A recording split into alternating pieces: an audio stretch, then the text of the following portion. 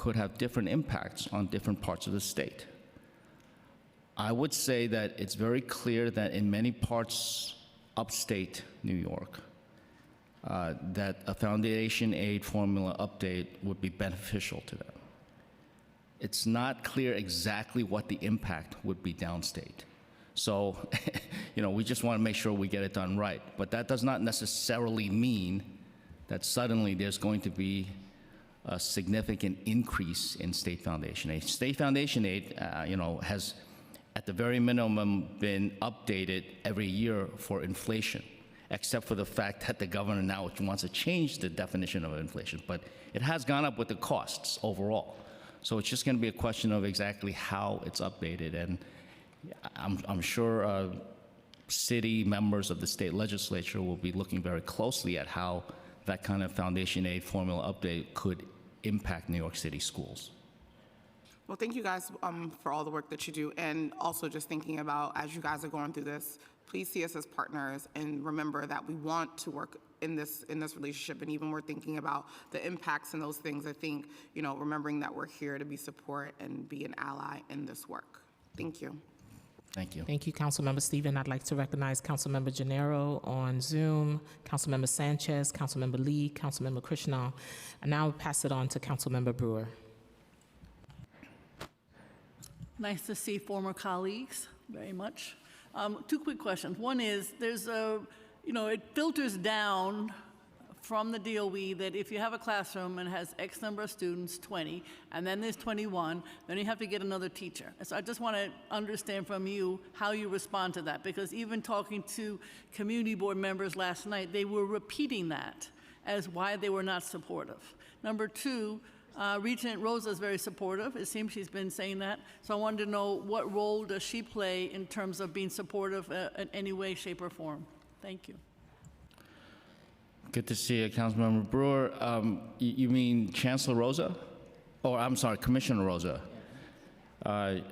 Okay, Commissioner Rosa is very supportive. She has long since believed in reducing class sizes ever since her days as a principal and teacher in New York City. So she's been very supportive and continues to be. And in fact, is part of the enforcement mechanism by which we keep an eye on the New York City Department of Education to see that, in fact, they comply with state law. On the issue of 20 versus 21, I mean, right now there are class sizes. There are class size limitations. For example, in high school, it's 34. So what do you do with the 35th student? I mean, that's always going to be an issue. The question is, what is really the right size? Is it 34 in high school, or is it 25 like this legislation requires? Is it 28, or is it 20 for the lower grades? So, whenever you exceed by one, that's always going to be an issue. And in fact, in practice, there are some mitigation measures that schools are able to utilize. But I will say that, the issue of 20, 23, and 25, which is what the legislation calls for, those class sizes, again, just to be clear, 20 would be the class size limitation for grades kindergarten through third grade, 23 grades 4 through 8, and 25 for high school classes. Those are not numbers that the legislature made up.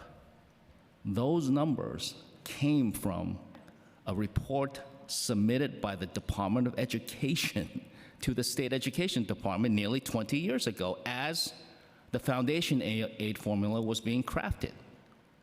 And so the foundation aid formula as it currently exists already contemplates and provides funding for New York City to reduce class sizes to 20, 23, and 25. Once again, why those class size thresholds? Because it was the Department of Education at that time, their opinion that those class sizes would in fact fulfill their obligation of providing a sound basic education. And also, Gail, as you know, there's union contracts, and union contracts are negotiated. And what happened in 2006, 2007, we have to basically, we're talking about 24, 25. And so, obviously, when you talk about one additional student in a classroom, come on. That's where discussions, that's why you have discussions at every level in order to make sure that the children are receiving a sound basic education. If most of the children are progressing, who is it bothering? Who is it affecting? So all of these have to be considered. We just can't go blindly into saying 25, that's it. If 26, if it works with 26, it works with 26. If it doesn't work with 25, then you, from a leadership point of view, looking at that classroom, looking at the students' needs, are they being met? How many students have IEPs versus, non-IEPs, and all of those factors are considered. But that's why we need this update in formula in order to truly know what it's going to cost. Thank you. I have a very question. In thinking about updating the foundational formula, are you considering including students in temporary housing? As you may know, we have the largest in the state, and I think it's at 119,000 currently, and growing. I thought that was a very important and thoughtful update that you and the Department of Education considered in updating the Fair Student Funding Formula. We are not going to be charged with updating the foundation aid formula. That is a responsibility of the State Education Department. We certainly will be overseeing their fulfillment of that responsibility. And I would imagine that students in transitional housing the additional cost of providing a sound basic education for them as well would be included in any kind of update of foundation aid calculation. Yeah, absolutely. Do you have an estimated cost about capital, how much it would cost us in capital? Yes, it's going to cost a lot of money because schools are overcrowded as well as classrooms. And, it's very telling. I'm so happy that you asked that question. The city's capital plan doesn't seem like they're building enough schools to actually fulfill their responsibility. And even as the mayor came up to the legislature just weeks ago to ask for authorization for the city to borrow more money, I asked a point-blank question. Are you going to use the money to build more schools? And the answer was, well, we need to build a lot of things. We need to build jails, we need to build schools, we need to build other things. And I asked, well, what's going to come first, schools or jails? And there wasn't a clear answer. I hope it was schools. I hope so too, and I thought that was a softball question, but it was a strikeout. Interesting. That's good.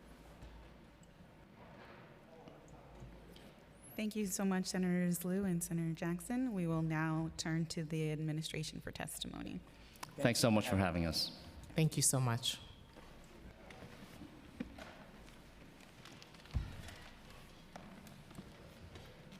Go left hand.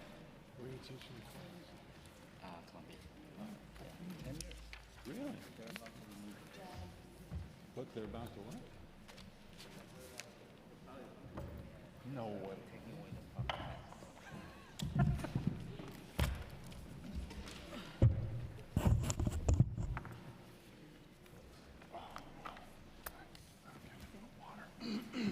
I'll call on each of you individually for a response. Please raise your right hand.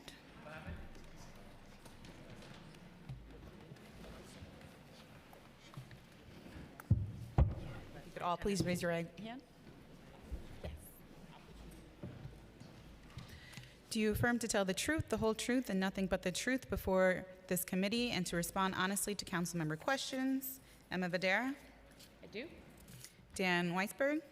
I do. Samuel Daunt?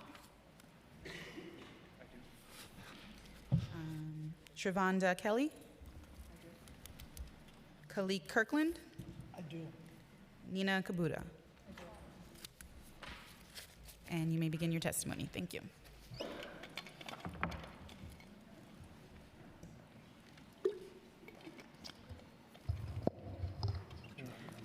Good afternoon, Chair Joseph, and all the members of the City Council Committee on Education here today. My name is Emma Vadera, and I'm the COO and Deputy Chancellor for Operations and Finance at New York City Public Schools. I'm joined here by Superintendent Kalik Kirkland, representing District 23 in Brooklyn, First Deputy Chancellor Dan Weisberg, and School Construction Authority President and CEO Nina Kubata. Thank you for the opportunity to update the committee on New York City Public Schools and SCA's work to comply with the state's law establishing new caps on class sizes in New York City. This administration supports the goal of lower class sizes for all of our students. We know we have communities where this is a real challenge for our educators, our students, and our families. We also know that lower class sizes are high priorities for our parents and our teachers. In brief, we are currently fully in compliance with the class size legislation. Specifically, this year, the law mandates that 20% of our classes are at or below the newly mandated class size caps. We are at 40% of our classes. In the coming years, however, we do have work to do. We'll face some difficult choices that will be required to maintain compliance as the law's requirements scale up. Today, I'm going to outline some of the work we're doing to stay in compliance with the law, as well as how we're thinking about tackling some of the challenges ahead, as well as the work we've done to engage stakeholders through the class size working group. We look forward to continuing to work with you as we implement the law, and I want to thank you for the support and leadership to date. In September 2022, Governor Hochul signed legislation that established legislative caps on class size in New York City for the first time. These caps are set at 20 for grades K through 3, 23 for grades 4 through 8, 25 for the high school grades. Additionally, the caps are set at 40 for performing groups and physical education classes in all grades. The caps do not apply to special education classes. Under the law, these requirements phase in over 5 years. As I said, this year, 20% of classes required to be under those newly mandated caps, 40% next year, and so on, reaching 100% compliance in 2028. The law requires that New York City Public Schools submit a class size reduction plan annually through the life of the phase-in, which must be approved by the presidents of the United Federation of Teachers and the Council of School Supervisors and Administrators. If the State Education Department determines that we are not demonstrating sufficient compliance, New York City Public Schools must submit a corrective action plan. State funding is contingent on demonstration of sufficient class size reduction, as well as full implementation of any corrective action plan. Our current compliance rates, as you can see on this map, vary widely across the city, which is context for how we're thinking about implementation.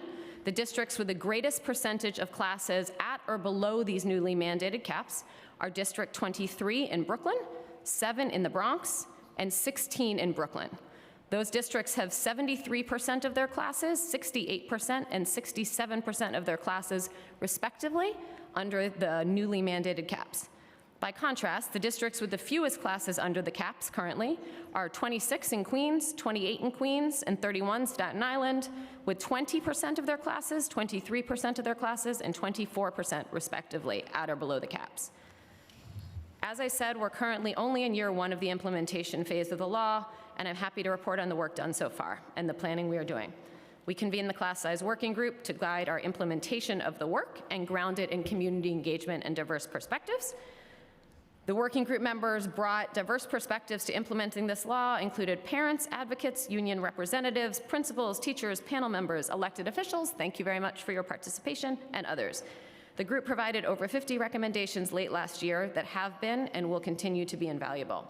I want to thank you, Chair Joseph, for your service once again on this working group, along with council staff and everyone who participated. For everyone involved, as well as our communities around the city, we'll continue to engage on this topic. The Chancellor believes it's critical to get community input as we implement the law. Since then, we've been able to complete our needs assessment to determine what resources will be necessary to implement the law, as has the School Construction Authority. As directly recommended by the working group, we've also completed an individualized survey of every principal across our system to test our assumption around our needs, including the space, the staffing, and the associated funding that our principals need to implement the law. We also worked closely with the UFT and CSA as required to develop our first class size reduction plan for this year.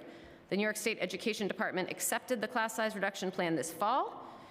In November, we submitted our first class size implementation report, a separate documentation, showing that 40% of our classes were at or below the caps, twice the level required. The State Ed Department approved this as well, and we have received all of the funding contingent on compliance with the law. We're currently in the process of developing and finalizing policies for next school year, which we can discuss to ensure we remain in compliance, even with some of the challenges ahead. This includes teacher recruitment, school-based budgeting and staffing policies, and capital planning. As we work to implement the law, we're thinking about 4 key components: space, staffing, costs, and equity. In space, with fewer students in each classroom, most schools will need to utilize more classrooms to accommodate their current enrollment. We've surveyed principals, as I said, on what they think their needs are to try and nail down how to address those needs, and we've reviewed our own data. Many schools may be able to find space within their current buildings by reducing administrative space or reprogramming. We estimate there are roughly 500 schools that, even with those types of changes, will need more classrooms than they currently have. Some of these schools just need a few classrooms. Some of those schools need 78 additional classrooms at their current enrollment. A lot of those schools that need just a few classrooms, we think, and President Kubota can talk about this more, can make minor adjustments to do this without substantial changes. Some will not be able to, and as I said, some have larger needs. One way to address this that we are moving forward on is to embark on a substantial capital construction program. More space is absolutely required for our students across the system. As President Kubota can share, this comes with not just a price tag, but there are also only so many sites available, which both meet our qualifications at the scale required to meet the need for more space, and are also located in close proximity to the schools that will need additional classrooms in order to comply without reducing their enrollment. Another way to address space is to reduce enrollment at some of these schools, which was recommended by the class size working group. We're looking very carefully at this recommendation as we want to ensure we can continue to consider the preferences of families. We know many families take zone schools into account when choosing where to live, and we know that when students don't get into their schools of choice, they're more likely to leave the system. Additionally, the working group recommended relocating 3K and pre-K classrooms out of our school buildings and into local community-based organizations with empty seats, and establishing multi-session models or staggered schedules at more schools, both to help with space. These are other recommendations we're looking at, but they also, of course, have trade-offs for our families.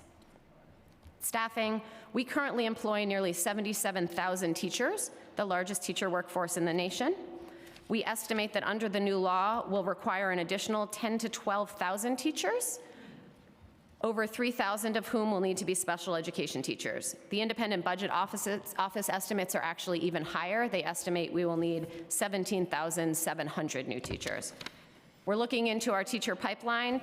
We're looking into how to strengthen our teacher pipeline to meet this need, including considering the continuation and expansion of successful alternative certification programs, as well as working with the State Ed Department on developing new high-quality preparation pathways that are lower cost for our participants.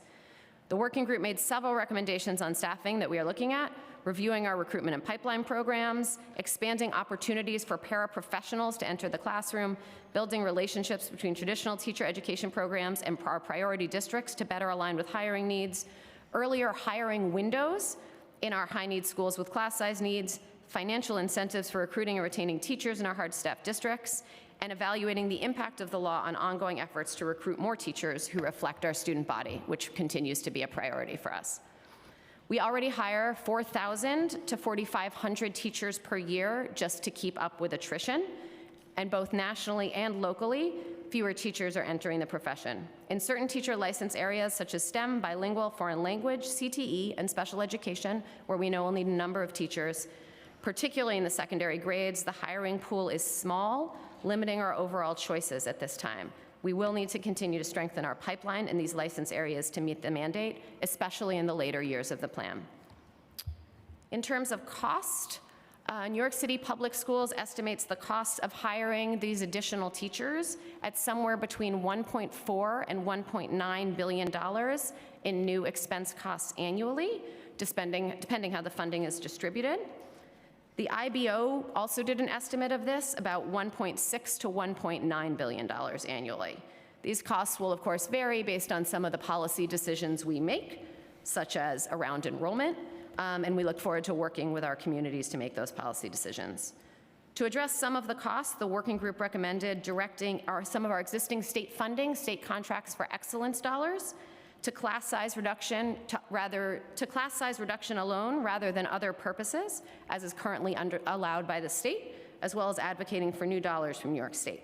Earlier this month, the Chancellor, First Deputy, and I were in Albany advocating for additional resources for our schools to help meet this mandate and for other purposes.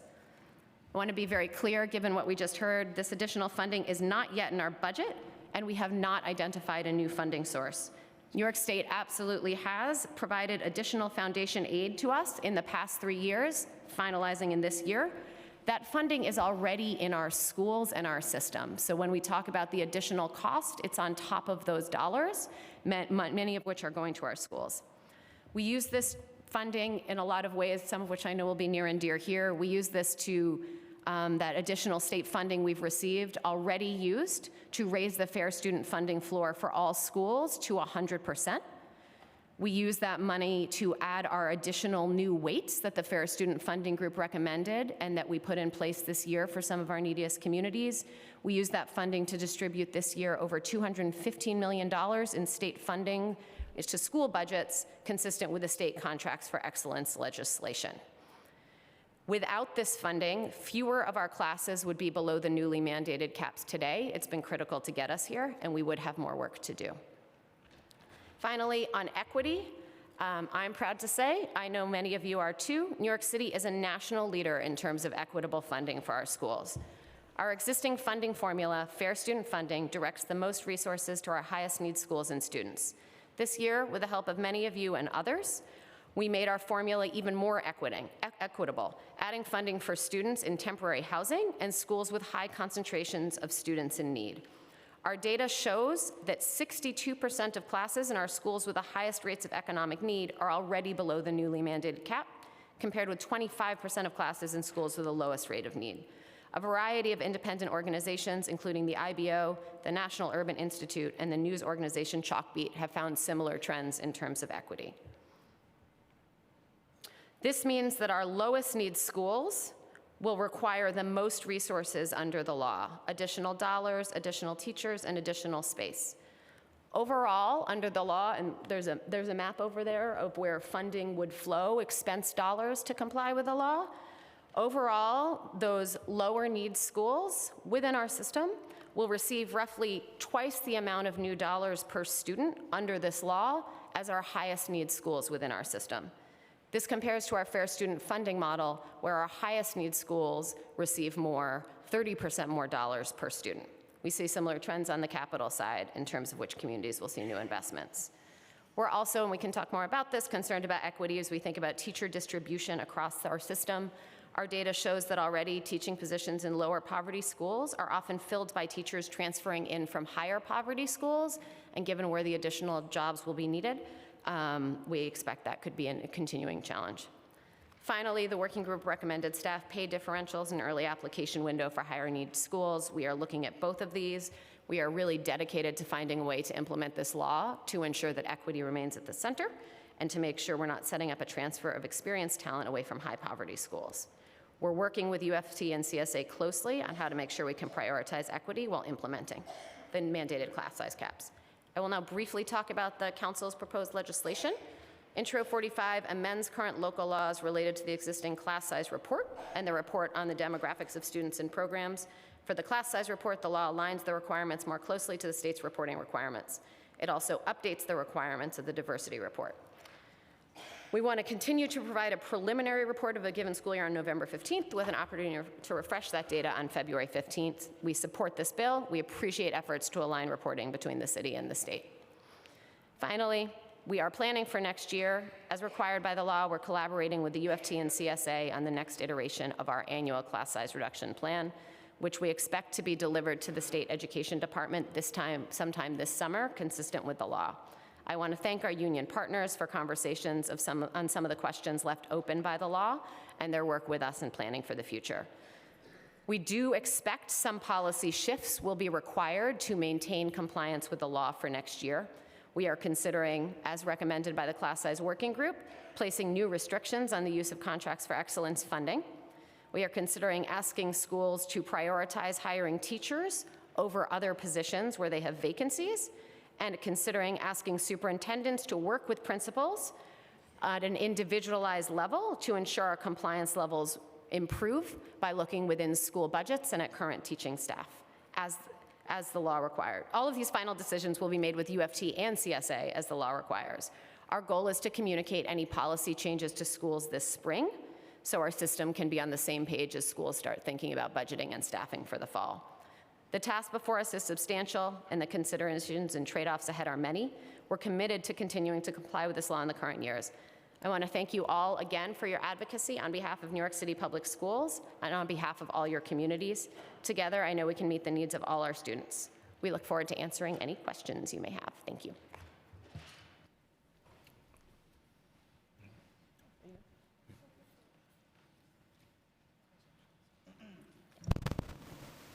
Good afternoon, Chair Joseph and members of the City Council Committee on Education.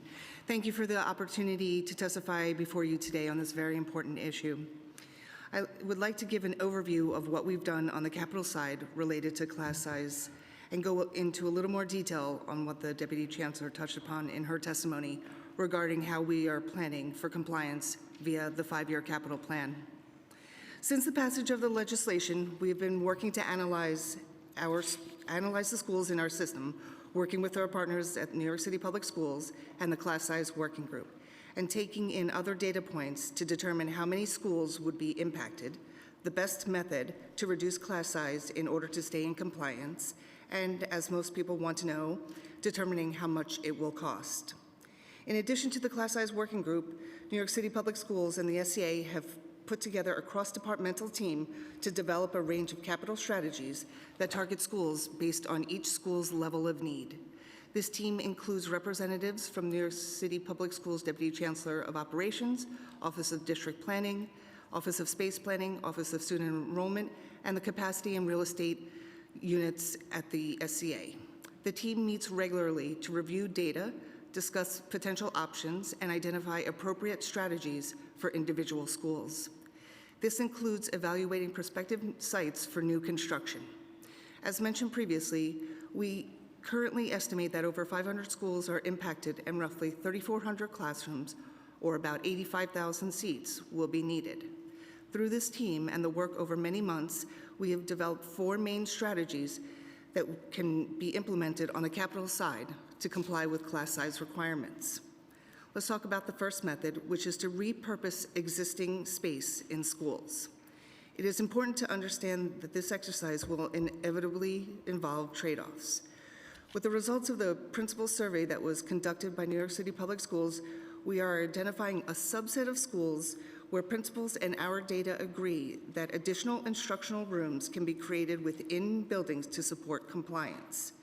Our next step is to survey each of these school buildings and confirm that space can be repurposed to create additional classrooms without significantly compromising school programming. Upon confirmation, we will initiate capital projects to create the additional needed classrooms. These projects are less capital intensive and time consuming than constructing new facilities, and we will continue leveraging room conversion projects when feasible. The second strategy is actually already underway. Dozens of capital projects were in process prior to this law that will bring roughly 27,000 additional seats online to help with school overcrowding. We're working with our partners at New York City Public Schools to make programming decisions that will allow us to extend the impact of these projects on surrounding schools to the maximum.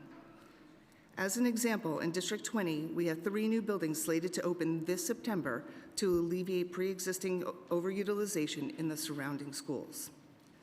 The third, while potentially limited, can be beneficial to a number of schools that need only an additional classroom in order to comply, but don't have the space in their building.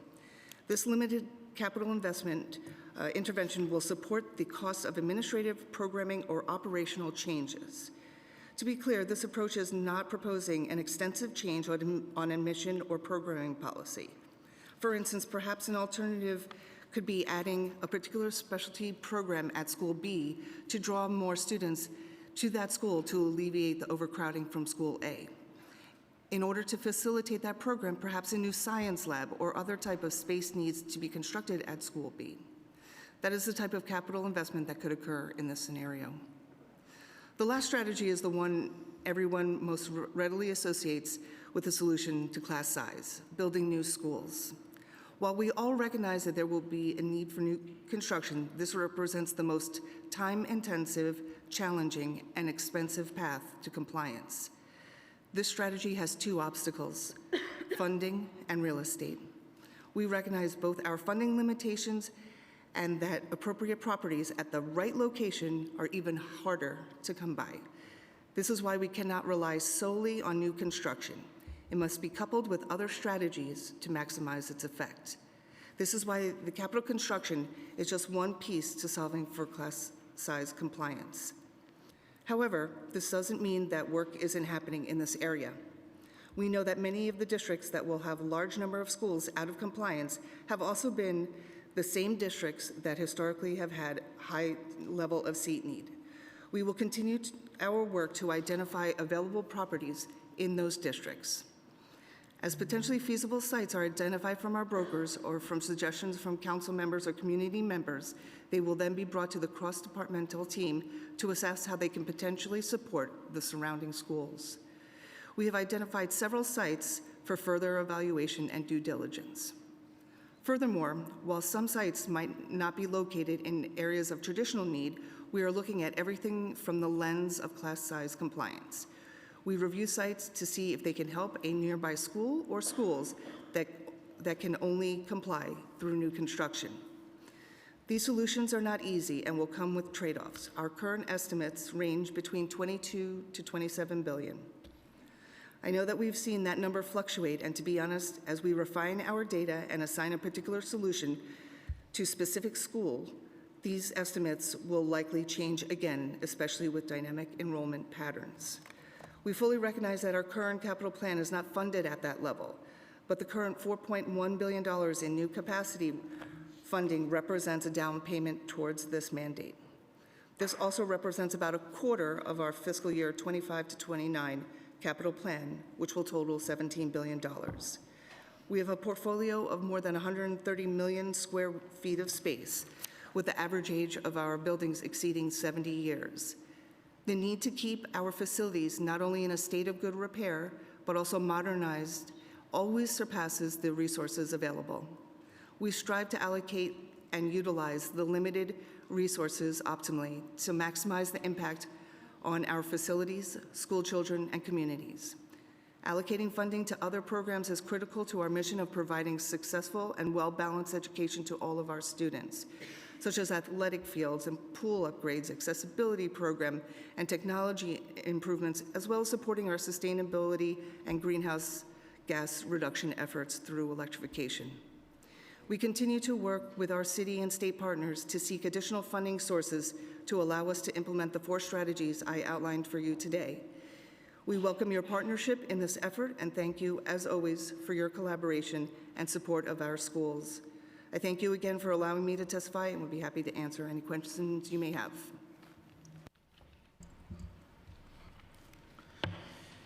Councilwoman Joseph, in Brownsville, we have this thing called the Triple P, positive public praise, because we're dealing with a lot of emails and phone calls. I want to publicly tell you how much respect that I have for you. I've grown to know you, and you are definitely the woman for the job. Good afternoon, Chair Joseph and all the members of the City Council Committee on Education here today. My name is Khalid Kirkland, and I am the proud superintendent for District 23, located in Brownsville, the section of Brooklyn. I want to thank Chair Joseph and the council for your continued advocacy for the scholars of New York City. I want to first start by telling you a little bit about myself and the path that led me to stand before you today. I started as a middle school math teacher at Middle School 113 in District 13. I still consider myself a math teacher. Before becoming an assistant principal and ultimately a principal at the same school, I served as a principal in the Bronx before coming to serve the community of District 23. I strongly believe in the benefits of smaller class sizes. When scholars are in smaller classes, they can receive personalized instruction unique to that scholar, an approach not always conducive in larger classrooms. That attention to detail for scholars is key to academic success for our young scholars. While I believe that the law has some worthy goals, there will be some implementation challenges for schools. I say this as a superintendent whose district is not only complying with the law, but as you heard our Deputy Chancellor mention in her testimony, we have 73% of our classes already under the newly mandated caps. However, in the coming years, as we continue to comply with these caps, our principals will be forced to make some difficult decisions when it comes to how they will utilize their budgets. I work extensively with our district budget director, reviewing spending regularly. I understand why our principals make the choices they make in our district to ultimately provide an enriching experience for our scholars and school community. Many of the decisions that our proud principals make today as they look at their respective budgets will need to take a back seat to ensure 100% compliance with the law. Our principals will have a tough choice. How do we continue to comply with the law while ensuring robust coursework for our scholars? If building expansion is not a current option, principals will have to rethink space and how they schedule classes based on room availability, ultimately causing an impact on how classrooms are utilized. In our schools, we create a welcoming environment the moment our young scholars step foot into the buildings. Our teachers are creating spaces that are literacy rich, utilizing visual aids, progress trackers, and classroom libraries. And you've helped us a lot with the classroom libraries. As we continue to meet the class size law, my schools will need to develop alternatives to maintain these vital tools across multiple classrooms. Students moving through different rooms during the school day will introduce new challenges for our young scholars who would lose out on the welcoming spaces that their teachers have created. Movement between classrooms will also result in a loss of instructional time, particularly for co-located schools vying to use additional space.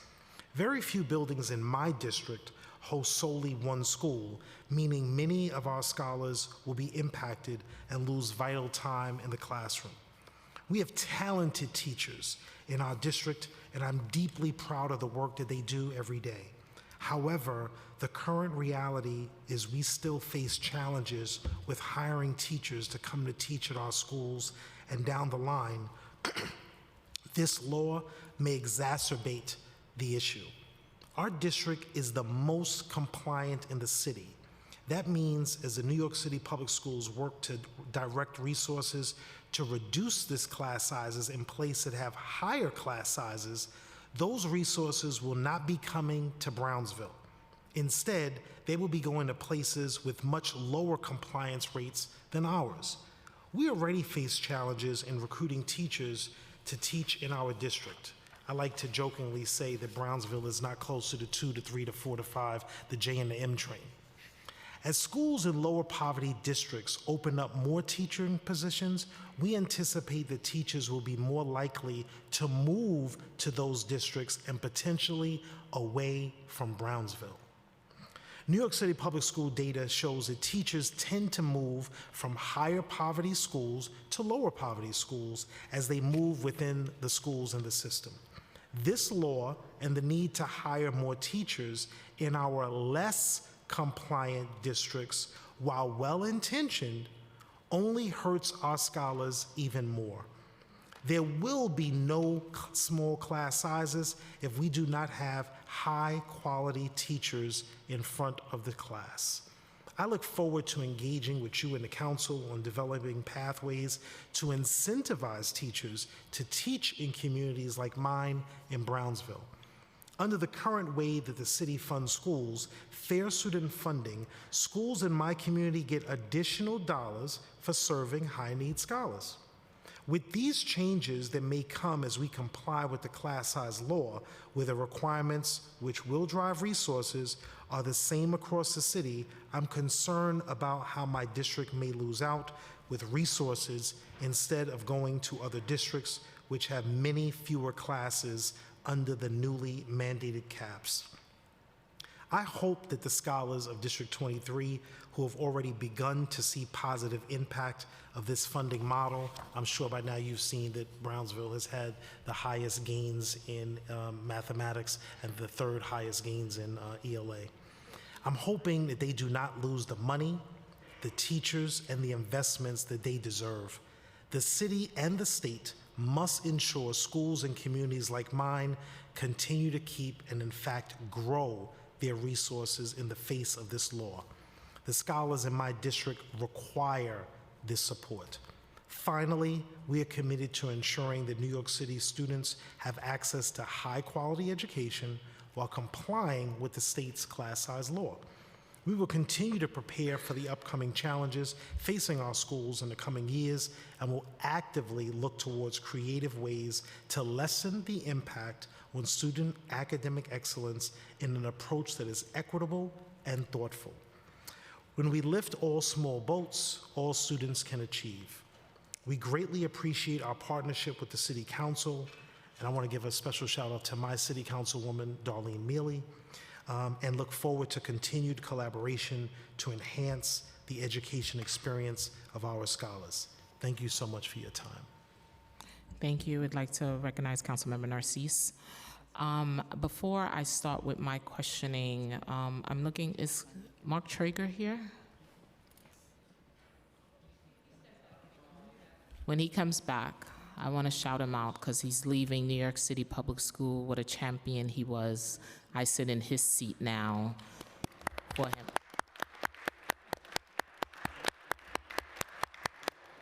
New York City Public Schools, that's a great loss. I don't know what y'all did, but anyway, I'm just saying. I have a question, and it's going to be yes or no. Do you in any form help shape decisions with New York City Public Schools, including implementing the class size law? Yes or no? Yes. Yeah, the whole panel. Yes. Yes. You do? These are all yes or no questions. Do you believe class size play a role in the delivery of quality instruction? Emphatically, yes. Yes. Yes. Do you hold a teacher's or school administrator's license? Have you ever taught as a New York City Public Schools in New York City schools? Proudly, yes. No. No. So here's my issue. The people that are making the decisions have never taught in New York City Public Schools. For 2 decades, I taught for New York City schools. One of the biggest drivers for our educators was the class size. So class size does matter. It matters to me and it matters to all of my educators across the city. So in order for us to get it right, we also need people at the table, and that's why we had the working group. So that's why I'm a little bothered that some of the recommendations were not applied to New York City schools. We see report after report, smaller classes provide better support, emotionally, academically, individualized as well. And I want to correct something. Under-enrolled schools does not mean there's less classrooms. Actually, kids are bunched up more in classrooms because of FSF funding. So let's get that right. I want to make sure that's on the record and that's right. See, that's one thing I always tell everybody before you come up before me, do your homework. We know that for a fact. If enrollment is tied to students, there's no way you're going to have smaller classes because you're going to bunch the kids in there, 30, 35 kids, and not enough teachers to teach. So that's why we must apply the law. And this is not because somebody told me. It's because I lived it. I worked it for 22 years. So I want to make sure we get it right.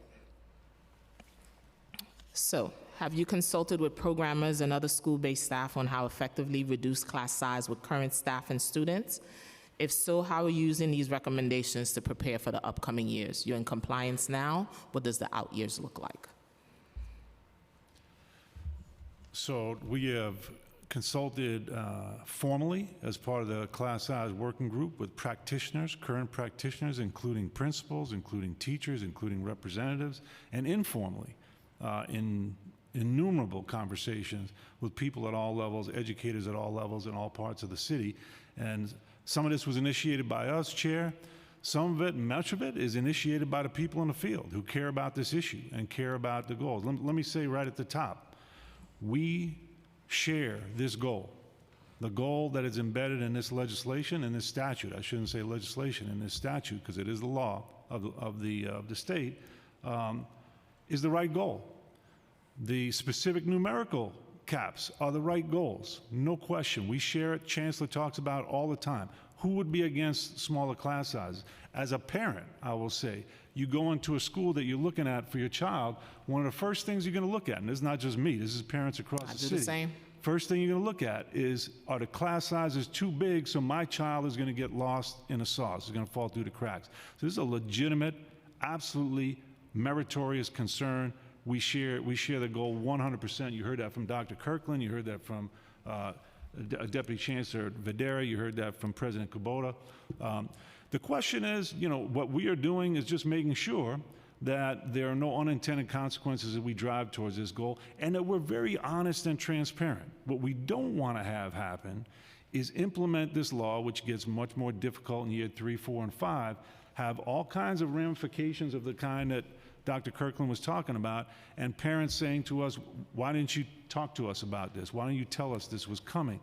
The law didn't mandate us to set up the class size working group. That was something the chancellor wanted to do in order to get And advocates were at the table to make sure that it's done. We want to make sure you get it right as well.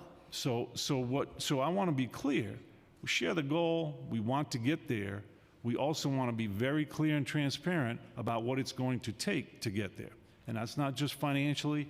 That's the kind of decisions that have to be made by educators in the field in order to get to compliance. Why must there be trade-offs in order, because I heard that word used interchangeably across the board. Why must there be trade-offs? It's a really good question, Chair. And I know you, and I want to say, I should also say, I want to echo Dr. Kirkland. I have great respect and admiration for you, and you are absolutely the right person for the job, and in part, only in part because of your many years of service as an educator in the field. So let me tell you something that I know you already know and the council members know. There are 3 ways to reduce class size. This is not complex. You can do 3 things. You can, if you have extra classroom space, hire more teachers and open new classes. That's a cost factor, but that is one way to lower class sizes. You can, if you don't have more space, you can build more classrooms, and that is something. That's another strategy that we want to pursue. Also costly on a capital side, and there's all the issues that Nina raised about finding space and acquiring space. Or you can reduce the number of students who come into the building. That is another way to comply with that is one of the recommendations, as you know, from the class size working group. All of those things require trade-offs. Why do I say that? If you're going to hire 10,000 to 12,000 new teachers at a cost of up to $1.9 billion, the money has to come from somewhere. So that's going to be less spending elsewhere in order to support. That might be the right decision, but it is a trade-off. If you are going to repurpose existing space in a school, as you're saying, whether it is an under-enrolled school, over-enrolled school, there's very few schools you go into and you see a classroom that's just sitting empty. It's being used for something. It's being used for the guidance counselor, the CBO in a community school. It's being used for a mental health program, et cetera. So again, trade-offs. Are you going to repurpose that space for classrooms? You're going to be taking away space from other things that you are doing. All of these things require trade-offs, and what we are trying to make sure is that we're getting input from the people who are going to be affected by this, the educators, the students, and the families, and not just be making top-down decisions. I'm going to say, Chair, it would not be hard to put together an implementation document, which by law we have to do in collaboration with our partners at UFT and CSA, and we will continue to do that, that says, here's the math. We're going to cap enrollment at Forest Hills High School, in Stuyvesant, Brooklyn Tech, and so forth. Over here, we're going to take away repurposed space at this school, at PS 107 in Brooklyn, and we're going to use it for this. We're going to take money from this pot and put it towards hiring more teachers. It's just math. I'm an ops guy. We can do that. It's the question of how does that affect students, families, educators that we want to make sure we're talking about. So you want to cap we want a cap, which is one of the recommendations. But we also talked about, even when the chancellor went up to testify the other day, in Albany, the existing programs, including pre-K, are at risk of being cut because of the class size. But you guys are already cutting pre-K and 3K already at $170 million. So I don't see the correlation between class size and what you're talking about now. I'm glad you're asking that question, because it gives You us know a I'm gonna chance ask the questions. to clarify. As you know, one of the recommendations for the class size working group was to, again, repurpose space, which is one of the things you can do. And right now we have 3K and pre-K classrooms in our public school buildings. You could make the decision, because they are not mandated by law, to move them out and to direct families to CBOs that may be close by, may not be close by, and use that space for K to 5 or K to 8, depending on the building. So you're going to tell New York City parents that, not me, you're going to be the one to send out those messages for New York City families. I'm going to yield back, and I'm going to come back for you, but I'm going to pass it on to Councilmember Stevens. Look at that. Hello. Good afternoon, everyone. I think I want to start with, I guess, this similar question to what I asked the first panel, the senators who were here earlier, just thinking about, we had a formula that wasn't funded for so long, and although it is fully funded now, I think that there's still obviously going to be challenges. And I think in the testimony it was stated that even with the additional funding, that has already been allocated. So could you guys talk a little bit about what that looks like? Because I think that is important for us to make sure that we are all at the same level of like just a basic understanding of even what that looks like, and even thinking about how do we get to a place where we get a formula that is up to date and that will be able to support students in a real way is going to be really helpful. Yes, of course. Thank you for the question, Councilmember. So I think there's two pieces to what you just asked about, and one is about what about the dollars we've already received, and one is about how should the money be distributed going forward. The state's dollars could also be a question about our dollars, actually. So in terms of the foundation aid we've already received, we have New York State has fully funded foundation aid. And over the past few years, we've seen those increases, and those increases have been critical for our schools and communities, just to be clear. Those increases are already out in our budget, out in school communities. They allowed us to fully fund FSF. They allowed us to put additional dollars towards our highest need communities. They allowed for class size reduction and other efforts, and they're built into our baseline at this point, right? And so when we say we need another 10 to 12,000 teachers, another 1.4 to 1.9 IBO in the same range, that's on top of what we have. Without those dollars, we would need more money to get into full compliance. And happy to talk more about where those dollars have gone, but the vast majority have gone into school budgets. Some have actually gone to meet some of our other mandated requirements from the state, such as special education mandates or charter school payments. So that's where those dollars have gone, and the money is on top of that. And as you heard earlier, while the governor has proposed to continue fully funding foundation aid for this year because of a change in how she's proposing to calculate inflation, even that increase is going to be less than we expected to see for this coming year. As Senator Jackson said, about $130 million less to New York City. Yeah. So that's I think that's just important to highlight, right? And you know, I'm usually not this nice to y'all, so everybody has to take note of that. And I say Thank you. Noted. And I say that in the state because I feel like sometimes it's like a disconnect in the conversation that we have, and because I don't think anyone doesn't want us to be at a place to be able to support this, but I think especially with the powers of the state and in education, thinking about when these things are happening, implementation is what I like to talk about all the time, and I know you guys hear that all the time because that's all I would say to you guys. It's about thinking about what the implementations is going to look like, and for me, I'm thinking about when I legislate, I think about how is this going to be implemented, how am I working with the agencies to get these done, implemented, and with this, it does not feel that way. It's like, well, the formula is fully funded, so figure it out. And a formula that was from 2007, and that's a long time. And so even thinking about, we were already at a disadvantage. I gave the analogy of I had a broke leg for 17 years, and now you gave me a cast and I'm healing, but you're like, go run a marathon. That doesn't work. And so could you talk about some of the deficits that we were already in even before it was fully funded? Because I think that's also important to highlight in this conversation. Yes, absolutely. I mean, I would just say our fair student funding formula, which is a formula determined based on our take on student needs with input from others, wasn't fully funded. That base formula, the city's base formula, a good formula, wasn't fully funded until we got those additional state dollars. The new weights we added, we were able to do because of those additional state dollars as well. And then there's a series of other pieces. So that sort of helped us get to where we are, including with an additional focus on need. The other thing I would just say, and I do want to talk about the state's formula going forward as well and what some improvements might be.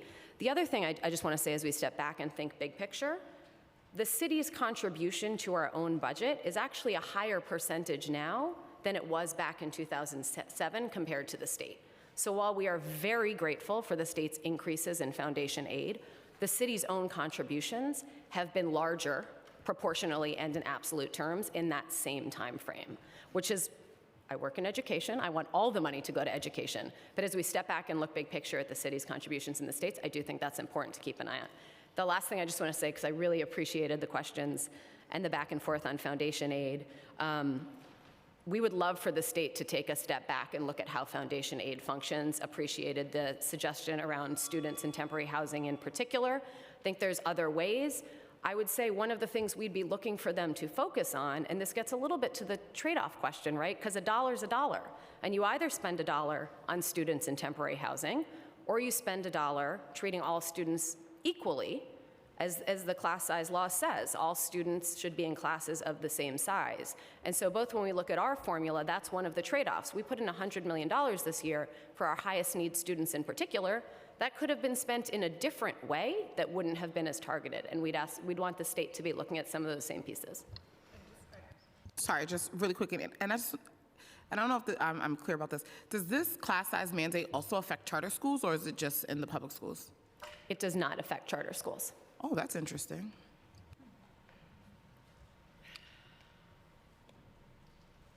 You done, Councilmember Stephen? Oh, Councilmember Lee?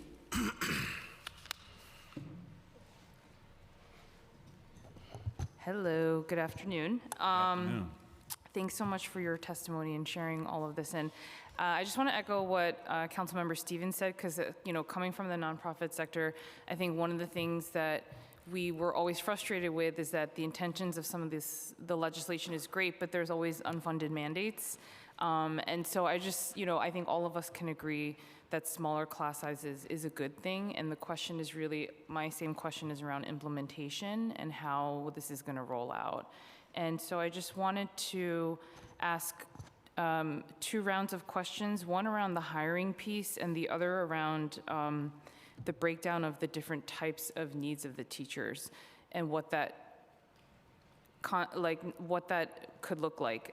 So the first question I have is, in terms of the recruitment and hiring of teachers, because I just know for a fact from the nonprofit sector, like hiring these days is very, very difficult, and finding the staffing is very difficult. And, according to the testimony, it seems like there are nationally and locally fewer teachers than ever entering the profession, as you said. So my question is, are there any thoughts about incentive programs or ways to sort of, get folks into the pipeline, and what does that look like, and what do you think the needs of that are going to be above and beyond potentially just the regular hires?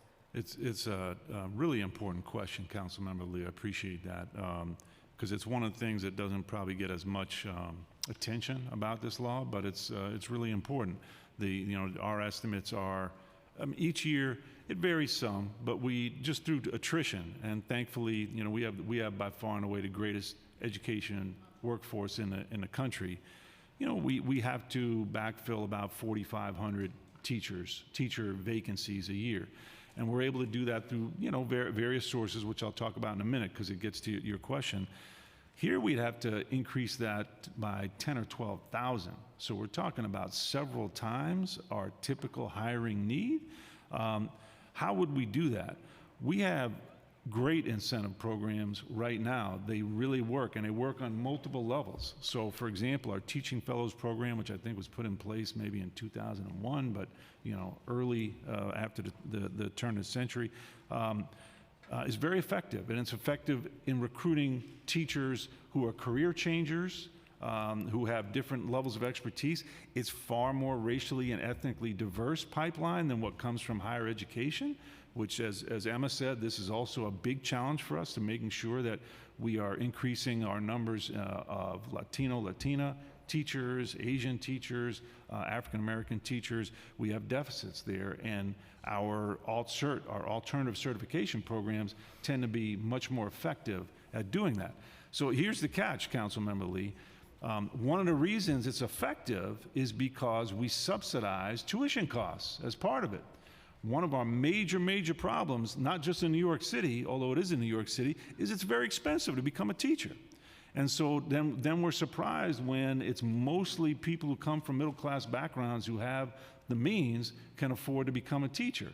Well, one of the things we do to counteract that in our alternative certification programs is we will pay, as the New York City Public Schools, we will pay part of your tuition.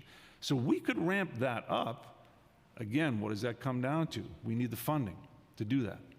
And so one of the strategies that we would employ to comply with this law is to expand our alternative certification programs. Again, we would work in partnership with you and our friends from the state to figure out how to find the funding to pay for that. And that's not part, to be clear, that's not part of the $1.6 to $1.9 billion estimate the IBO came up with. That's just the cost for salary and benefits for the additional teachers. There are additional recruitment costs. There are costs of hiring the administrators around it that are not figured into that. Okay, and just on another related topic, which was my second part of the question around the workforce also, is has there been a breakdown in terms of the needs of hiring for elementary versus middle school versus high school? And the reason why I say that is because obviously for high school, for example, you may need teachers that have other special certifications, different types of AP classes, different types of, so I guess my question then is for those teachers, because I've been going to a bunch of legislative breakfasts with the high school principals as well as the parents and the CECs and talking to just a bunch of folks about this. And I guess one of the concerns that has been brought up to me, and if you could speak to maybe some of the challenges around if a school has, let's just say, one AP class that now has to be, if they want to offer that same class to the same number of students, they have to now split it into two, but that means that they would have to find another instructor for that class, right? What happens to those students if an instructor is not there? And then does it mean that those students could take different types of classes or different offerings? And also speaking to the equity piece, I want to make sure that we also recognize that the schools that need it the most shouldn't have that sacrificed, right, for in terms of equity. So we should make sure that, no matter what the socioeconomic status is, the needs are really, especially on the lower, the schools that, in the areas that have higher poverty, like we should make sure that those teachers that are qualified don't get pulled, right, to go to other areas. And so I'm just trying to wonder, like, it's like a puzzle piece that you have to figure out. So I'm just wondering what some of the challenges are around that. There's a lot embedded in that question, Councilmember Lee, and so we'd love to sit down with you because that's great that you've been spending time with our high school principals, and yes, they're among the groups that have questions, about implementation of this law. So I'll just say a couple of things. They are, of course, 100% correct that there are national shortages at the secondary level, particularly in STEM subjects. So it is very difficult. We get proportionally much fewer applications, many fewer applications for, say, a high school science vacancy as we do for an elementary vacancy. And we can see that, like it's much harder to fill those slots. So yes, if we have an AP bio class and there's 32 kids in it, and now we're going to have two classes, we need to find another AP, another high school biology licensed teacher. Very difficult to find, and as my colleague Dr. Kirkland said, we have a major concern about what's going to happen is maybe another part of the city will go to Brownsville and try to recruit some of Dr. Kirkland's AP teachers and bring them to another part of the city where maybe they're looking to go to anyway. So we have to make sure that doesn't happen.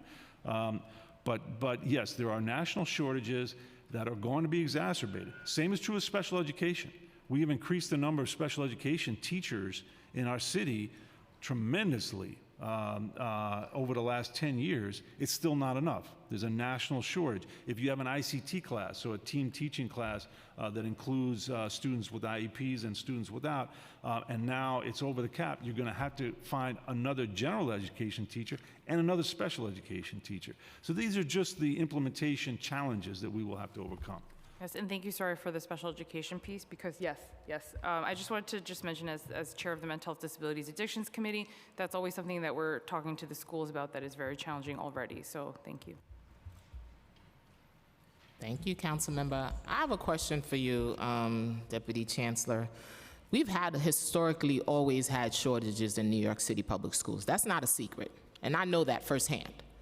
Because I had to leave my classroom on December 23rd, 2021 to join the council January 1st, 2022. Because why? I was an ESL teacher and there was no one to take my position. So it's not only this class size law that's causing the shortage, we've historically, I want to make sure that's on the record correctly for Councilmember Lee to know, historically we've always had shortage areas. Special education, science, math, all of these areas were already short. So let's not make it sure that this is a class size law that's causing that. What we should do is create that pipeline, and every time you come here, I say the same thing, start recruiting in college, recruit your paraprofessionals, you have bilingual pupil services, you have all of these resources, use them, subsidized tuition, and all of that in order to retain. And also class size is one deterrent in recent studies that says this one of the reasons why teachers leave classrooms.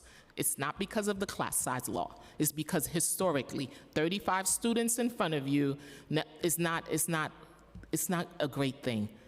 It's not. So I just want to make that sure. Chair, we're in total agreement with everything you just. Correct. I just want to make sure Councilmember Lee understands that. It's already there, so now they need to address it. Chalkbeat said that. We lost 4,000 teachers already. How do we retain them as well? Lower your class sizes. That's one of the things. Who's the next person? Councilmember Dinowitz. Thank you, Chair. I do want to point out first that you mentioned the New York City Teaching Fellows. I happen to think it's a great program. I was in it. It was great. But Exhibit A, council member. Don't put me high up on the list. That's not a good exhibit. But part of the program was specifically to recruit high-need areas, high-need subjects. So the notion of where are we going to find these teachers, you have a program in place, and I would just add that it really does follow a lot of the protocols of good education where we had advisors, we had the subsidies, and we were able to get into those very places that needed the teachers the most. I myself did special education, but they have any subject you mention, you can do recruitment, and that's the deal of the teaching fellows. Say, we'll subsidize your masters, we'll give you the support you need, but you got to teach in these high need areas. My questions are specifically about high school. We have how many high schools in New York City?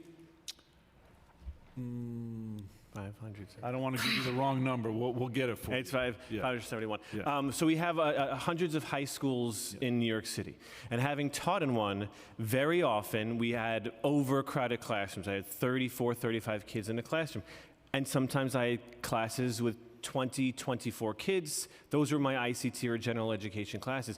And bar none, the classes with the smaller population in them had a higher percentage of students who would pass and move on to the next grade. Have you done analysis in the DOE, which is full of data, to indicate what the percentages compared, how they compare? Teachers who teach high numbers of students in classes, what the pass rate is compared to lower. And the reason I'm asking that is this: high schools create sections specifically for students who fail. They fail one year, they fail the Regents, they fail the class, they have to repeat that course again. And teachers take time away from things like electives, AP classes, so that they could teach repeaters. And when class sizes are smaller, it is less likely that students will fail. So what analyses has the DOE done to indicate the benefits and the cost savings that might actually come out of reducing class sizes, specifically in the high schools? We have not. I mean, it's a great question. Good to see you, Councilmember Dinowitz. It's a great question. To my knowledge, we have not done that specific analysis. It's kind of, as you heard from Dr. Kirkland, baked into our belief system is it's going to be a positive thing to have smaller classes in high school and every other level. We have not done that analysis about whether there could be some mitigation of the costs for the reasons you say, because the outcomes are better, you have fewer remediation classes, et cetera. But we can absolutely take a look at that. Well, look, you are citing costs as one of your huge concerns. Right. And what I'm saying to you today is that the costs may not be so much of a concern if you take into account the number of students who will pass, not to mention the benefits to them. To ask how many fewer students would be taking remedial courses or co-requisite courses in college as a result of doing better? How many more students would be getting into their top college choice as a result of smaller class sizes? How many more students would be engaged and even want to take those AP classes that we all want our students to have access to? Who from the Department of Education would be conducting those analyses? Our Office of Policy and Evaluation. Okay, so I would point out when you come to a hearing only citing costs without citing the benefits of a particular law or particular policy, it becomes very challenging to have honest conversations about what budget and implementation looks like. So I am looking forward to seeing what that looks like so we can have a more robust conversation about the class size law. I just want to respectfully push back. I think each one of us, and particularly Dr. Kirkland, talked, I think, quite passionately about the benefits of smaller classes. So we are in no way given that short shrift, but we do have to talk about how to implement. Yeah, Councilman, I think that everyone here would be willing to spend whatever it costs to reduce class size. So let's be very clear. We all love reduced class size, and we would all rather invest money in education than jails, like Councilwoman Joseph said. But we also asked a very important question about what would be the implications of putting this forth. So one major implication that I was discussing was you have one of the greatest schools with low incidence that needs an additional 45 teachers. What's going to happen? Those teachers are going to, those first-year teachers that are now in Brownsville, have a year under their belt of educating scholars. And where are they going to go? They're going to go to that high-functioning school, and it's going to leave schools like Brownsville with a bigger deficit. That's a problem. And you're right. As an educator, the AP classes are always the classes that teachers don't mind having a large class size, because those children are very orderly, very studious, and you could teach bigger classes. But if the law is enacted, like Councilwoman Lee said, you're going to have to legally find a second teacher for that class, and there's no policy or mandate that says children must get an AP bio class. There's no law that says that. So what's going to happen is that if you don't have a teacher with a license to teach that AP bio class, those scholars are going to go without having that AP bio subject. And that's unfortunate. Yeah. I want to thank you and thank the chair. I don't doubt anyone's commitment to our children or to smaller classes, but the question is not what we believe, it's what we do. Yeah. And all of the examples I always hear aren't, it sounds like in these specific examples there may be problems or concerns which may be very real, but in those specific examples aren't reasons to not go fully forward with the law and things we know benefit most students. So I thank you for your time, and thank you, Chair Joseph. Thank you. Councilmember Brewer? Thank you very much. So my question is, when you need 500 schools that will need more classrooms, how are you approaching that? I know you talked about it a little bit. I'd like to hear more. And then on the teachers, I teach at Hunter, but I'm not taught locally. And so my question is always sort of channeling Tony Alvarado, may he rest in peace. Can't we do something for biology, computers, what else, out of license in order to get the biology course started? I don't know how the UFT feels about that, but there are a whole bunch of people in this city who could do this kind of work. So what are we doing? This is our opportunity perhaps to look out of the box in order to address some of these issues, both space. I mean, I'm dealing right now, as you know, with a big mess on space. I'm very aware of space issues. But what else can we do on these two topics? Forgetting the money, I know that's what's been talked about. Also, I must admit, I'm one of the people who doesn't want to reduce enrollment at some of the schools because I have the high-performing schools and everybody wants to go to them. So I need space, and we all need teachers. So how can we be out of the box? These are not new problems. We always needed space, and we always needed teachers, math, science in particular. Well, I can take the second question. Nina may want to talk about the first one, but that's again exactly the right question, Councilmember Brewer. You know, how do we think out of the box? The state dictates the qualification of teachers that we're allowed to hire and employ. In order to be a certified How did teacher, Tony Alvarado get around it? that's a good question. I'm sure somebody's written a book about that. There was an article in the Chalk Beat, and I said New York City and the state are working to find ways to make sure we address the shortage area. It just came out this week. He did not hire the way you were supposed to, and he just did it. Well, I would love to research that and, Well, he's and dead, find so out. I don't But know. that was a different time. Yes, I know. But I he was was a there. great leader. She But was there. I will say, Councilmember Brewer, you should not. So you were teaching at college students or graduate students Every day. every day.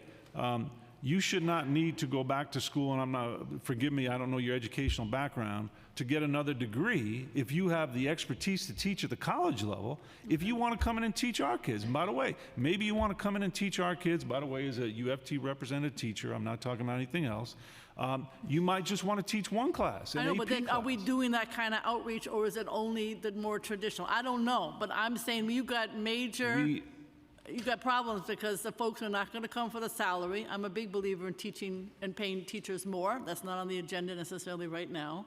And I'm a big believer in trying to be as creative out of the box as possible. And these hard-to-teach Yes. courses, I don't know if you're going to find them with the salary you got. So, yes, and we would love your support as we work with our partners at the state to maybe allow us to pilot some programs Okay. to not just put anybody. We don't want to, No, no but parent with wants to put enough anybody in front of our kids. You've got But if you have biologists somebody who out there. has that expertise that's in short supply, we would love to be able to work with you to make sure you have the skills you need to teach at a K-12 level and put you right in the classroom. You call it the Tony Alvarado program. That would be a fitting memorial. What But- about the classroom? How are you going to find more space? Right, thank you for that question. I think in my testimony I talked about 4 different strategies, and I will say that, as you can hear this afternoon, this is very complicated, and building is just one of the solutions. So I think what we've started to do is do the tier 1, the sort of low-hanging fruit. We're looking at where, and remember there was a survey that was sent out to principals to say, do you have space in your school? And where our data aligns, we have a few dozen schools that we immediately have to look at that say, we have space, we agree that they have space, let's get to those schools, and if there's a renovation project that needs to happen, we can bang that out pretty quickly. And that's only if they need one classroom. We're looking across the system, and there are probably about 100 schools that on paper have sufficient space to kind of absorb. So that for the school construction authority is the easiest and fastest and least costly method. So that's what we're doing now as we're finishing analyzing these principal surveys, but those couple of dozen we can get to pretty quickly, and we've already started to do that. I think the other strategy is, what do we do with the 27,000 seats that are in process? And we talked about that again in our testimony to say, we have 3 schools coming online in District 20. That's an area of need without class size, but it's compliance. So we are working with district planning and other offices at New York City Public Schools so that we can use those seats that are in process to address. The biggest thing is obviously how many new schools and where. And as I mentioned, that is the most costly and also the toughest, right? Where do we build these schools? And I think that's the process that we're going through right now to analyze where it's most impactful. Okay. Don't forget on 66th Street, you have a school that you didn't know about, right? The school that you were like, I told you about. It's a brand new school that you're building that you didn't know anything about. So you could use that school to be one of your extra spaces. Are you aware of that school? Yes. Yes, and Deputy Chancellor also mentioned, we are also looking at where we can expand existing But schools. that would be a good place. I'm just letting you Yes. know. Agreed. All right. Thank you. Can I speak to the expansion piece, though? Because To my school or in general? To the school on 66th Street? I'm worried to try and speak about that, so I'm going in general. I just think one of the other things just Nina flagged is, and this gets to your enrollment point, it's not just building new schools anywhere, and it's not just building new schools in the most overcrowded districts, which is how obviously SCA has done its work. It's building new classrooms close enough to those schools that are currently over-enrolled, right? It's just building out that same building, which is an additional level of that last category for her. I'm afraid to mention parochial schools because I know what I'm up against, but they are all empty. Thank you. Thank you, Councilmember. Superintendent Kirkland, in your testimony, you mentioned a fear of teachers shifting from high-poverty schools to low-poverty schools, right? Since the law prioritizes students in higher need schools, do you think a policy that offers pay incentives for teachers in high-poverty schools, like schools in your district, can combat this? Maybe. However, let me give you a real-life scenario. You know that I'm a part of the 73rd Precinct, and the 73rd Precinct is doing everything they can to combat crime. Right. However, there's not a week that goes by that one of my schools does not have a drill because of an activity that's happened outside of the building. And we call that a Where's shelter. Project Pivot? Dan loves Project Pivot. Where's Project Pivot So in this Project- situation? Good. No, Talk to me. Remember, Project Pivot is, first of all, Project Pivot is doing an amazing job. I congratulate our chancellor for that initiative. It's been doing amazing things. So you brought up Project Pivot. Let me tell you how Project Pivot has helped us. Project Pivot has helped us dramatically by decreasing absenteeism and chronic absenteeism because they're actually going in and knocking on project doors and saying, I need you to get up and you're coming to school. So they've done an amazing job. I'm not talking about problems inside of the building. I'm talking about problems outside of the building. So approximately at 1:30, the principal gets on the PA system and says, we have a shelter-in drill because of activity that's happened outside of the school building. And everybody knows what that means. That means that crime is going on somewhere and no one can get in and no one can get out. So if I'm a teacher, I'm 25 years old, I'm a single woman, and I'm thinking, wow, I drove to school, my car is outside. Is it safe for me to go outside, or is the 73rd Precinct still outside? So now I'm starting to make decisions about where I'm gonna go to work every day based on that. I love my school, I love my children, I love my families, but wow, wouldn't I probably prefer to go to a school that I don't have to deal with that neighborhood?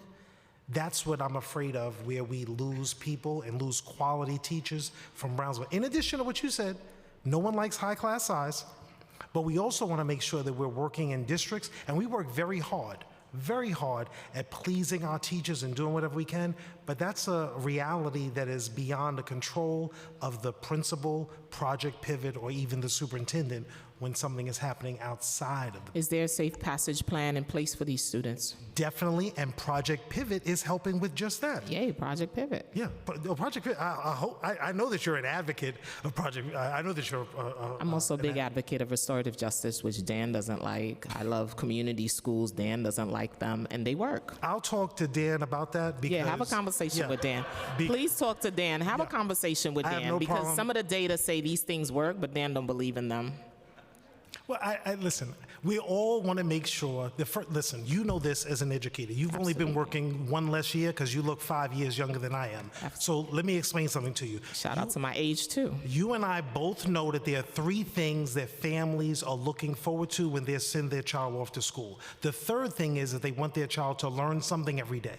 Correct. The second thing is they want someone to care for their child. You had a boo-boo, you lost your pet snake, whatever.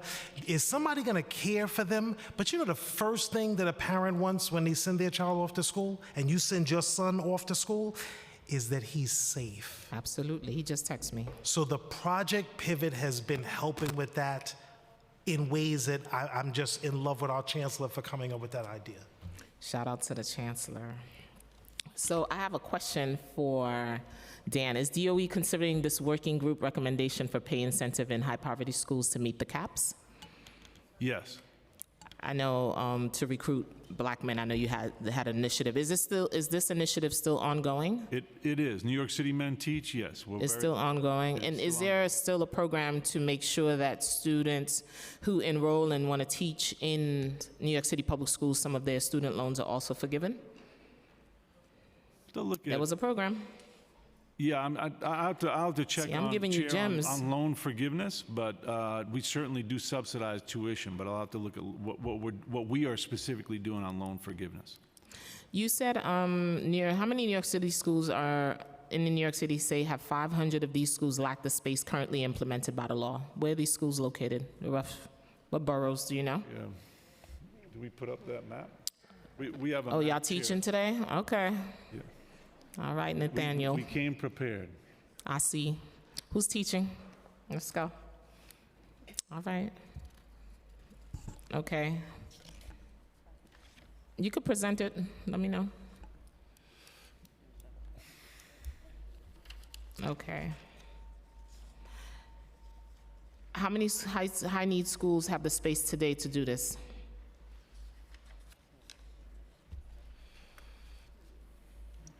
So, sorry, there was confusion here. Thank you for that question. So I think maybe what's not clear on that chart is by district. So the number of... You can go and point to us. Whatever you need to show us, we're here It's for not it. my chart. No, I'm kidding. I don't think it has the chart that I'm looking at here. There is another one. The district chart. Can you show the district? We don't usually do charts. As you can see, I like team effort. Go ahead. thank you. Yeah, he's next. So the darker shading shows districts 2, 20, 24, 25, 26, 28, and 31. So this is the number of classrooms needed by district. That is the darkest red here, needing 200 to 371 classrooms. And then as the shades get lighter, it goes 100 to 199, 50 to 99. 10 to 49, and then 1 to 9. And so those districts, and I think Emma mentioned it in her testimony, the districts that are most in compliance and need the fewest are 7, 16, 18, and 23. So I think this chart tries to reflect it as well. I think also on this chart, what's important to note are the schools that need the most number of classrooms. And you can see that it's sort of Fort Hamilton High School, Francis Lewis, James Madison, Midwood High School. And so we've analyzed this, and of the top 50 schools needing the most classrooms, I will say that there are only 10 that are in the highest need index, and only 3 in the highest need index. So I think that that's sort of the analysis that we're putting together as reflected in this chart. No, that's the area you're also going to build out or repurpose. That's what you're saying. You want to repurpose some of the space because those are high-need performance schools as well. That's going to need more seats. Correct. And how come charter schools don't fall into this? Talk to me. That chair would have been a good question, I think, for your last panel. I don't know why the law is. Because you have a lot of co-locations going on. We certainly do. We have a lot of charter co-locations, and we have, district school co-locations. That's correct. And while I briefly have the floor, I just want to respectfully push back. Dan, is a huge, long time, decades-long supporter of community schools. So All right, that's on the record, guys. that is on the record, and Dan also is a huge supporter of quality restorative justice programs I've seen in many cities, the good work there. So I want to make sure there's not, any misrepresentations. Thank you for clearing the air. Yes. Councilmember Shaker. Thank you so much, Chair. Thank you all for your testimony today, too. I just have a few questions to follow up, and apologize if I repeated something that was asked before, only because I was at another hearing earlier. But just before starting, I just want to say, and Councilmember Dinowitz made this point, I think very effectively, too. Appreciate and understand that you all know that this is a mandate and a statutory obligation, and that you have to comply with it. One of the things that I'm frustrated by is that a lot of the agent, there will be, of course, challenges with funding and otherwise, but there's also choices of how the agency invests its dollars. And the reason why there's this mismatch between the stated intent and the impact on the ground is because you look at, this is not a budget hearing, I'll save it for budget stuff later, but you do look at this in the context of other cuts, right? Cuts to 3K, cuts cuts to school lunches, for example, which we'll revisit later. I know it's not a school lunch hearing, but that's really, deeply upsetting to me too. Or you look at the lack of investment in bilingual education and resources given the number of asylum seekers who are coming here. So in the context of all of those things, to also hear that, well, we recognize the mandate, but we don't have the money, or we need the money to do it, falls flat because it is in line with other policy choices being made by the agency that are not in line with the fundamental values, right? Whether it's class sizes, whether it's school lunches, whether it's bilingual education, whether it's 3K. These are all foundational things that I think the department has to find a way to really invest in. So with all that being said, I think that's why we also, it's important to see our perspective on why the stated, intent isn't aligning with what we're seeing on this side of things, given this larger picture of where we are with DOE spending in the budget right now. But that all being said, one thing I want to say, so how much does the DOE intend to spend on lowering class sizes next year and in years 3 to 5 to be able to hire enough teachers to staff these classes? What is the actual dollar amount? So thank you. I just want to clarify one thing about the beginning of what you said, because I actually do want to be very clear that over the past few rounds of budget decisions the city has made, we have actually not just protected, but increased funding in school budgets in particular, which would be the most direct place to put money to decrease class size. So just over the course of this year alone, we have added $100 million to our highest need schools and communities for our FSF new weights. We've added an additional $215 million thanks to the state for contracts for excellence dollars. Class size is one of the uses there. FSS funding, greatest use is for teachers.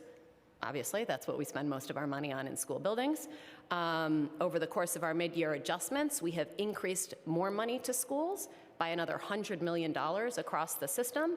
And then we have proudly invested in our new collective bargaining agreements with our teachers and principals, giving them the extremely well-deserved raises they received, which is another $700 million. So I just want to be clear that we've actually worked very hard this year to protect and increase funding for school budgets, which is actually where we would put the money to continue to increase our class size compliance. We will continue, we don't know what our final budget will be next year. We look forward to learning.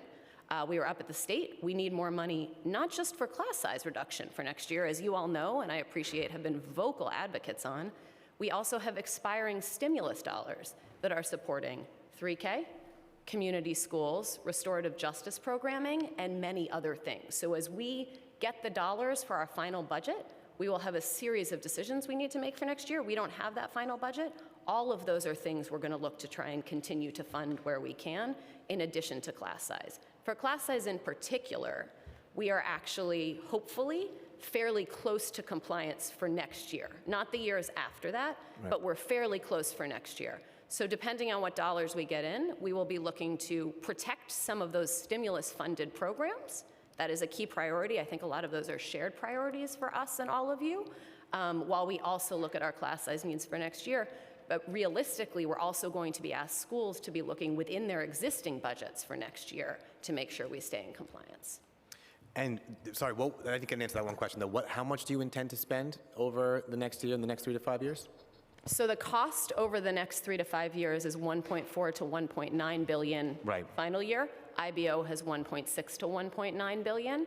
In terms of next year, it's too early to say. We don't have our budget yet. We don't have our state budget yet. We don't have our city funding yet. Well, I expect to see movement on all of these things, on class size investments, school lunches, 3K. Understand there's a whole budget process here, but to really know that we're working towards achieving these goals, we need to see it reflected in the budgetary decisions made by DOE, and we'll revisit that during budget time. But there are a lot of concerning things now coming up, that provide a larger context on this issue. Now, in terms of the city's financial plan, Chair, if you don't mind, I have a few more questions. In terms of the city's financial plan, I think are you all projecting a loss of 2,708 more full-time teachers over the next 2 years? And how is that going to work if what we've talked about today so far is the need for more teachers? Yeah, I'm not, we'd have to check. I'm not sure, council member, by the way, good to see you, council member. Good to see you too, Dan. Don't want to totally dispense with the human element to this. But I'm not sure exactly what that, I'm sure that number is reflected in the financial plan. That's not our HR projection necessarily, so we'd have to analyze that and see where that number comes from. Okay, because there is that tension, right? Obviously, if you're projecting less and, the need for more teachers. Now, what about just thematically, like if the longer you wait to hire teachers, isn't it going to get harder and harder to get the thousands of teachers that are needed?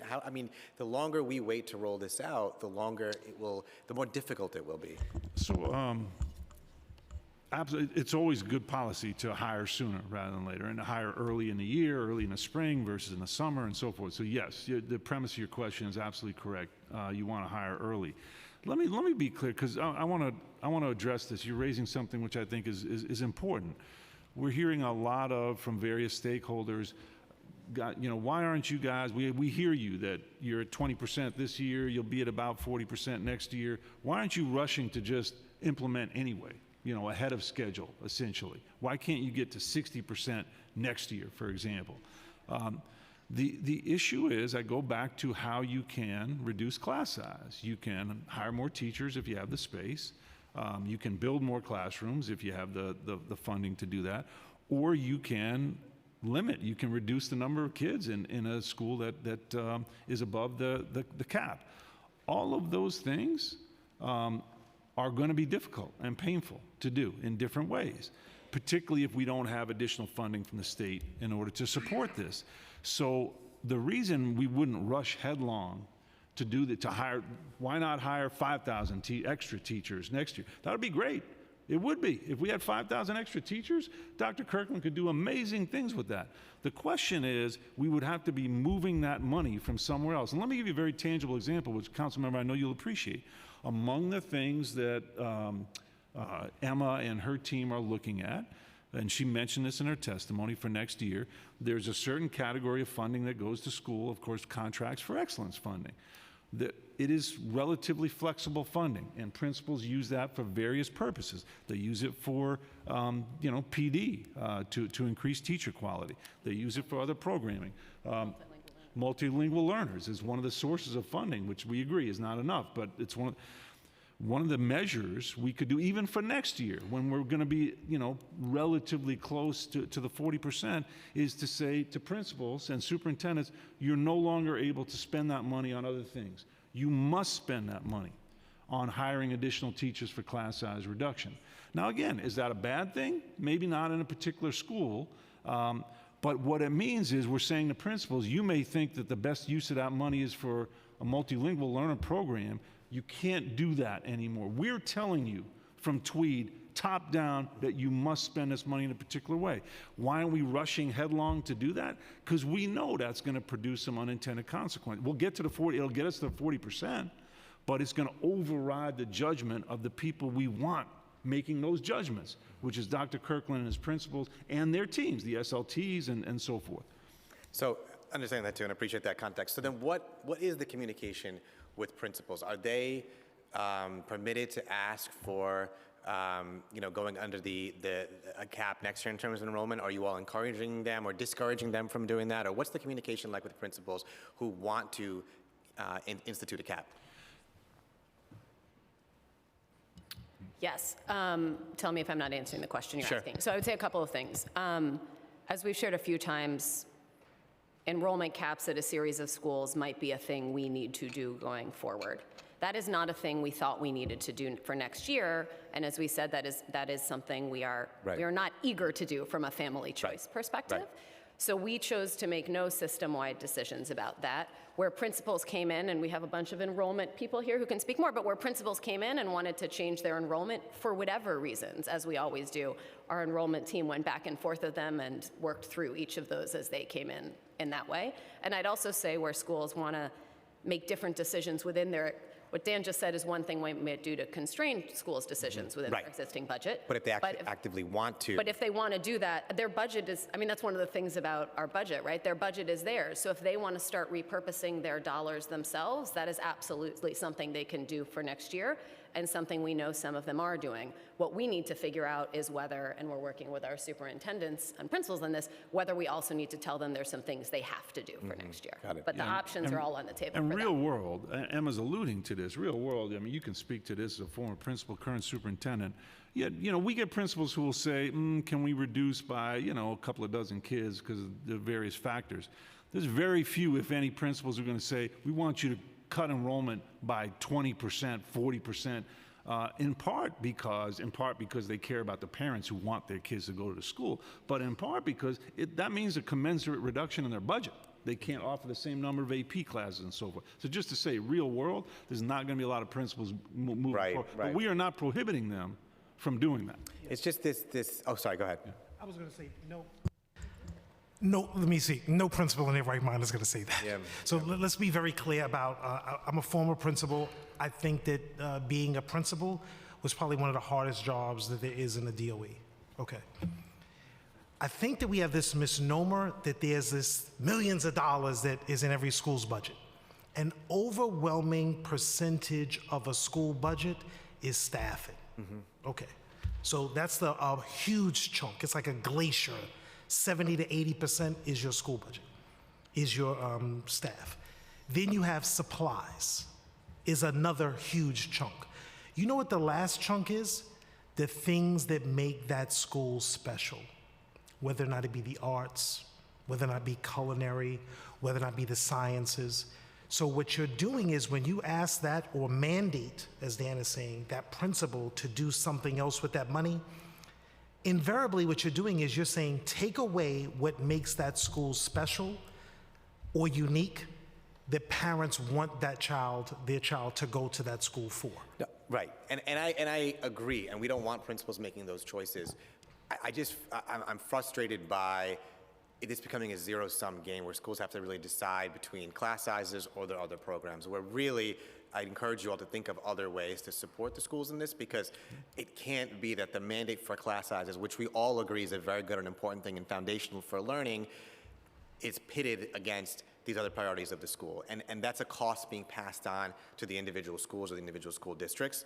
And on that point, my other question, talking about conflicts here, right? I'm seeing some conflicts, as I mentioned, with a zero-sum game with schools. I'm seeing conflicts with the DOE's projections of teacher hiring or retention for the future, and then the need for more teachers. Another conflict I'm seeing, which we talked about a bit before too, is with charter schools and co-locating of charter schools and public schools, which I'm very opposed to, and I think it really harms our public schools. But if we need more space and you have co-location, expanded co-located schools, new co-located schools, that's going to run directly in conflict with the new classroom space that you need to comply with the class size mandate. Seems to me that that's something, whether it's in the educational impact statements or otherwise, that should be analyzed more, because I know the class size working group focused on this to say without that analysis there should be no more expanded co-locations. So I'd like to know what DOE's position is on that, because that seems a real conflict and problem here. So, yeah, I mean, this is New York City, space is at a premium. Sometimes I go to a suburban district or a rural district and see they have space galore, and wouldn't that be something? Co-location, they think, is like a term from Mars. But this is the situation we're in. Again, it's not just charter schools, it's district schools as well, who share space. On the charter schools specifically, as you know, council member, this is driven by state law, which tells us, it's a mandate on us that says you either have to provide space in your school buildings or you have to pay for private space with lease assistance. That number of lease assistants is increasing pretty significantly year over year. So if we were to say, we're not going to, for any charters that come forward to ask for space, we're not going to look for co-locations. We're going to say to them, you have to go get private space. Well, that's going to be one of those zero-sum things where that number is going to go up, which leaves fewer dollars for our schools. So, you know, that's just the reality of where the law is right now. And I would just say our team is looking at that, the exact analysis you're talking about, not just for charter co-locations, but for any merger or co-locations. I was just checking because I was surprised to hear you say it. So we are doing that. We are including it where we believe there could be compliance issues. We just put one out a couple of weeks ago for a far distant one and did raise that in the EIS. Okay, and that may be also helpful to express as an agency DOE's position to the state as well, because if, I mean, obviously coming from state law, but still it's creating a big conflict where, again, it's raising concerns for me of unintended consequences or a zero-sum game where they're passing on the cost to schools. And we can't be in that world when we're talking about a state law mandate. That's a good thing that we want to have. For all state laws. Thank you. Thank you, Councilmember. Thank you, Chair, as always. So you heard it. We don't want any trade-off in terms of we're losing one for the other. We want to make sure that our students get a full experience when they walk into New York City public schools. And that's always been my thing. We can't shortchange New York City kids one for the other. So we talked about in Emma, in your testimony, you mentioned that DOE has not identified a funding source for class size reduction. Has DOE had a conversation with OMB about the city funding some of these costs, and what has OMB's response been? We are in a constant series of conversations with OMB about our many needs. As you know, for next year, while this is important, we have many other things that are also important where that funding is disappearing, and that's known, and we appreciate your advocacy for those programs. So this is one of the things as we discuss our overall budget situation. What is your office doing also to, as we advocate for those programs that are disappearing with the federal dollars, what are you guys doing to also sustain those programs as well? So, as you know, we do not set our overall budget at New York City Public Schools. We eagerly await additional funding from our various funding sources. We have been working hard to figure out where we and the city can fund some of these things. As you know, we were really glad to be able to announce that Summer Rising will be funded this summer with city dollars, and those are ongoing conversations. Within our own budget, we are always looking at our trade-offs as well, but as we know, as we continue to protect schools and the programs we know are critical across the budget, it's not easy to just find money to continue each of these programs within our existing budget. But my state colleagues know that I've also reached out to them to make sure they can help us carry that bucket. Thank you. I've been to Albany and we got to do this work. So how did DOE calculate the need of 10,000 to 12,000 teachers to comply with the class size law, and why does the number differ from IBO's assessment of 17,700? I actually cannot speak to IBO's assessment. I'm sure they could speak to that, and ditto for the costs, although they're all in the same range. So we basically, any cost assumptions, and Nina talked about this in a more nuanced way on the capital side. What do you need to do? What are the major policy choices you could make? What are the minor policy choices you could make? And what are you looking at? So when we looked at our assumptions, some of the bigger policy choices we looked at to get to those numbers were, do we want to look at the numbers that would come out of this if we capped enrollment in a number of schools? Because that is one of the big cost drivers on both sides. We determined we wanted to come up with the costs without including that in there. We then, on the more minor side, our numbers do assume some self-funding within our schools. Not entirely, not every single dollar, but they do assume our schools are going to have to repurpose some money towards teachers away from other things. And that is a sort of more minor decision we made in that. We looked at how many classes we think we need with our current enrollment at our current schools, figured out how many teachers, assumed some self-funding, and that's where those numbers come from. The range actually has to do with how much we focus on equity when we fund this, as opposed to just directly funding class size reduction. And other than fighting for funding class size, I think I've talked about that, but I want to touch it. What's some of your other funding priorities? We have a lot.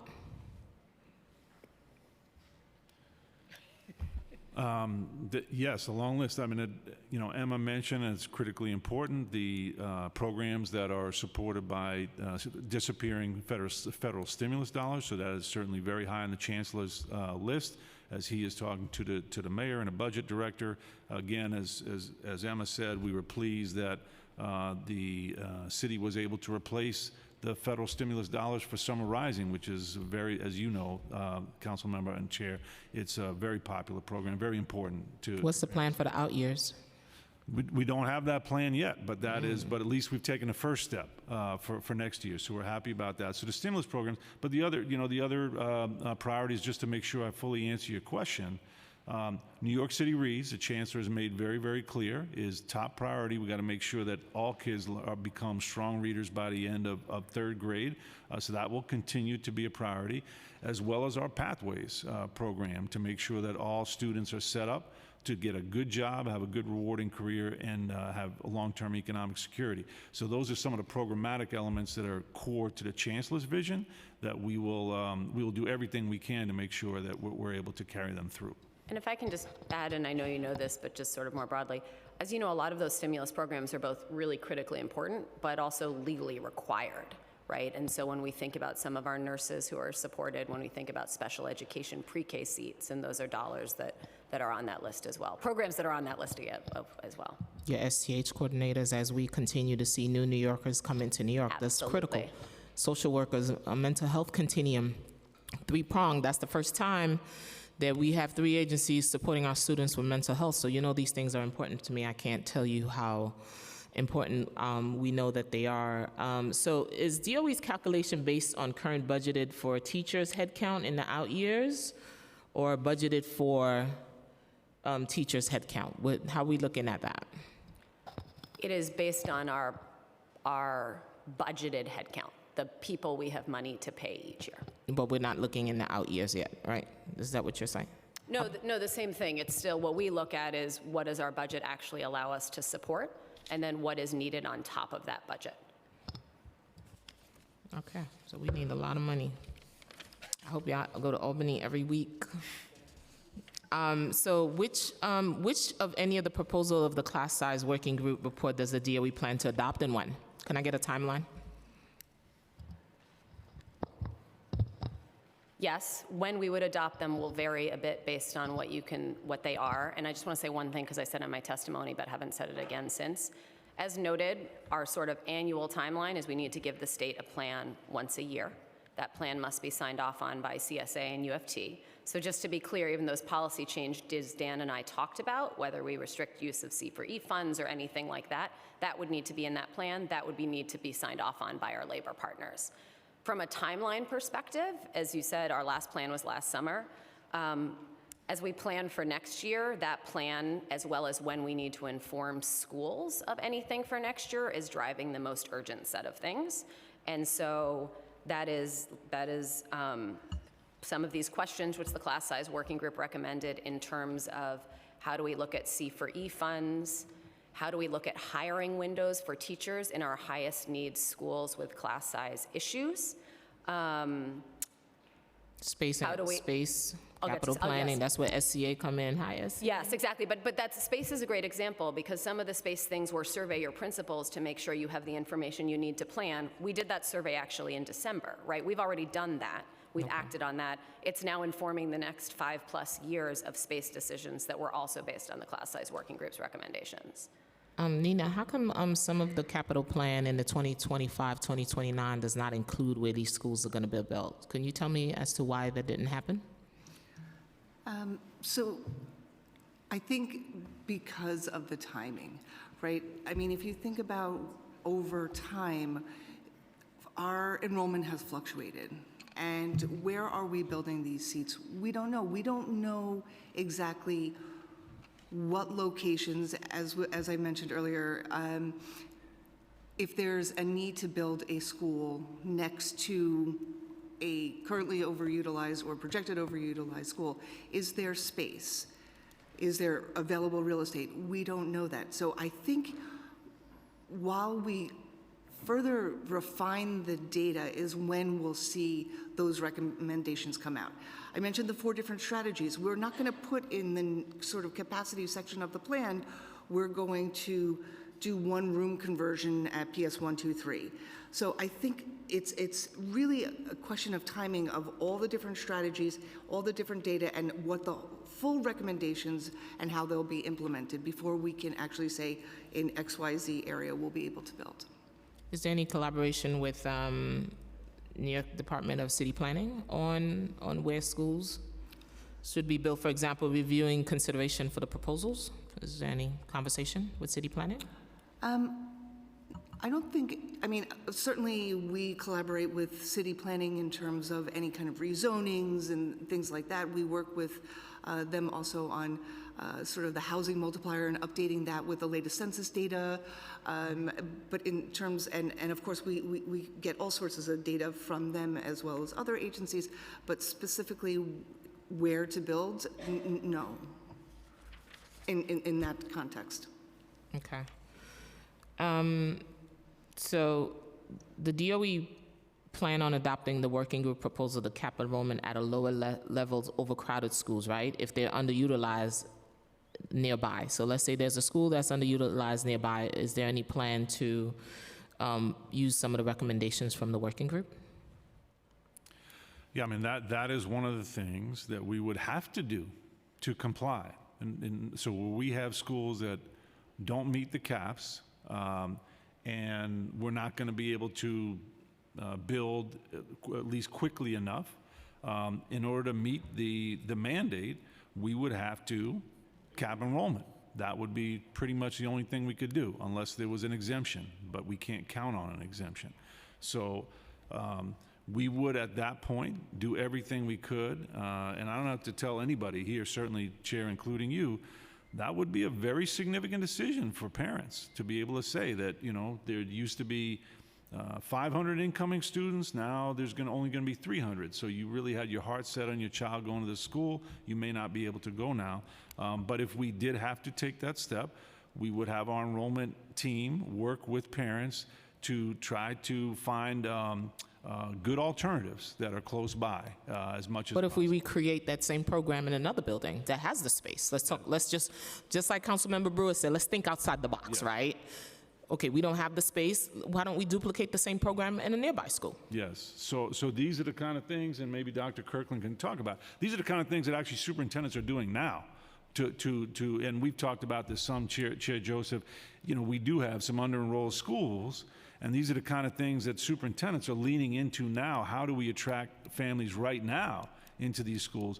But just again, to talk about real life, as you know, there are certain schools that are just very, very popular, have a very powerful brand, and even if you open up a good program in another location, a lot of parents are still going to say, I really, really want my child to go to this particular school, and that's going to be difficult. But certainly you're 100% right. That's exactly the kind of thing that we would do in collaboration with our superintendents. And the chancellor has been doing a yeoman's You're job. the hired PR person for the chancellor today. Nathaniel, somebody's trying to take your job. Listen, Nathaniel does a great job of what he does. But the chancellor has been doing a great job of highlighting the other schools that are doing great things beyond the Stuyvesant, Broadside School of Science, Brooklyn Tech. So yes, he's working behind the scenes to be able to highlight all over social media, going into these schools that have amazing programs, so that if in fact we do need to do that, those parents would feel comfortable going to those schools. And that's something the council has been pushing very hard on, and Deputy Chancellor Weisberg knows that. We have, for example, you have the Performing Arts LaGuardia. In Brooklyn, you have a Performing Arts where students have to, on Dean Street, they have to audition as well to get into that school. And I told the Chancellor, I'm not hearing about it. It's like a big secret in Brooklyn. But there's a Performing Arts school, and they do very, very well. I was over there in District 15, and they're amazing. I visited their school. They put on Les Miserables. I felt I was on Broadway. So PPAS. those are the programs, I keep saying, all these little secrets inside of New York City Public Schools, sell the public school system. But remember the comment that I said at the beginning about the positive public praise? You're doing a great job by going to these schools, and you have them all over your social media where you're highlighting them as well. So thank you for doing that. I just have a new PR person. How many schools could lower class size to mandate level if DOE adopts it? Do you mean, Chair, how many schools have the space right now? Yeah, I think we have that. We have that number. How many schools have the space to meet the mandate?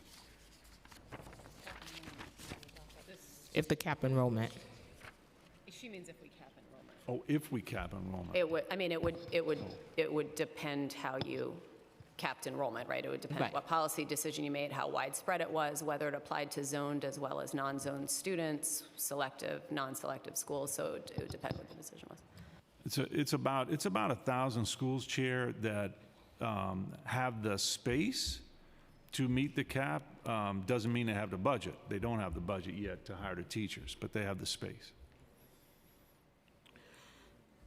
Oh, I know Councilmember Shaker talked about this, but I want to go back on it. There are about 2,708 full-time teachers budgeted under federal stimulus dollars, as well as 547 associated civilian positions that will expire in 2024. New York City Public School has reported a need of 9,000 in addition to supervisory titles. How does New York City Public School, working with OMB, plan to retain the staff, and how could it be carried over to meet the class size mandate?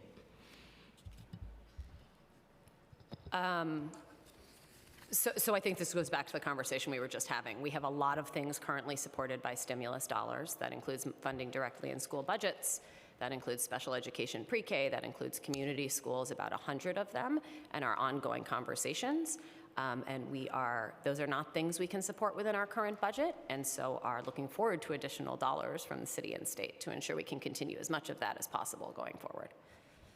And your social workers, you have about 453 social workers that will no longer, and we need more than ever, mental health support for our New York City students is important. New York City Public Schools in November 15 implementation report states that approximately $296 million of your C4E funding is projected to be used in schools to support class size reduction this year. In addition to the SAM, 12 indicates that $36.36 million in Title I, Title IIA were allocated to schools to reduce class size across elementary in FY24, as well as $206.3 million for the same purpose from school support supplement funds. According to SAM 12, that adds up to $538.9 million for class size reduction this year. Will this funding used solely to maintain the class size in 40% currently in compliance with the caps, or this amount sufficient to bring additional classes into compliance? If so, how many more classes can we expect to meet the compliance? So the dollars that are already being used for class size reduction, if they are maintained constant, we would not expect that they would increase our compliance with the class size caps. And most of our dollars in school budgets, well beyond those funding streams you named, of course, go to teachers, which are a part of how we will both meet and eventually, continue to comply. And that will not impact hiring teachers versus bringing down the class size, right? I'm sorry, can you repeat the In question? terms of hiring educators, we won't have we already have a shortage, right? Yes. We have a huge shortage in New York City, and that's been going on forever. But this would not impact it if you start implementing more, as Councilmember Lee had talked about earlier. So one of the things we are looking at doing is asking schools to direct more of their school budgets towards hiring teachers. So that would, one of the reasons we would be aiming to do that, again, in our plan with UFT and CSA, would be to increase compliance with the law. Is that an answer? Right. Okay. There are currently $4.1 billion funding for new capacity, class size compliance in SCA's fiscal 2025 plan, right? SCA stated that it's not enough to fund to comply with the state's law, which would be fully in place by 2027 to 2028 school year. How does New York City Public School, SCA, plan to meet the class size benchmark marks given in the FY25 to 29 capital plan has $2 billion less for new capacity and class size compliance than FY20 to 24 capital plan. So that's a good question, and I think I've stated this a number of times. So we do have about 27,000 seats that are in process right now, so that's what's funded in the current capital plan. In the next capital plan, we have about $4.1 billion, which we estimate could build about 23,000 seats. So again, for full compliance with no other solutions other than to build new seats to be in compliance, we probably need about 80,000 seats. So it's funded at about a quarter of what we need. Again, but that's based on just building seats for every seat that's needed. And I think you're hearing today that there are many things that are under consideration. There are many things that I think could be solutions, that construction is not the only solution to class size compliance. That said, we are in constant communication with OMB, and we've stated to them, we consider this a down payment. We will come back to you more. We talked to the budget director as late as last week, and he said, come back to me. Yes, we have a funding, we have a ceiling, a debt ceiling limitation, but come back to us. You know, let's talk regularly about what the real need is. And I did want to say, which I neglected to say before, is while we're doing these smaller sort of low-hanging fruit, we're also looking at, you know, as many districts as we can, not just the ones that need hundreds of classrooms, but all districts where we can. We do have our brokers out looking for, and when we do find sites and we do sort of our due diligence, we're bringing back to the working group, you know, with the New York Public School Working Group, where it says, would this site be useful? That is that is underway right now. We meet weekly, actually 2 times a week, to discuss these issues. So we're not waiting. We're going full steam ahead. Chair, if I just say one thing about the capital side, because you know I know you don't necessarily want to emphasize trade-offs, but this is something that you know I'm very passionate about. The chancellor is very passionate about. If you're using these dollars that President Kubota is talking about to address class size, and again we agree that we do need to direct dollars towards that. I definitely don't have to tell you there are buildings that need upgrades. Not additional classrooms. And so one of the things that we did that I'm very proud of that under the Chancellor's leadership is we invested $10 million in District 23 because this was a traditionally underserved district that had issues in buildings. Again, as Nina says, our average building is 70+ years old. The kids in Brownsville deserve top quality environments when they go to school. And so we found the money to invest in Dr. Kirkland's district to take care of a list of community-driven projects to make sure that the kids were getting a good gym floor, the kids were getting a good outdoor play space with benches and so forth, the things that say to kids and families, we see you, we care about you.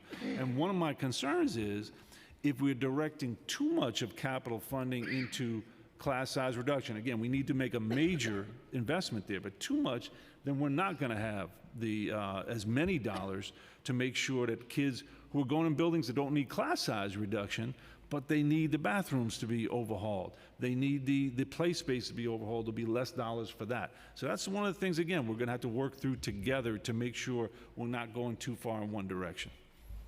But those investments should have been ongoing a long time ago. So I don't understand why Brownsville was left behind in these dilapidated buildings. I visit your school buildings, and they know I yell a lot. But one of the things you said earlier, I want to talk back real quick. I know reading is a priority for the chancellor. It's a priority for everyone across the city, but also making sure students are in the building and having those safety nets that I talked about, that those dollars, the community schools are also very important because I can have the best reading program, but if they're not showing it up in District 23 in Mr. Kirkland's school, the reading program is going to sit here and collect dust. So we got to make sure that we keep those safety net programs around to make sure students are coming to school. And we know community schools serve the whole family, not just the child. But always my approach is the whole child. We're educating the whole child, and that includes families. So we got to continue to make those historic investments into young people. And my council member Stevens, she would agree. We fight every day for young people, every day, all day. So it's about investing in them as well. Capital plan, what's the specific capacity funded in current plan that are being rolled over from the 2025, from the 2024 to the 2025-29? What projects are being rolled over into that new capital plan? So I think we do have a list of them, but I will say, we're trying to cite and get into construction in as many schools as possible. I think right now, and it was for various reasons, Medgar Evers High School Annex is one, IS at 45th Avenue, Western Rail Yard, Hudson Square are the four that I know that we will roll over, and I think we will cite that and have cited that in the 25 to 29 capital plan. If you have a list, you'd love for you to share it with us. That's good. Any capacity project funded in the current plan that are not yet finished and not being funded in the FY 25 to 29 capital plan? If you can, please provide a list of those projects. Yes, thank you. Thank you. Does SCA believe that their proposed FY 25 capital plan is in compliance with the state and city law despite the lack of transparency in the plan? We do because remember, and I think it is pretty explicitly stated that where the extent ascertainable to cite those locations, we do. As soon as they're cited, we publish them with the address, not to compromise any negotiations, but once we fully cite it, and we do go through a public process as well, where we talk to the CECs, community boards. So I think we are transparent in the sense of, when we are pursuing a site, as soon as it is cited, we do share it in the capital plan and all of the public review process leading up to that. And that includes elected parents, CCs. How about students? Have students ever been invited to participate in that since they have to live and go into those schools every single day? I don't know. Do we invite students? Yeah, well, legally, we have to have student representation. Student voice matters to me. Oh, no. It also matters to me as well. Legally and ethically, we have students represented on our CEC. We have two proud members who actually attend Eagle Academy, and they attend our meetings regularly, and their input is phenomenal. I also want to go back very quickly. So I do feel like I'm the chancellor's hype man, but I think that you would be super proud. No, you would be proud of the project that Dan talked about, of the millions of dollars. Describe it. Tell me what they are. I'm talking about everything from water fountains, bathrooms, gymnasiums, cafeterias, hallway paint. When you know that it's worked?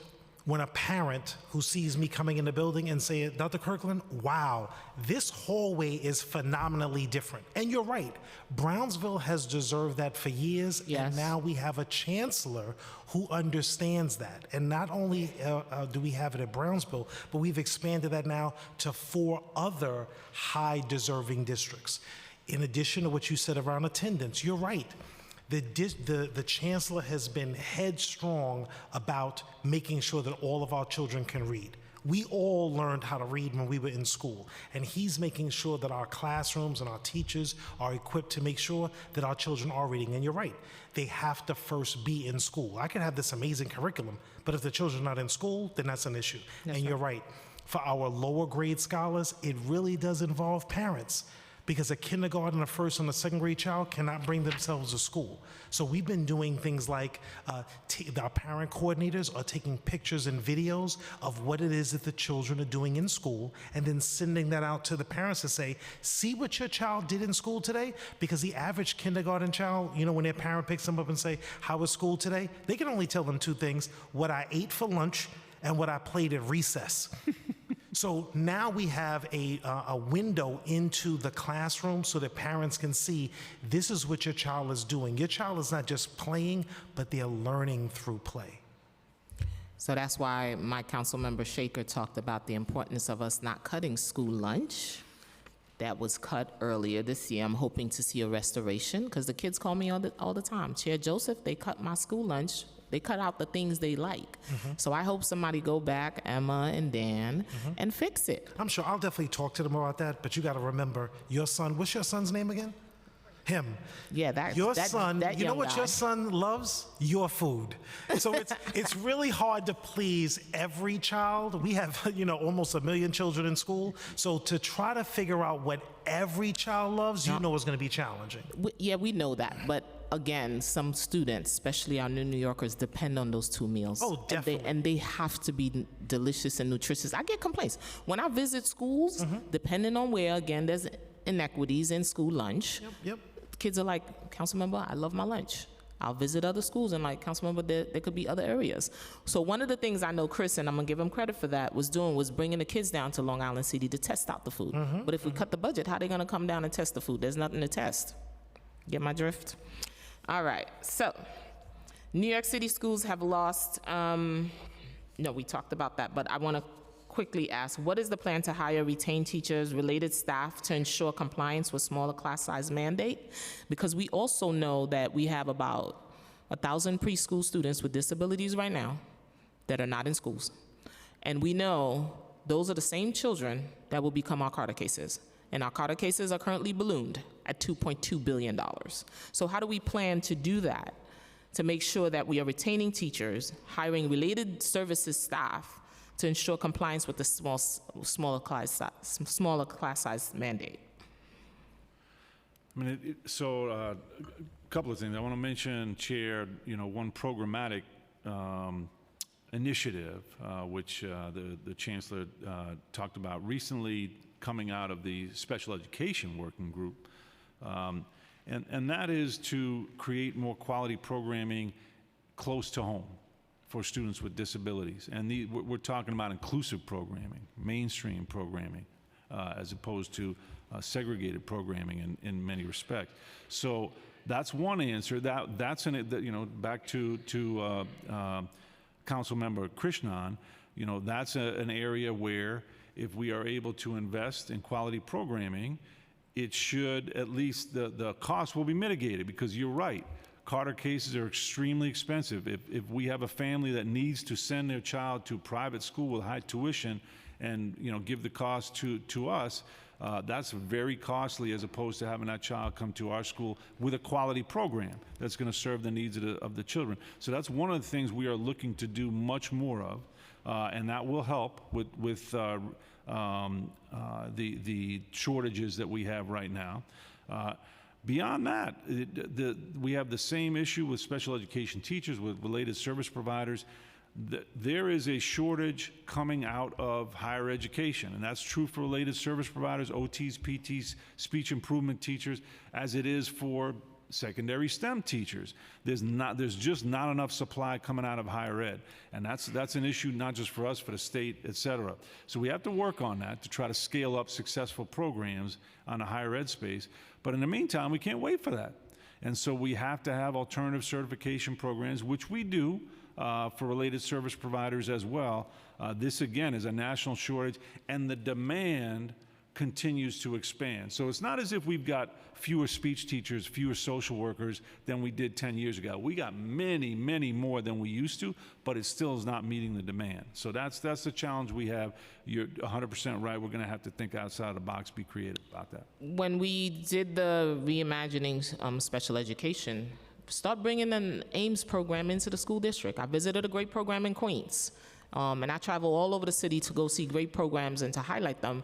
Bring the Ames program into the community school, where students don't have to travel outside to go to another District 75 when they can have it in their home schools. They get to travel with their sibling. And we know, I don't even want to start talking about transportation. That's a whole nother animal. $2 billion, and some of my kids are still not getting into schools. They're not traveling, they're not making it to school on time, and then they're late. They took more time to stay on the bus than to get home. So I have so many issues with these other things. And that's exactly, we couldn't agree more, Chair. So rather than getting on a bus to go to a program in Queens, maybe if you live in Brooklyn and you might be on a bus for an hour and a half, even when things work well, Why can't we provide that in every district close to home? That's the goal. That's what we want to do. That's the goal, and also to make schools accessible. We have to still have too many schools that are not accessible, where kids have to travel so far. And SCA this year, and I'm calling on administration as well to invest more money into making schools accessible. If I had a mobility issue, I'd like to go around the corner to my school. I can't because it's not accessible. So we're also violating all kinds of laws. Right.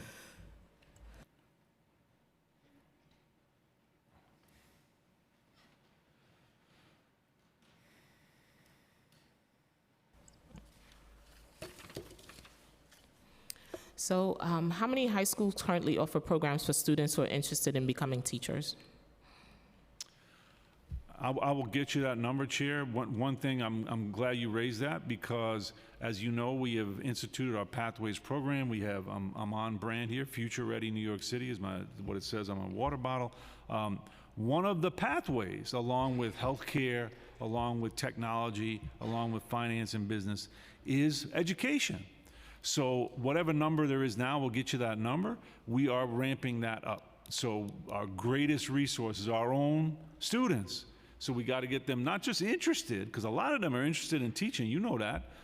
Even the little ones will tell you that they want to become a teacher when they get older, but are they prepared?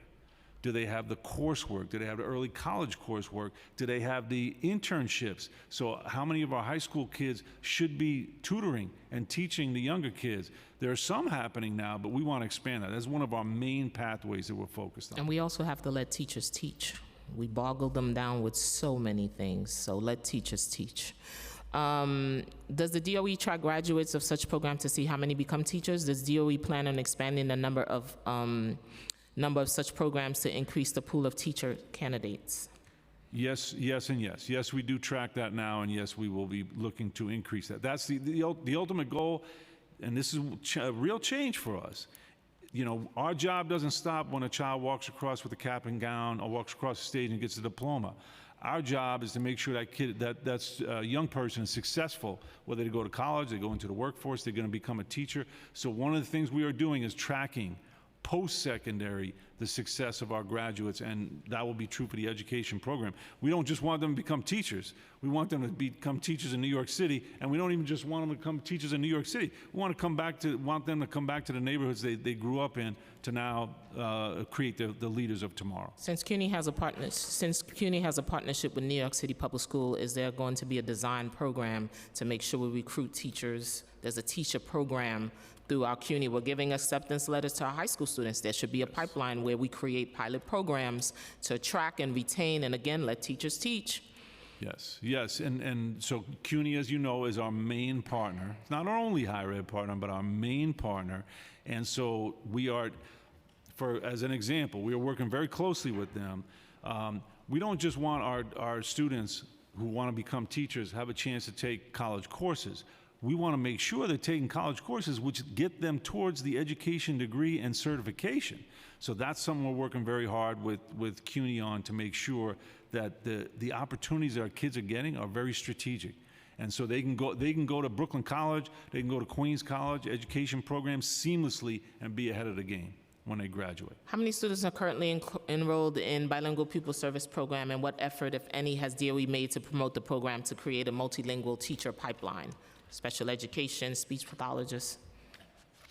I think it's currently about 50 students in that program, but we'll get you that number. I'll send over the questions. Yes. The following report, how do we plan on recruiting teachers outside? I remember we had a controversy with the Dominican teachers. How do we plan on moving forward from that and recruit outside? I mean, this is one of the things that thinking outside the box. Again, I'll use that cliche. So yes, we had an attempt that didn't turn out to work out around teachers from the Dominican Republic. We aren't currently doing a lot of international recruiting, but we are looking at that. That's one of the things we have to look at. We have a shortage of bilingual teachers, not just Spanish bilingual teachers, but many other languages. So it's something we continue to look at to see we don't want to do it just to do it, and we don't want to do it just because if it's going to produce a very small number of teachers for a big investment, but where we can create a robust pipeline. You mentioned, I'll talk about something closer to home, Chair, that you just mentioned, I'm very passionate about.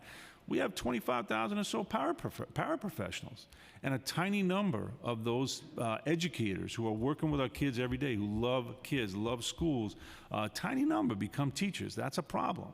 So we're looking at that. That could be a very robust pipeline of special education teachers, bilingual teachers, ENL teachers, secondary STEM teachers. That's a very diverse group. That's a group that most often still lives in our communities.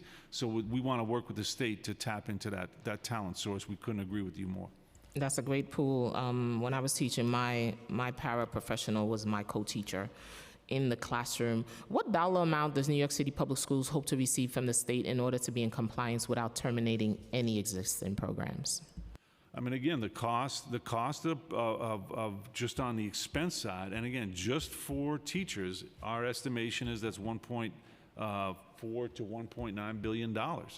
And so that's what we would need to get away from the zero sum on the expense side. On the capital side, as you heard from President Kubota, we're talking about a total of $22 to $27 billion. That's what we're talking about.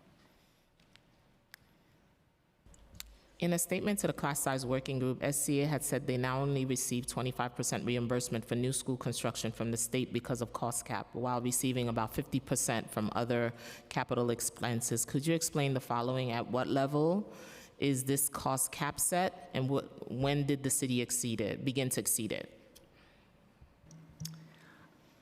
So I think we're referring to building aid, and I think right now the maximum, the New York City costs are capped at about $40,000 per elementary general education seat, $63,000 for middle and high school general education seat, and $125,000 for special education seat. So it is a complicated formula. I don't know the last time those caps were changed. I think it's been some time now. So the way it ends up working out is for new construction, and again, it's received back, amortized over 30 years, so it's not like we get it right back, right? So it's at about 28% for new buildings, and for renovations to existing facilities, it's about 57%. When did the city begin to exceed it? Do you know? I don't know. I mean, with those numbers, I would say it's been quite some time. You said the formula is old. Has anyone asked for the formula to be recalculated? I think we've been in discussion about how to better receive, funding back from building aid, and I think would love to talk to you and others about the best way to approach it. But yes, we are supportive and would love your support in increasing receipt of more building aid. Why hasn't the multiplier that you use to estimate how many new seats is the projected public school ratio it's based on the 2010 census data along with housing units built in October 31st of 2016. Why hasn't the multiplier been updated in the most recent census and housing data? Actually, we didn't receive 2020 census data until this past summer. And so we've been working with, and I think I mentioned it a little bit earlier, city planning, who actually took over the calculations of housing multipliers a few years back, I think in about 2019. So we've been talking to them about, okay, you've had it for a few months now, how quickly can you turn it around? So we're working very closely with them to make sure that we get the latest housing multipliers. Again, we just received the 2020, or they also just received the 2020 census data just a few months ago. So when we will be seeing the updated information? What's the timeline on that? I don't know that we received any time frame from city planning. Oh, yes, May. In May? Yes. May of 2024? Yes. Thank you.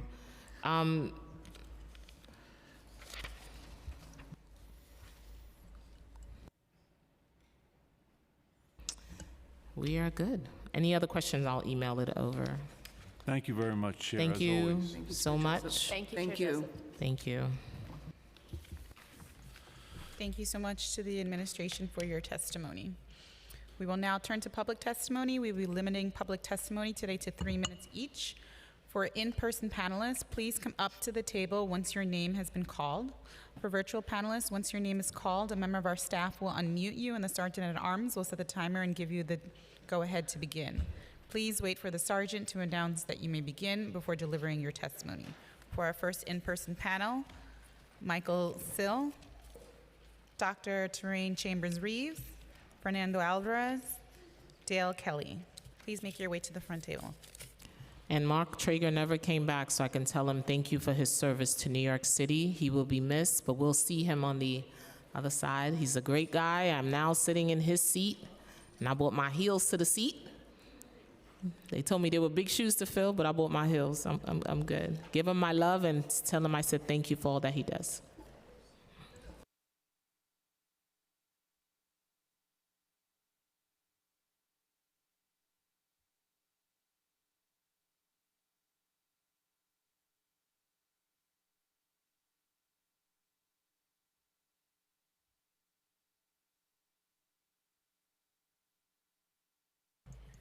Michael Sill, you may begin your testimony. Hi, can you just turn, yeah. They just told me to do that.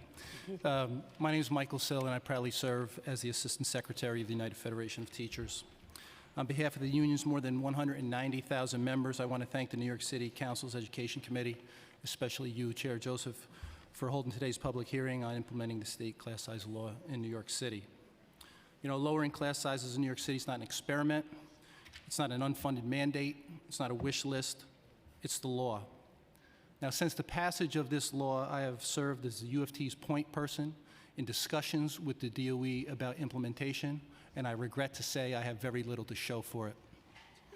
Unfortunately, the DOE and City Hall are doing everything they can to sabotage these changes and to avoid implementing this law.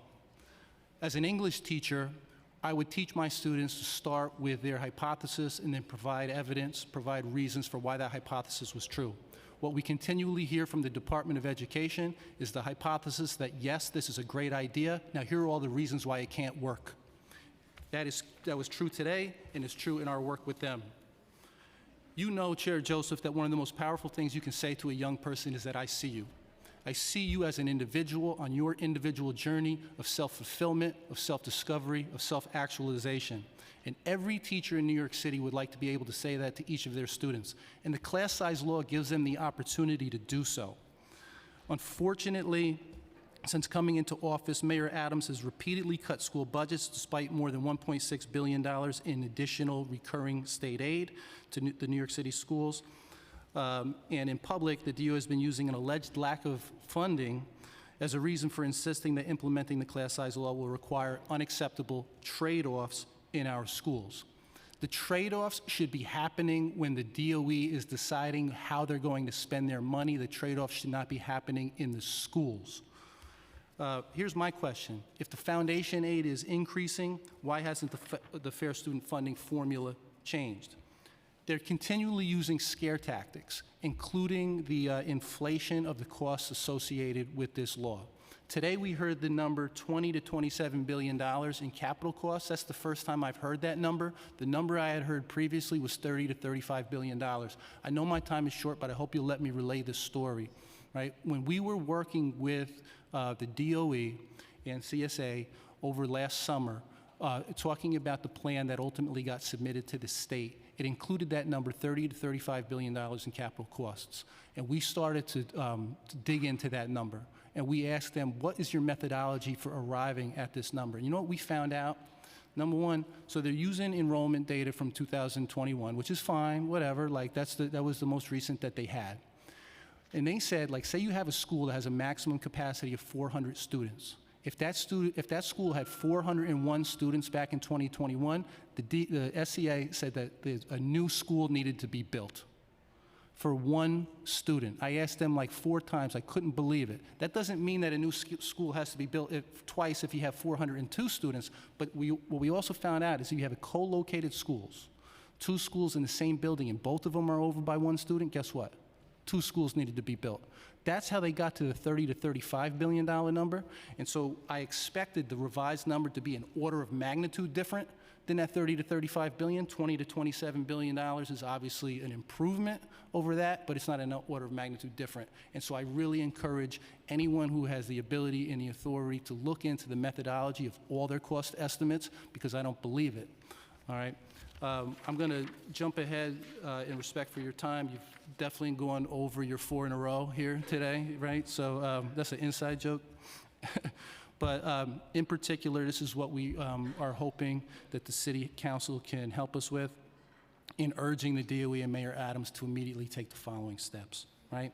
1, they need to identify the high-need schools that currently have the space to offer students small class sizes, right? We know that they exist, and they need to prioritize those schools for implementation. They need to provide additional funding from the city's surplus revenue and reserves to ensure that schools do not experience program cuts, the like of which they were talking about during the vast majority of their testimony a moment ago. Right? They need to act on the recommendations of the class size working group, especially around capital planning for new schools, and this has to include restoring and increasing the funding for new seats in the capital plan, and in the release of information regarding where those seats are going to be. Right? And they need to dedicate the additional funding to recruiting and retaining a pipeline of new teachers. I was heartened to hear the conversation about finding pipelines for students who graduate from New York City public schools and giving them an opportunity to become teachers here, right? That would be great, and having the teach force reflect the student body. I have concerns about that. I'm happy to work with them. You know, right now, like most of their initiatives for alternative pathways really focus on a master's degree, which, as everybody knows, that means you've already gotten to the bachelor's. And so what kind of support are they giving them there? We heard that the DOE say in their testimony that 2/3 of the schools in the system have the space right now to meet the requirement. And they talk about, you know, you have one school right here that has the space, or that is over-enrolled, and you have another school that is under-enrolled. And you asked the right question, I thought, when you said, or in your, not the question, but in your statement, that just because a school is under-enrolled doesn't mean it has small class sizes, right? You need both. You need the space and you need the budget. And the way that they work right now is the fewer students you have, the less money you have, and that makes some logical sense, but it doesn't induce any parent to take their student from the over-enrolled school to the under-enrolled school. If they would fund those schools that are under-enrolled in a way where they could actually have the lower class sizes, then I bet you'd see a lot of parents leaving those over-enrolled schools and go into the under-enrolled schools before you even talk about caps, right? And one other thing, and I know I'm way over time, I appreciate your indulgence. I just want to say that they talk a lot about equity. Right? And just like we talked about with the $30 to $35 billion number, you can use statistics to prove anything, right? When they talk about equity and they say that the highest earning quartile, or the highest quartile of schools by median income in those schools would benefit the most, because there's so much economic need in this city, when you talk about the highest quartile of affluence, you're talking about schools where they have up to 70% of students living in poverty, right? It's a shell game. That is, that's a talking point that they continually trot out. Once again, an example of reason that does not support the hypothesis that they're trying to implement this law. Thank you. Yeah. Thank you so much. Dr. Tareen Chambers-Reeves. Thank you. Good afternoon. So I'll start with a story with my daughter, who attended one of the New York City public schools in Manhattan. She worked very hard to get into that school. She tested in. She was able to sit in classrooms with 5 to 10 students, which led me to believe, as an educator who was in a school where my classes had 34 students, that it was actually possible to fund schools so that we could have smaller class sizes. So many opponents of smaller class sizes have always given the same excuse because they realize that it drives or promotes fear in the minds of the taxpayers and the policymakers alike. They use money to limit these decisions. They continue to say we don't have enough money in our budgets to do this, or we don't have enough teachers to successfully achieve this. However, I'm an optimist. As an educator who loves what I do and continue to love my students to acquire and utilize knowledge in a meaningful and impactful way, I say nothing should limit or prevent us from truly giving our children and future leaders of this country the very best education that having smaller class sizes can achieve. In 1985, the Student Teacher Achievement Ratio Project was launched in Tennessee, where they performed an experiment where 7,000 kindergarten students in 79 schools were assigned to classes of varying sizes. They followed the progress of these students for 4 years and found that the students who had been placed in smaller classes were between 2 to 5 months ahead of their peers who were in larger class sizes. Even after those students who started out in the smaller classes were returned to full-size classrooms, they continued to show the benefit of starting out in the smaller classes. By the time they got to the 8th grade, they were still ahead of their peers. Wisconsin conducted a similar experiment in 1996, targeting schools where the population was of low-income students. They compared classrooms with 12 to 15 students with classrooms that had 21 to 25 students, where at the end of this experiment, they found that the students in the smaller classes achieved higher test scores. From 2009 to 2013, a study of class size reduction by Michael Gilrain found that there was substantial improvement in student achievement in classes that were substantially lower. By the way, this study offers meaningful advice and strategies as to how we can achieve smaller class sizes in New York City. I can go on and show different studies that have been done in New York City public schools and strategies that have been suggested. However, I think, Councilwoman, you know that these strategies can overall improve the impact in our students even today. In reducing class sizes, we know that there needs to be an investment in our schools. We need to invest in preparatory programs and impactful professional development for our teachers. We have heard the Chancellor's announcement that they plan to open a $30 billion magnet school. Imagine that. We have $30 billion to open a new school, but not to invest in the ones that currently exist in order to achieve smaller class sizes. We need to stop the wasteful spending of creating new things while allowing the old things to go by the wayside. We don't need a new magnet school program. We need an evaluation of the programs we currently have, the class sizes that currently exist, and invest that $30 million in making those programs better and reducing class sizes. It is up to us, everyone on this panel, all stakeholders, including the Chancellor and the Mayor, to realize that the importance of giving each individual child in this city the individualized attention and educating them that they need and deserve will only be successful in our city. Let's stop crying poverty. Let's ensure that we provide the most critical and important expenditure with the greatest return to the education of our children. We know better, so let's do better. Thank you so much. Dale Kelly. Good afternoon. Good afternoon, Chair Joseph. And before I begin, I'd just like to thank you for your unwavering support of New York City Public Schools, our students, and our school leaders. Your partnership has been invaluable and greatly appreciated. My name is Dale Kelly, first Vice President of the Council of School Supervisors and Administrators. Thank you for the opportunity to speak today at this incredibly important hearing on the implementation of the state's new class size law. Firstly, let me be clear. CSA believes in smaller class sizes. School leaders know firsthand the positive effects that smaller class sizes will ultimately have on student learning. That being said, from the inception of the class law legislation, we have been steadfast that the law must be implemented in a fully transparent and responsible manner. Despite best intentions, there are critical challenges that we must address together.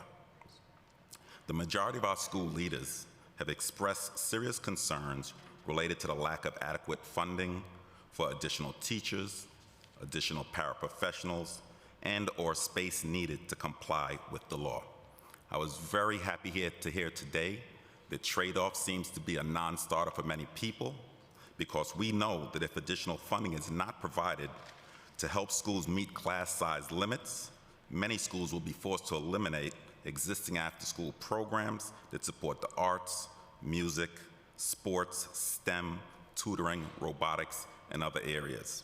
Schools may have to also reduce their enrollment and/or alter how they utilize spaces to support existing classes for their schools. The DOE has been transparent that there are many schools that have no capacity to expand and no additional space to allow for additional classrooms, resulting in a need for new school construction. As of now, there is no indication that the city has the ability to absorb these additional costs, and the law will become an unfunded mandate in this regard. To Mike Sill's point a second ago, today was the first day we heard that $22 to $27 billion price tag attached to the school construction. Previously, they had estimated those costs at somewhere between 30 to 35 billion, which we questioned in our tripartite committee work, and that's been an ongoing conversation. Additionally, there is already an existing teacher shortage in subject areas such as special education, science, mathematics, bilingual education, and others. Given the already high level of need for teachers in these and other licensed areas, our school leaders have no confidence that this system will be able to recruit a satisfactory pool of applicants for school leaders to hire the appropriate number of teachers needed to meet this class size mandate. And please remember that for any substantial increase in the number of teachers will require that we all advocate for a proportional increase in the additional school administrators to support the development of new teachers to ensure that the smaller class sizes have the desired impact that we're looking for. Otherwise, the academic gains from smaller class sizes may be eroded, since new teachers naturally require more professional development and support. In both these areas, we stand willing and ready to provide our colleagues with the support that they need and they deserve. Finally, we must be transparent with families that class size reduction can possibly pose a risk of displacement for both current as well as incoming students. We must ensure that no family is forced to accept classroom seats outside their intended zone or unwillingly have to travel to a less congested school outside their district. Again, we fully support the idea of reducing class size. However, we continue to call out the truth that under current circumstances, school leaders will be left without adequate resources to ensure a safe and high-quality education for all students, and the schools may be forced to abandon the programming that families have come to rely on us for. We are committed at CSA to working from a solution-based lens. We fully believe that the lowering of class sizes would ultimately benefit our students, our families, and our school system as a whole, and we want to partner to get this right. Thank you for your time. Thank you for your testimony. Fernando Alvarez. Good evening. My name is Fernando Alvarez. I'm a fourth grade teacher in East Harlem, also a product of the Bilingual Pupil Services that was mentioned earlier. I am here just to offer anecdotal data. You've heard a lot of numbers, a lot of calculations. I'm just here talking about an experience I had recently. I taught third grade both synchronously and hybrid the year following the lockdown, so 2020 to 2021 school year. And don't ask me how I was able to pull it off, but I did.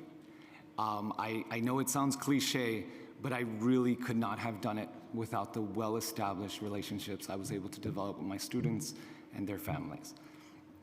I was going to their houses, fixing iPads, delivering styluses, helping students do homework in the courtyard of project buildings. So much so that I was asked by the parents to loop with those kids to teach them 4th grade. And it happened. We kept our relationship going. But 12 students were added to the class. 12 students that I was gonna welcome with open arms, and I really thought I could keep what I had going in the year prior. I was gonna able to keep going and keep doing it. But it was very difficult. It was very, very difficult. I was limited, I was stifled. My time was spread out more, obviously, to the point where I would apologize at dismissal to the kids for not being able to speak to them, for not being able to work one-on-one with them, for not being able to have lunch with them to help them do their homework. Those small groups to make what was mentioned earlier, the strong readers. Those strong readers that would make the, help make, what was it? The popular brand of my school, that would make my school be a place where parents want to bring their kids and keep their kids in my school. It wasn't happening. And I just want to end with a student of mine who lived in a shelter. She told me one time, I wanted to be a teacher. But now that I see everything you have to do, I don't think so. I have to find something else. So that's it. I just wanted to offer my experience and what I went through. And I really appreciate everything you've done for us and standing with us and letting teachers teach. Thank you. That's been my mantra for the new year. Let teachers teach. Stop micromanaging us. Just let us be. We'll do the testing and all that, but let teachers teach. So it's important. I left the classroom 2 years ago to represent, to be a champion for my kids, all of them, across New York City. So this work is personal to me, and I'm a parent of public school student as well. So what are the real numbers then? If we disagree with the numbers we're hearing, what are the real numbers? I don't know. When they said 30 to 35 billion, that's when we started to dig into that. And so that is a crazy number. We know that there are neighborhoods that need more seats. I think what we really need in order to be able to know if we're on track to meet the number of seats and have a cost associated with that is a capital plan that has the same kind of transparency that it's had in the past, if not more. Doesn't have it this time, and I asked that question. Exactly right. And so I don't know why that decision was made at this time, but I know that a further lack of transparency on the part of SCA while we're trying to implement this law is detrimental. And I would love to be able to say what the number actually is, but it's impossible with the way that they're doing business at the moment.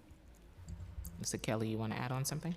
Definitely. Ultimately, we have to rely on the department to provide us those numbers, because we have no way of getting to that bottom line number. But what we do know is that, some of what has been shared to this point has left more questions than answers. One of the things the department spoke about several times today was the principal survey. That principal survey is something that CSA suggested, and we suggested that because all of the information that the department has been sharing with us to date is based on assumptions, it's based on past surveys, it's based on outdated information. And we said to them, in order to land on information that's reliable, you have to speak to the building leaders and the people on the ground floor to get accurate information. So to that end, they began this survey process. And what they've learned, based on some of the feedback they've given us, is that some of our school leaders don't agree with those initial estimates that have been provided by the department. So when you ask this afternoon, as of today, how many schools would be prepared with the adequate space, the fact that that number isn't on the tip of everyone's tongue is a bit troubling to me, because I would imagine that that number is driving all of the other numbers. And we've been given information like how many schools are going to require space, what are the, and again, please note, I kind of have to give this context. The department shared with us there's about 500 plus schools that are going to require space. They said of those 500 plus schools, there's 3 buckets within that 500 plus. They said some of those schools, they don't have any space. However, there may be space located within the confines of their building, which can be repurposed to meet the class law mandates. The second bucket of schools, they said, is that there's no space available. However, they are co-located with another school, or there's another building in close proximity that might allow for them to meet the class size mandates. And the last bucket were schools that under no circumstances can meet the class size mandate and that school construction is going to be necessary. When we heard today, when the question was asked today, are charters going to have to adhere to this same expectation that our public schools are going to adhere to? And the answer was no. Again, for me, that's very troubling. Because can you imagine, one of the things that President Rubio has been very clear with this chancellor is that we have to do a better job at marketing our New York City public school system and all the good things we do.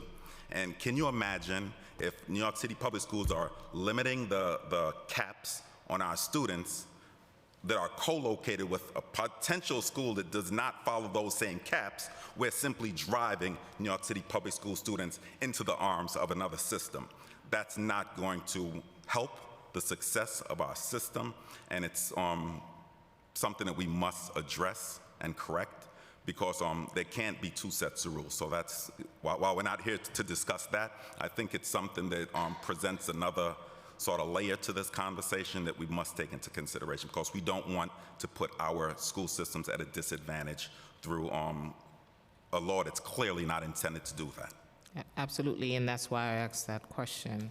And I also asked them, since I got here 2 years ago, that they don't do a good job in marketing the amazing programs that are going around in New York City public schools. As I mentioned, there's an amazing performing arts school in Brooklyn. I'm not sure many New Yorkers even know there's a performing arts, the only one in Brooklyn. You also have to audition to get into that school. Yeah, it's located at 345 Dean Street, because I visited. So, and I know students who go there. Yes, go ahead. So I'm the chapter leader at Edward Murrow High School, My son used to go there. and we had Les Mis at our school. So our school has an amazing performing arts program that most New York City public schools don't know about. As a matter of fact, we have the Morehouse College Glee Club coming there on the 18th, and I would like for you to be in attendance. We have amazing programs. We continue to hear every year that our budget is getting cut, but there's no real investment in keeping those programs. We continuously have to go to donors' shoes and other funding sources to provide for supplies in our school, but yet we still hear about budget cuts, right? So when we're talking about smaller class sizes, I believe that the city thinks that because as educators we always make it work, they don't really have to rush to get it done. And that's the problem. Because we as educators always get it done, they feel we just don't have to do this. Well, they'll figure it out. And that's why we don't have that retention number that we need to have.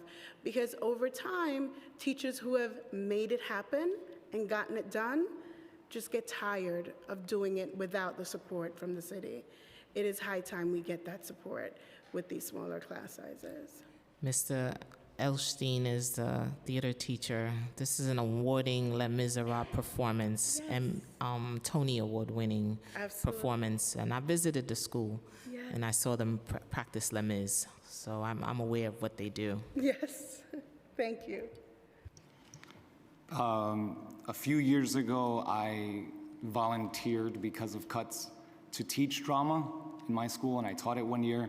Only because I didn't want the program to go away. But I had to go back to the classroom as a gen ed teacher under that license. So I saw it go away. And in my school, we currently don't have a music teacher or a drama teacher because of budget cuts. So thank you for bringing that up, that the arts, a lot of times, is what makes parents think that's the school I want my kids to go to. And unfortunately, my school is not offering that, not because we're not good, it's because of budget cuts. That's at least the explanation I was given. Also, another thing that was mentioned, well, that wasn't mentioned, has there ever been a charter school that gets a public school co-located in one of their buildings? Because across the street from where I live in East Harlem is PS 38, which is located inside the projects of Washington projects in East Harlem. And right on the outskirts of that project is Dream Academy with their shiny building, brand new building. Their cafeteria is all glass walls, all full-length windows, and the kids that have to go to PS 38 have to walk by that every day. And I was just wondering, has anyone ever mentioned, I know Gil Brewer offered it in a meeting about Twills, about how there could be co-locations, but that's the only time I've ever heard of it. Well, you need to follow me a little bit more. That was one of the things I brought up, hanging of the shinies, one shiny coin versus the other one, and what kind of message are we sending to our students on that's even segregated? I talked about that. Anyone, Mike? Just real quick, since we're on the topic of charters, you know, I rather enjoyed the moment where you invited folks to teach from the Department of Ed with the charts up there, and they kind of looked at one another to try and find somebody who was capable. But the chart that they were showing was one that reflected the percentage of classrooms that are currently in compliance, right? And, you know, to say the part out loud that they left unsaid, they're saying that the more affluent districts are going to have more challenges and are going to so therefore benefit disproportionately from the class size law.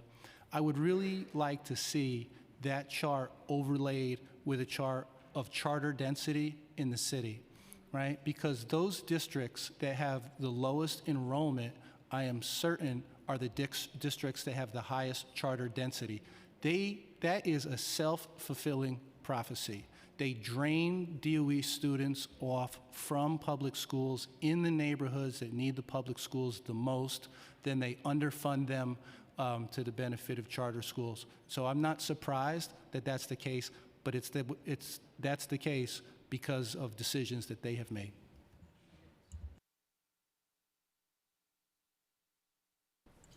Thank you so much to everyone on this panel. We'll now hear from our next panel, Lainey Hameson, Michael Rance, Naveed Hassan. Please make your way to the front.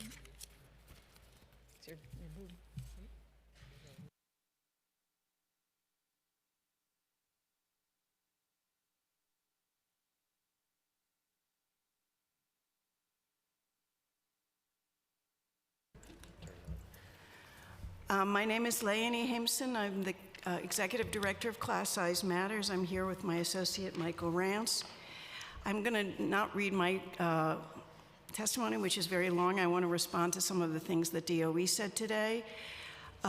They keep on making this point that the law is somehow inequitable because the highest need schools already have smaller classes. There are two reasons why that's a ridiculous assumption.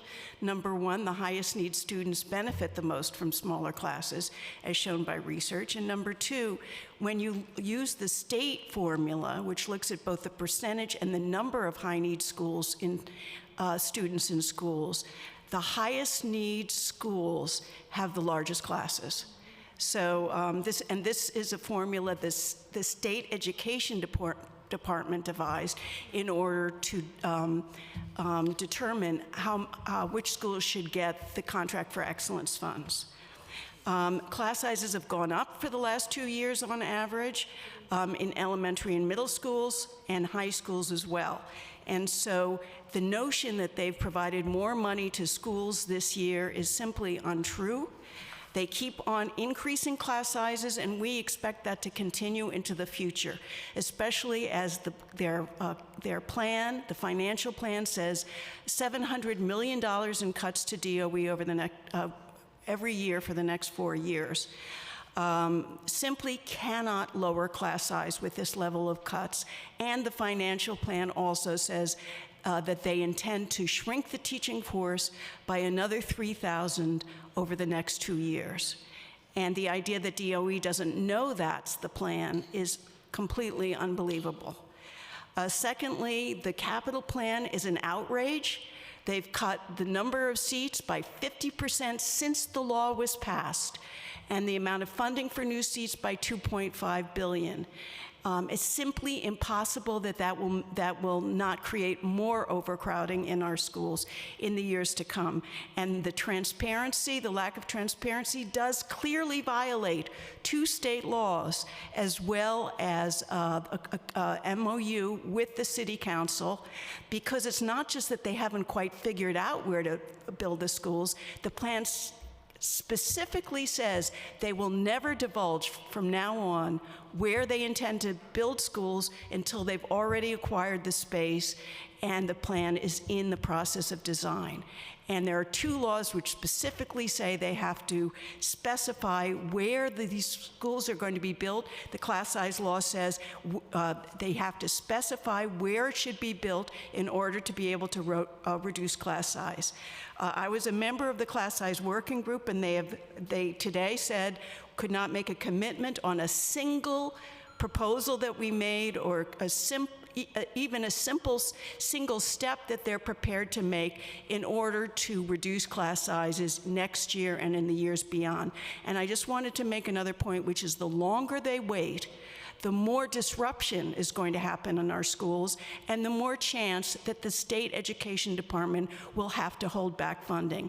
And we do not want that. They've had almost 2 years now to start planning, and they've done nothing except go in the reverse direction, make it more difficult for schools to lower class size. And I really feel for principals, because they are being given an impossible task. It is not a zero-sum game. It's only a zero-sum game if the DOE refuses to spend an extra penny on our schools. And of course they have the funding to do that. They have a city surplus that's projected of more than $3 billion next year, aside from the additional funding that we've gotten through the foundation aid. So I'm going to turn it over to Michael, and he's going to make a few other points about where we are now. But it is simply unacceptable that they're dragging their feet, and they have not made taken a single step to move in the direction that we know that we have to move. Thank you so much. My name is Michael Rance. I'm here with Class Size Matters and Lainey Hameson. Lainey got to a lot of the good background here, but I'm just going to add some data to what she's saying. As Lainey said, actually the highest need schools, according to this calculation that the state actually came up with, the highest need schools are actually having some of the lowest compliance relative to other schools. So we actually, in our analysis, broke down all of these schools by quartiles, just in quarters, and the quarter of schools with the highest need actually only complied roughly 27% of the time. And the DOE said earlier that citywide compliance is around 39%, and next year compliance is supposed to be around 40%. But we actually know that even 2 years ago, compliance was at above 42%. So the trend there is just decreasing as well, even though DOE is trying to spin it as something positive that's occurring. That's clearly not the case. And when we looked at these schools and whether or not they were complying with all of their classes, out of 1,500 schools citywide, only 46 schools fully complied with the caps. I mean, that's a minuscule percentage of the schools actually fully complying with the caps. And most all of them were the highest need schools. Yes. I mean, the lowest need schools. Not a single one of the highest need schools in that quartile fully complied with the caps.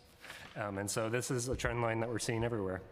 And yeah, to sort of piggyback on what Lainey was saying about the class size working group, I mean, these are some of the things that were recommended in the report released in December. Stop co-locating schools without any analysis to the educational impact statements.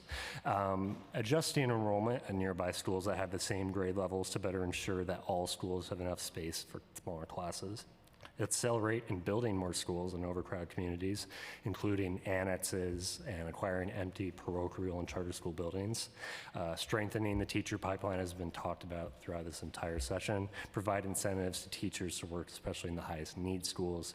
And then also considering adding a separate budget line for class size reduction and keeping the fair student funding allocation for other critical school and classroom needs. Again, none of these have been accepted as of yet by the DOE. Instead, they're doing all the opposite of these. They continue to co-locate schools without any analysis of whether this will prevent existing schools from being able to lower class size.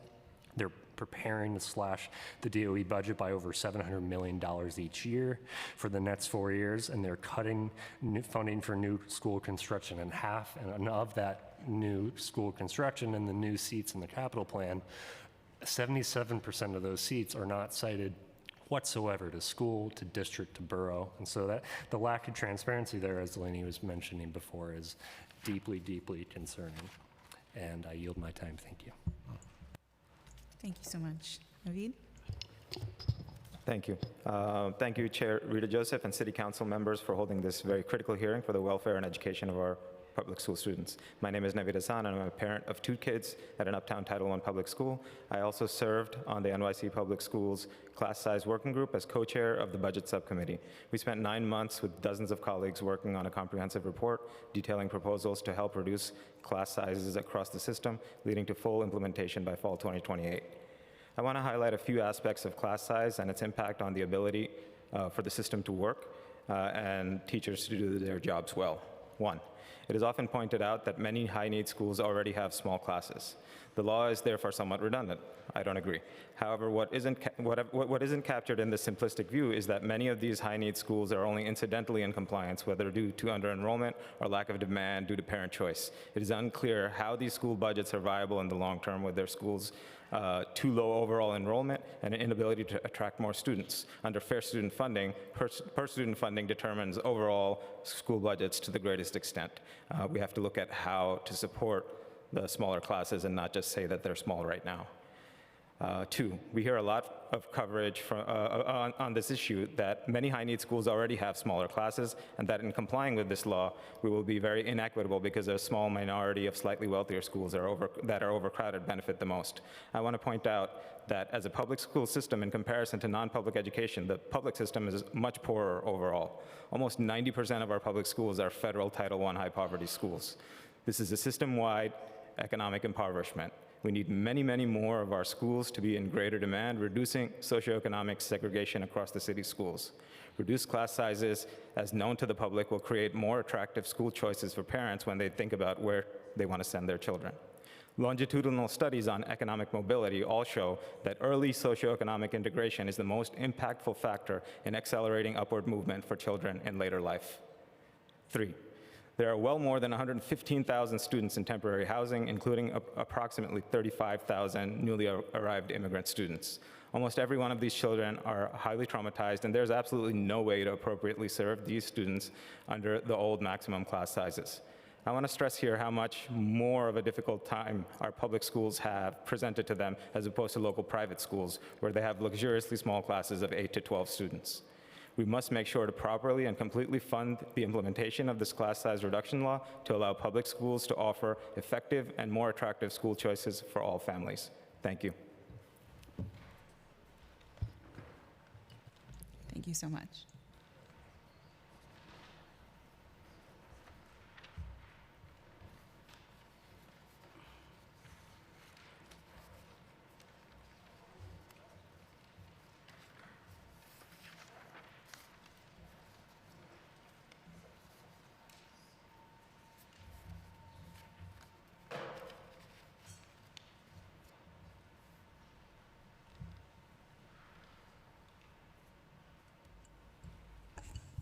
So it's the numbers from IBO for the amount of teachers that would be needed. What is your take on that? Yeah, I asked the IBO why their estimate differed so much from DOE's, and the IBO said they reached out to DOE, but DOE wouldn't talk to them about it. What's interesting is the cost estimate that DOE is putting forward is much higher than the IBO's cost estimate, which in their recent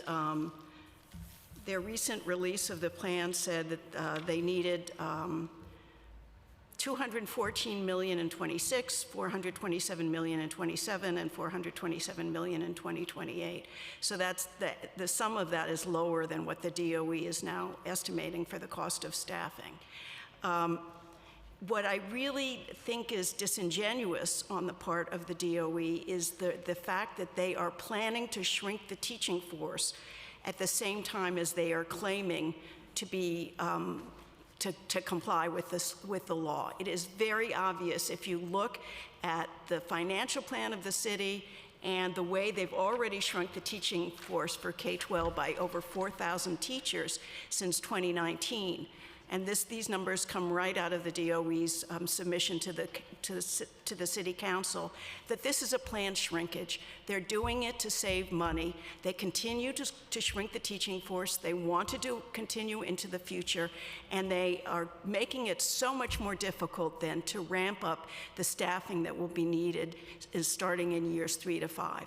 And it is so disheartening to hear how they have not made a single decision about strengthening the teacher pipeline or even allowing schools that have the space now to lower class size to have the budgets that would be necessary for them to do so.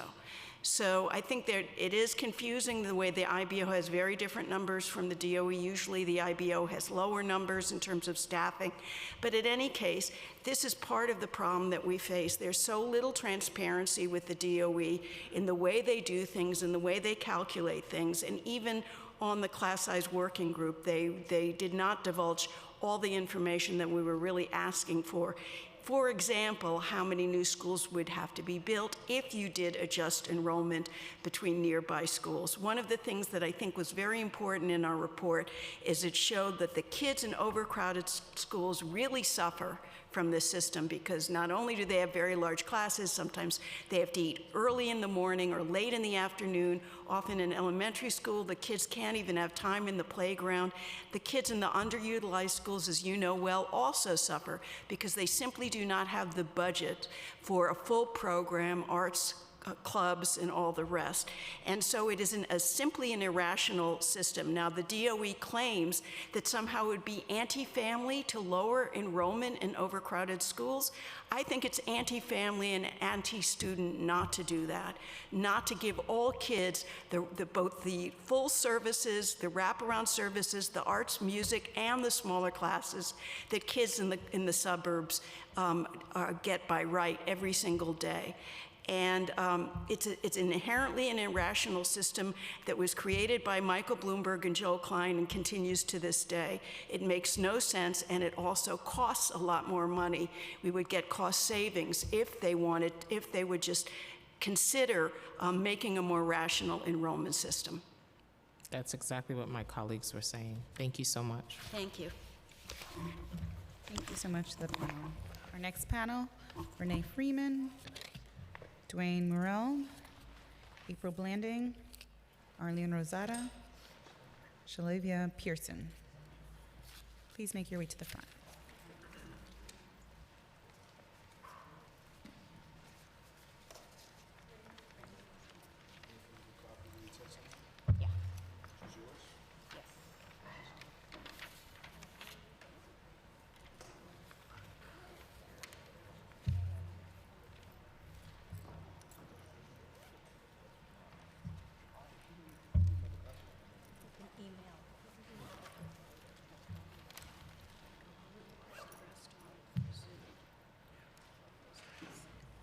Renee Freeman? No. Dwayne Morrell?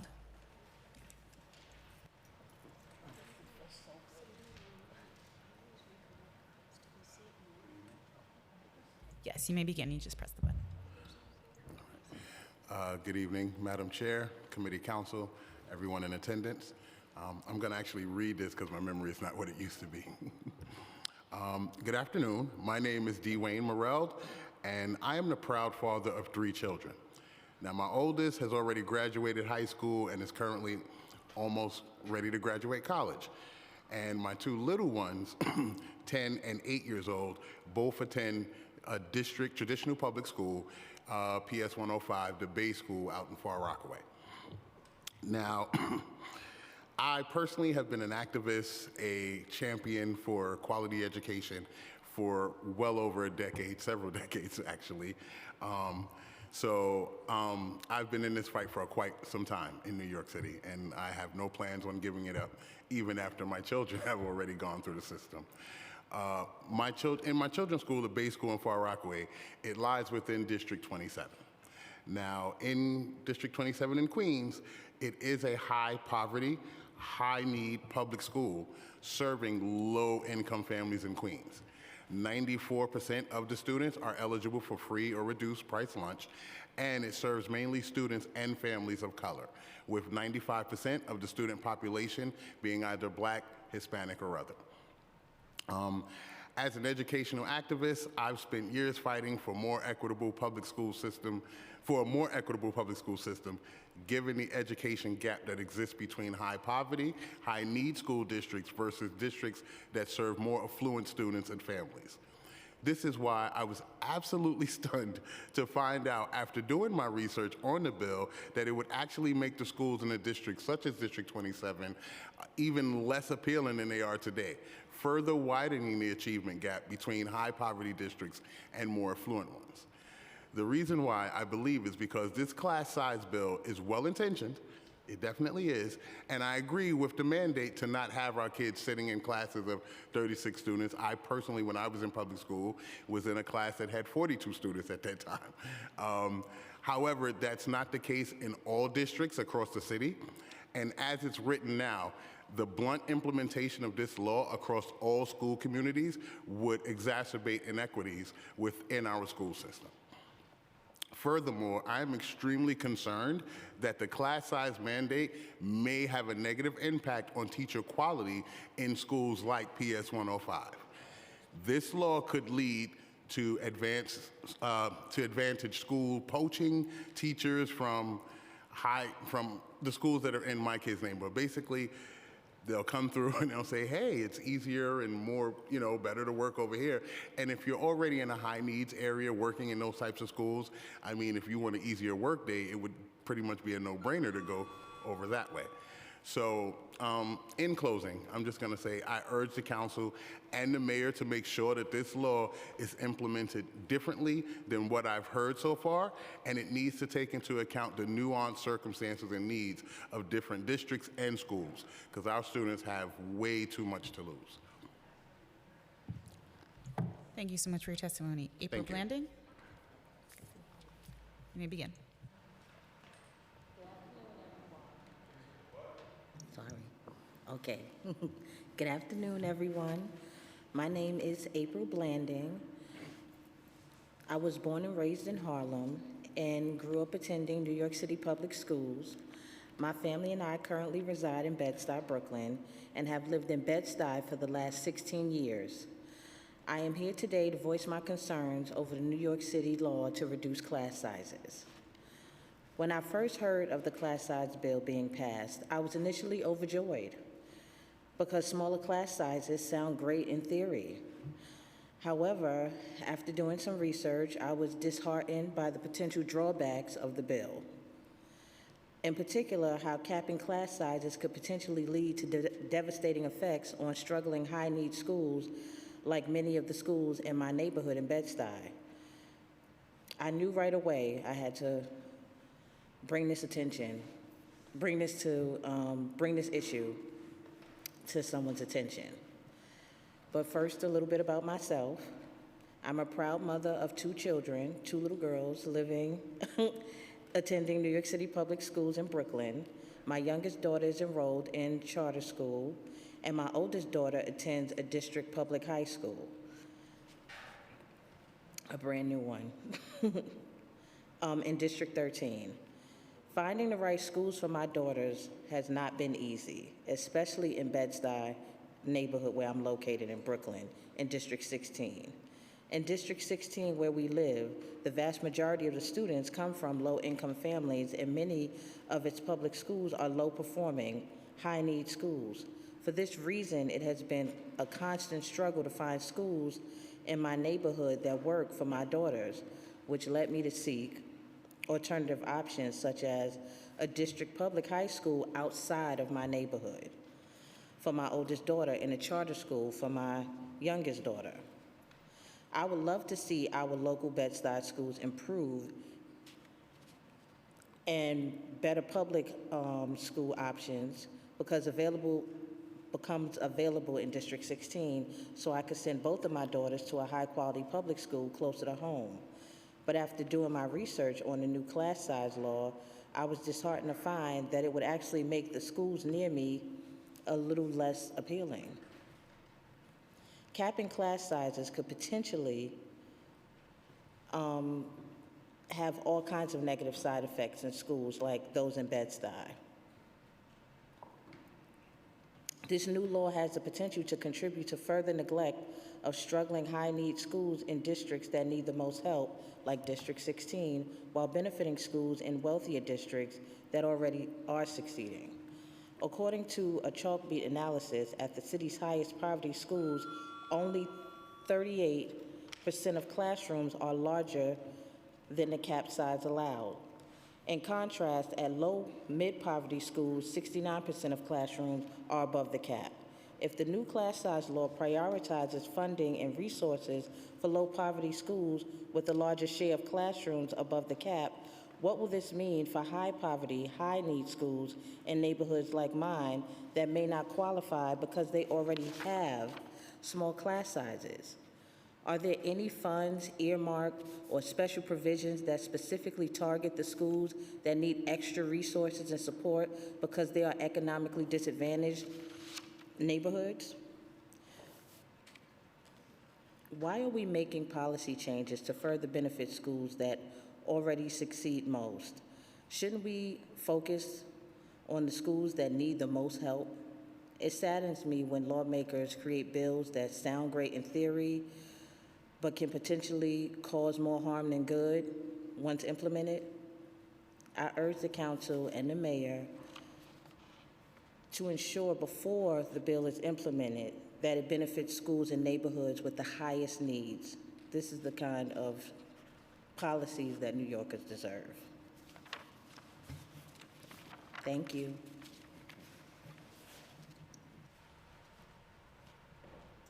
Thank you so much. Shalavia Pearson? Yes. You may begin. Hello. Yes. Good evening, everyone. Good afternoon, I think, right? So, I come across some new information while sitting down, kind of listening to the arguments of the Department of Education in regards to capping how many students. You know, it wasn't just about capping the students to a school, not just to a classroom. Like, that was very surprising to me to even hear that argument, especially coming from an area like mine in Brownsville, where we're the largest concentrated area of public housing and low-income people in New York City, period, right? And that's District 23, where the 73rd Precinct captain came from, so that was like very surprising to me. I'm actually the co-chairman of Resident Association, the Youth Civic Engagement Committee, and I've been doing that 10 plus years, working with the kids of the inner city, right? And I'm into construction management. I'm an assistant project manager, so building is something I like to do.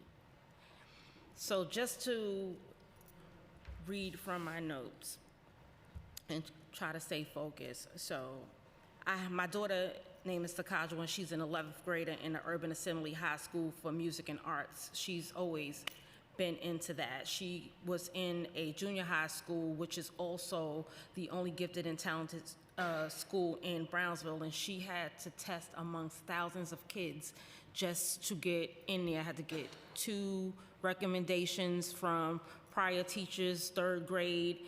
You know, I had to write an essay, she had to write an essay, she had to take an exam, there was an interview. It was really difficult to get into one of the only schools in that underprivileged area for her, you know, to even have an opportunity. And even that school that has funding coming to it had a lot of challenges as far as keeping a lot of extracurriculum activities into it. I needed to say that, right? So now I've learned the important ingredient in a fair school system is teacher quality, right? A good teacher can make all the difference for a student, especially one in high-need districts like Brownsville, and an experienced and effective teacher can hold students back from achieving their full potential. Today, there aren't enough great teachers to go around. Instead of solving the problem, the bill makes it worse. By decreasing class sizes across the board, it will encourage wealthy, low-need schools to be poached upon the best teachers away from the schools in the underprivileged areas like Brownsville. It will leave those schools less equipped to close the achievement gap, especially considering how COVID-19 caused students to be behind even more than before the pandemic, right? It's true, large class sizes are a problem, right? But this bill tries to solve it by creating an even worse problem, like exacerbating the problem, right? For instance, the data from the New York State Educational Department clearly indicates the disadvantages of underprivileged schools compared to privileged schools, right? So we're talking about teachers, right?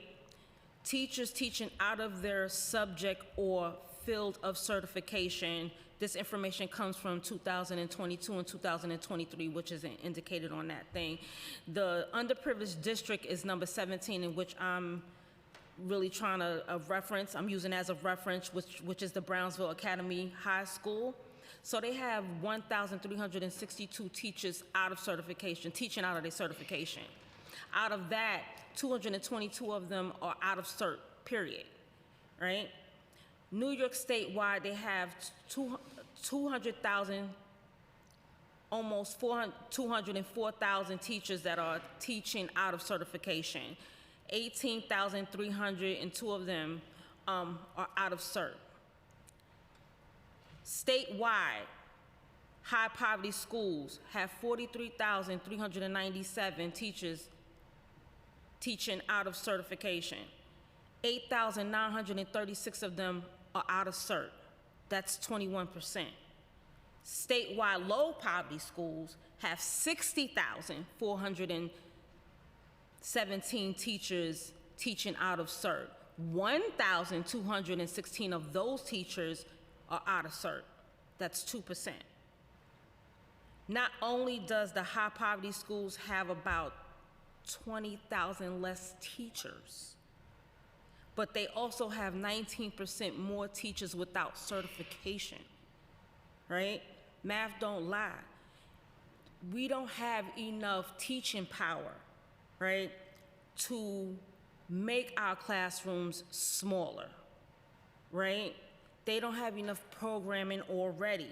If this law comes to New York City, I just urge the council and the mayor to work together to make sure it benefits high poverty schools in neighborhoods like Brownsville. Because in its current form, I worry that the cure is worse than a disease. Thank you. Well, thank you for that. It's a state law and it's already implemented. Matter of fact, they delayed the law last year. This is the first year. It's in phases, not all at once. So this is all at once, and then in the law, high need poverty schools are also incorporated in that need. And one of the things we did as the council in New York City Public Schools, we also changed the formula on FSF, which is a fair student funding, where we put high need students with high poverty level and also students living in temporary housing. We included those two weights. That has never been done before. And this was the first time they recalculated the FSF formula since 2007. So there's been work being done here under my leadership. So there's work. Okay. So we'll continue. I just got here 2 years. But there's work that's being done on that level as we continue to build this out. So this is just the first phase of the law. Continue to follow it out. Continue to fight for equity and access for your students, for your children, and for the future generation. So I was a teacher for 2 decades before I became the chair of the education committee. So I know, I get it. Right.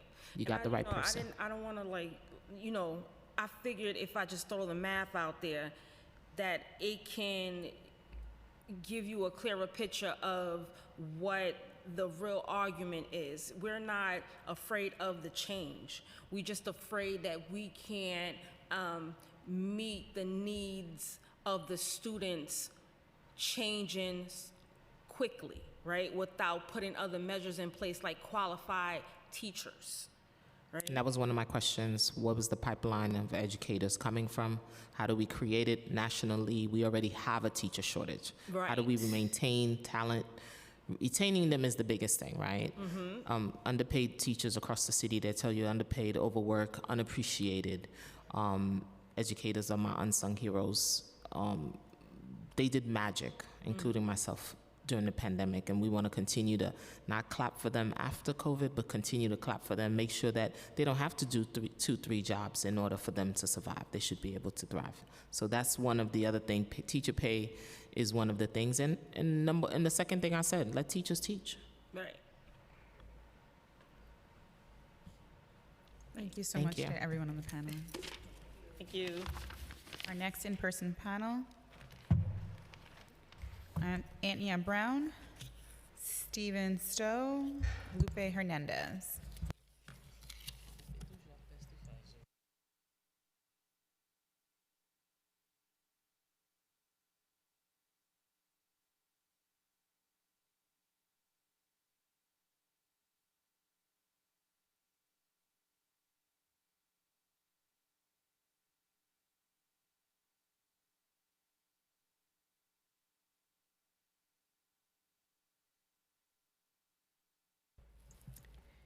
Anita Brown, you may begin your testimony. Sorry for pronouncing it wrong. It's Anita Brown. It's pronounced just like if it was an I. Giving honor to you, Ms. Joseph, to the committee council, to all those that's present. My name is Anita Brown, and I'm a resident of the East New York section of Brooklyn. I am proud to say that I'm a grandparent of 7, great-grandmother of 5 that attended public schools, some that have graduated already and some that just starting their journey. And truly, I am happy to be here to voice my opinion on this class cap. But I just noticed that I heard you say that the bill has already been implemented. And it's sad because, to me, where did it derive from? Did it derive from statistics? Was there a survey done where the caretakers of our scholars could have put in their opinion as to what their priorities they wanted for their children? I didn't hear anything about that. But I'm glad to feel your spirit because I see that you're an advocate of education just as well as I am. In my years as an educational advocate, I have become all too familiar with how public schools in Brooklyn have been consistently shortchanged. I have seen the dark contrasts and qualities between the schools in neighborhood districts like East New York and Brownsville versus those in more affluent, high-performing school districts. I am concerned that this new class size bill will make that contrast worse, not better. This bill does not provide more resources to schools that need it the most. Instead, it will funnel the best teachers and even more resources towards schools that are already well off and high performing. I have been around long enough to know that resources for our public school system are plentiful, but not infinite. The fact of the matter is that there will have been to be a reshuffling of resources to make this policy work. So I'm here to demand answers. Why couldn't we implement a law that forces teachers in East New York to choose which programs to cut? Just like it should have been offered to the parents as to the priority or what they would like for their children, to make room for change in class sizes. And we don't need, why will the insensitize high-performing schools to poach the best teachers from low-performing ones? And most importantly, why weren't we asked that our priorities were for our schools? Because if you ask me, smaller class sizes will certainly not be it. Schools in East New York need more resources, more extracurricular activities, and better facilities. But that's not what this bill provides. It's risk-making low-performing schools worse and high-performing schools better. I have served on 2 PTAs, and I've had firsthand knowledge of what the schools was lacking. And some of those schools in East New York are run down. They are being cohabitated with 2 and 3 schools. And as serving on the PTA, I was able to experience what our children was not getting. And it's a sad thing, but that now that my kids, my grandkids, have grown up and went on to higher education, that I'm not able to be in the schools to see what came to fruition. But as far as I know, and as far as from what my neighbors have told me, they have transferred their kids to other schools or high-performance schools due to the lack of in our schools in our neighborhood. And before I go, I would just like to say that even though my government name is Anita Brown, I feel I can be AKA, also known as Peter. Peter, that all I know of my friends who feel they are Peters, because you robbing Peter to pay Paul. And that's a sad situation. And things have to change. There have to be some equality. Just like they wanted charter schools and public schools to cohabitate, there have to be some qualities in the high-performing schools as well as the low-performing schools. We need to be treated just as equal. Thank you for your time. Thank you for your testimony. Stephen Stowe. Good afternoon, Chair Joseph and other members. My name is Stephen Stowe. I am president of Community Education Council in District 20, and I served on the class size working group as well. After hearing a lot of opposing comments here today, it's no secret that this is a controversial issue. I'm very proud of a possible compromise from our CEC that I feel could bring many of the groups here today together. In January, our CEC approved a resolution by a vote of 8-1 calling on the state legislature to amend the class size law. We are asking for implementation to be extended to 10 years from 5 years, to only implement the law in grades K through 3 in line with the actual research that has been conducted, and finally, in line with many of the comments that have just been made, recommend only implementing the law in schools which need it most, those that are both low income and lower academic performance. That's our CEC's position. The remaining comments are my own. I've spoken to many principals about this. They have the data. They know the impact the law will have on their school. Painful trade-offs are about to occur. The first casualty, many principals tell me, will be the specialty classrooms. Art rooms, dance rooms, music rooms, maker labs, greenhouses. Those will all be repurposed into general education classes. But it doesn't solve the problem at many schools in my district. For these schools, it will be time to tell many families zoned for their school that they can no longer attend. In comparison to the very powerful United Federation of Teachers, I want to uplift the voices of parent stakeholder groups, especially parents of kids not yet in the system, but who have moved to a school zone they like. In the next few years, many of these parents are going to be informed they cannot attend their local school, but instead must go to another school. And it's not as simple as simply opening new programs in nearby underutilized schools. In districts like mine, over 75% of schools are over the cap. In many cases, the closest underutilized school is miles away. This will be especially difficult for many working immigrant families whose children are brought to school by grandparents. Another group of stakeholders that gets hurt very badly by this law are students in schools which have lower academic performance. Many of these schools are also under-enrolled. It couldn't be more simple. If these schools are under-enrolled, they will see very little benefit from a law designed to send more teachers and build more schools in the over-enrolled areas. Teachers throughout the city will transfer to districts in Northeast Queens, South Brooklyn, and Staten Island. Left behind will be Central Brooklyn and the Bronx.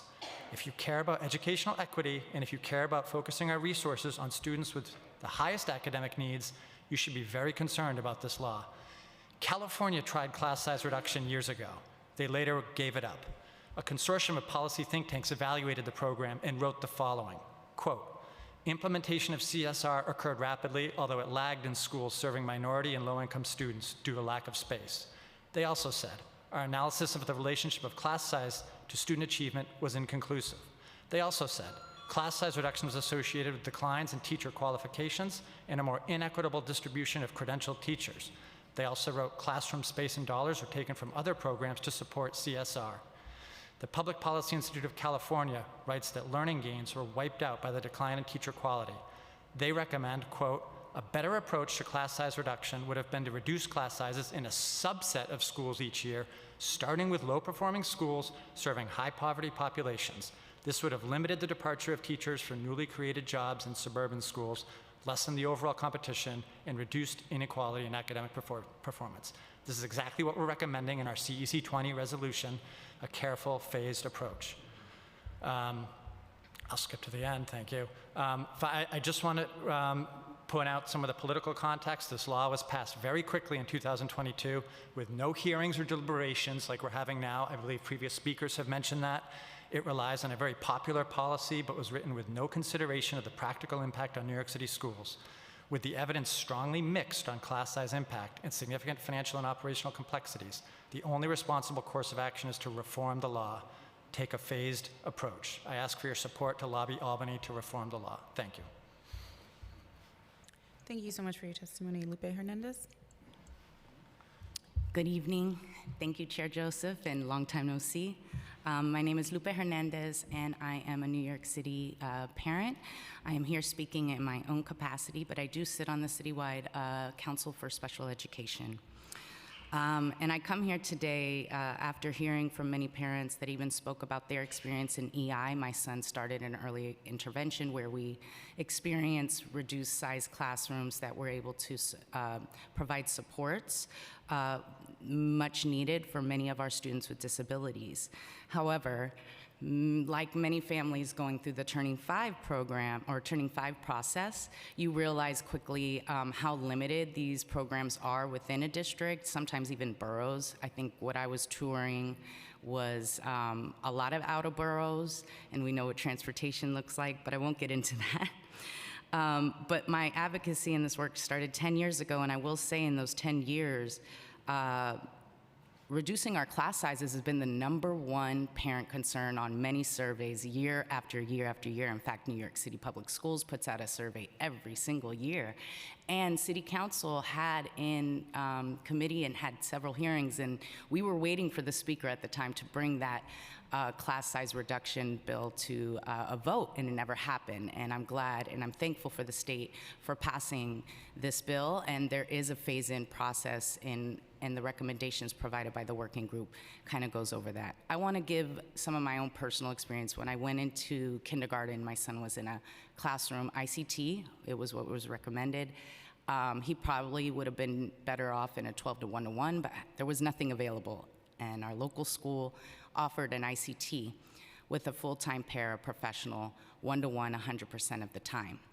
However, when we got there that first day, not only were there 26 kids in that classroom, which was one student over the actual current mandate, and they didn't create another ICT classroom. It was the one and only ICT of the 3 kindergarten classrooms in a school that actually is more affluent, like many of these folks are saying, in a very privileged district that had PTA funds. But even with that, our principal was limited to use that budget because my son's IEP, stating he needed an ICT classroom and a 1-to-1 para, was not finalized till after that principal had already received their budget.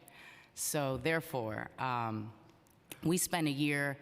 There was also more kids in that class that needed IEPs. He's in 5th grade now. All 3 of the 5th grade classrooms are ICT. And we're lucky we were able to do that. But the way fair student funding is allotted, the way we're allocating our budgets, principals have been incentivized, regardless of enrollment in their schools, to hire the classroom sizes in order to use their budget for all of these amazing things that everyone has spoke about today. But some of the key things I just want to touch on before I let you go is that the principals had money through contracts for excellence. They weren't able to do it. And that the fact that my son made the most progress when we went hybrid and classroom sizes were slashed in half during the pandemic. And I just want to point out to the DOE that we did add additional weights for our students in temporary housing. We also, for the first time, right? And then we also added additional weights to our students with disabilities. But our schools currently were never functioning with that money. If you remember, the comptroller's office testified that schools were missing $11 million this year just based on the students in temporary housing because they give the budgets to our principals off of very grossly inaccurate projections but it was from December 31st of 2022. There were 20,000 more students in temporary housing in our school buildings when we opened this fall in September, and the principals are just now getting that money. Do you think that they can purposefully use these funds for what they were intended when this is the way that we're giving schools our money? So when we say it's this or, it shouldn't be. These are mandates. And if principals actually got the money they really needed in June, they wouldn't be playing like Tetris in February and March, because they have to use these budgets in the next couple weeks, and they just got them. We're not hiring teachers. My son got that paraprofessional in February. He was supposed to have it from September. And 5 of the kids in my class, we were called to be given a fully funded specialized education. But by that time, those seats were filled. Turning 5 had already exhausted that. The 4 other children from my son's class went Carter. My district has the highest Carter rates. If the principal could have expanded that ICT into 2 or have done more, she would have. It was impossible. So thank you. Thank you, and I've always talked about how schools are funded is so inadequate, and that was also from a hearing we did here, calling on them to finally pay the schools the funding that they were owed. I have a question for you for CC. I noticed in the SCA report, there's an example that District 20 is about to get slated for 3 new buildings to open in September because you have a overutilization of surrounding schools. But yet, do you think the law should not be implemented? Talk me through that. Absolutely. I think what really should have gotten more focus was reform of the SCA itself and the processes and procedures it uses. It's almost sort of a totally separate conversation, but I would love to see legislators and city council focus on that, because ultimately that's the best solution to this issue. The problem is we know there's no way within 5 years, 4 years now, we're going to get all these schools built. It's just not going to happen. And so that's really where sort of that, of course I support new schools opening in my district. It's not going to address the gap, as we saw in the data provided by the DOE and just from my experiences going to all these schools. But yeah, so I would love to see a bill, the SCA, all the regulations it has to go through just to get, to get site selection done and building process and procedure, what they can and can't do. I think that's ripe for overhaul. But anyway, if Nina was still here, I'd love to chat with her about it. Okay, thank you. And Grandma, keep fighting. Keep fighting. And equitable funding for schools is what we fight for. I know I fight for that hard. No matter what the zip code, the background, every New York City children deserve a quality public education. Non-negotiable. That's why I talked about the trade-offs. There should be no trade-offs. It's non-negotiable. Smaller class size, I should still have music, drama, theater, and all of the great things that go being a child, So thank you for testifying. Yeah, it makes them well-rounded. That's right. It ain't just about books and books, but they need that extracurricular activity, them after-school program. They even have tutors that come in the afternoon to help these kids. So, it's definitely needed.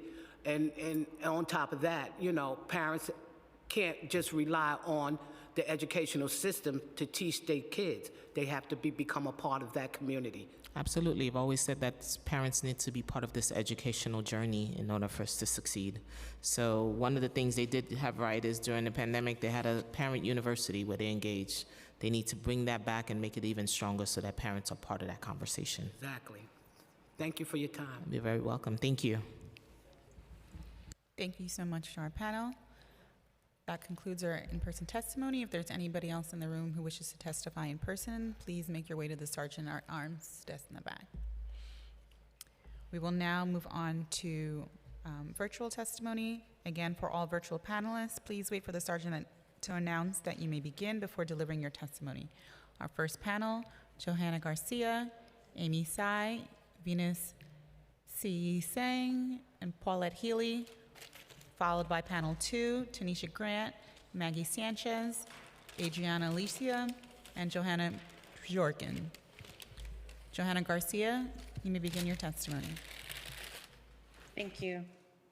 Good afternoon, and thank you so much, Chair Joseph, for your leadership and for holding this important hearing. My name is Joanna Garcia, and I had the privilege of serving as the co-chair of the class size working group convened by Chancellor Banks. I come before you not only in my capacity as co-chair, but as a parent deeply invested in the educational justice and equity that smaller class sizes can provide to the students of New York City. In April 2023, under the Chancellor's directive, we embarked on a mission with the class size working group comprising 48 members. This diverse group represented the multifaceted nature of our city's educational ecosystem, tasked with a monumental goal: deliver actionable, thoughtful recommendations for implementing the new state class size law. This initiative was not merely administrative, but a continuation of the historic fight for educational equity, a cause championed by the landmark efforts of the Campaign for Fiscal Equity. Their victory laid the groundwork for our current undertaking, highlighting the undeniable link between class size and the quality of education. Our group's efforts spanned 9 months, exceeding our initial timeline due to the depth of our commitment and the challenges encountered, concluding in December. Working to balance the different perspectives within our group, we aim to create recommendations that can navigate the intricate realities of New York City's educational landscape. We know it's incredibly complex. Despite encountering resistance from a small minority within the group, we stayed committed to our central mission: that every young person in our city deserves the chance to be seen and supported as an individual. This belief was mirrored in our methodological approach, underscored by frequent meetings, more than the 1 month that was initially asked of us, worked through the summer, and in-depth discussions. Our 55-page report encapsulates this journey based on a phased plan. It's phased in, it's not overnight. Phased plan for reducing class sizes that calls, and I really want to underscore this part, that calls for extensive consultation with local school communities and a realistic assessment of space, programming, and implementation options. In fact, I'll pause here just to say that we asked for a survey of principals and teachers early in our journey of coming to recommendations, because we wanted to have that feedback inform our final recommendations, but we got resistance from the Department of Education to do that. This fight for smaller classes is at its core a fight for an educational system where every student has access to the front of the class, where their needs are not just recognized, but addressed with the urgency they deserve. It is with a very heavy heart I'm sorry, that I your time know has expired. that You may I know the continue. DOE's current stance, suggesting that the implementation of smaller class sizes across New York City is unfeasible. This perspective not only undermines the comprehensive work and dedication of the group, but also ignores the clear roadmap we've provided. Our recommendations are not wishful thinking, but a testament to what is possible with commitment and collaboration. So in closing, I urge this committee, City Council, chairperson to consider the weight of history, the evidence of our efforts, and the undeniable benefits that smaller class sizes can bring. This is more than a policy debate. It is about delivering on a promise of educational justice to the students of New York City who have waited too long. Our recommendations provide a viable path forward, informed by the collective wisdom of educators, parents, and advocates that not parachute in. Let us honor the legacy of those who fought for a sound basic education for all students by taking the bold steps necessary to make smaller class sizes a reality in New York City. Thank you for your time and consideration. Thank you so much for your testimony. Amy Tsai.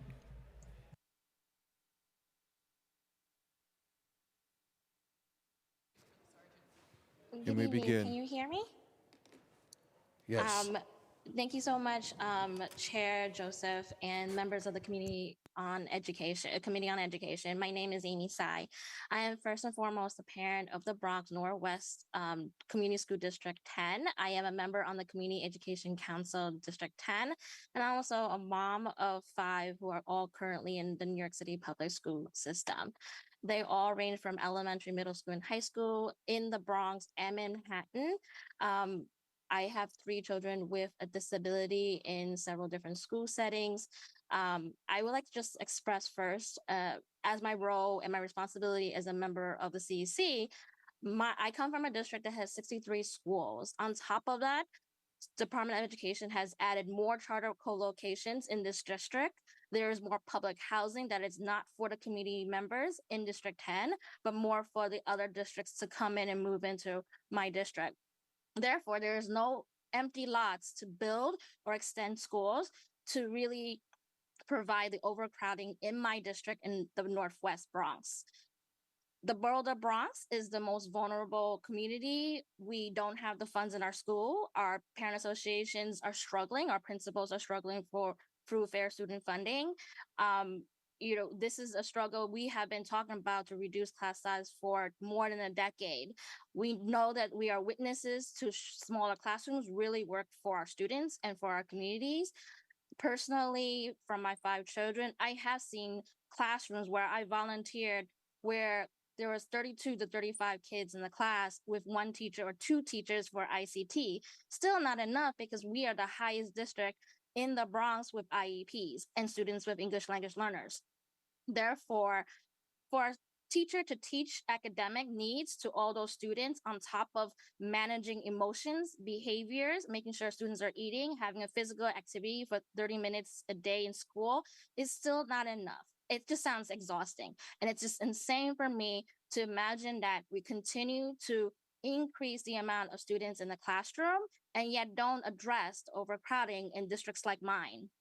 I want to mention that social, emotional, and physically conditions of our students is really important. And we've seen that one-to-one attention from a teacher or small groups really benefit both teachers and faculty and students, and are the results of parents being able to take care of their children while they're at work or other.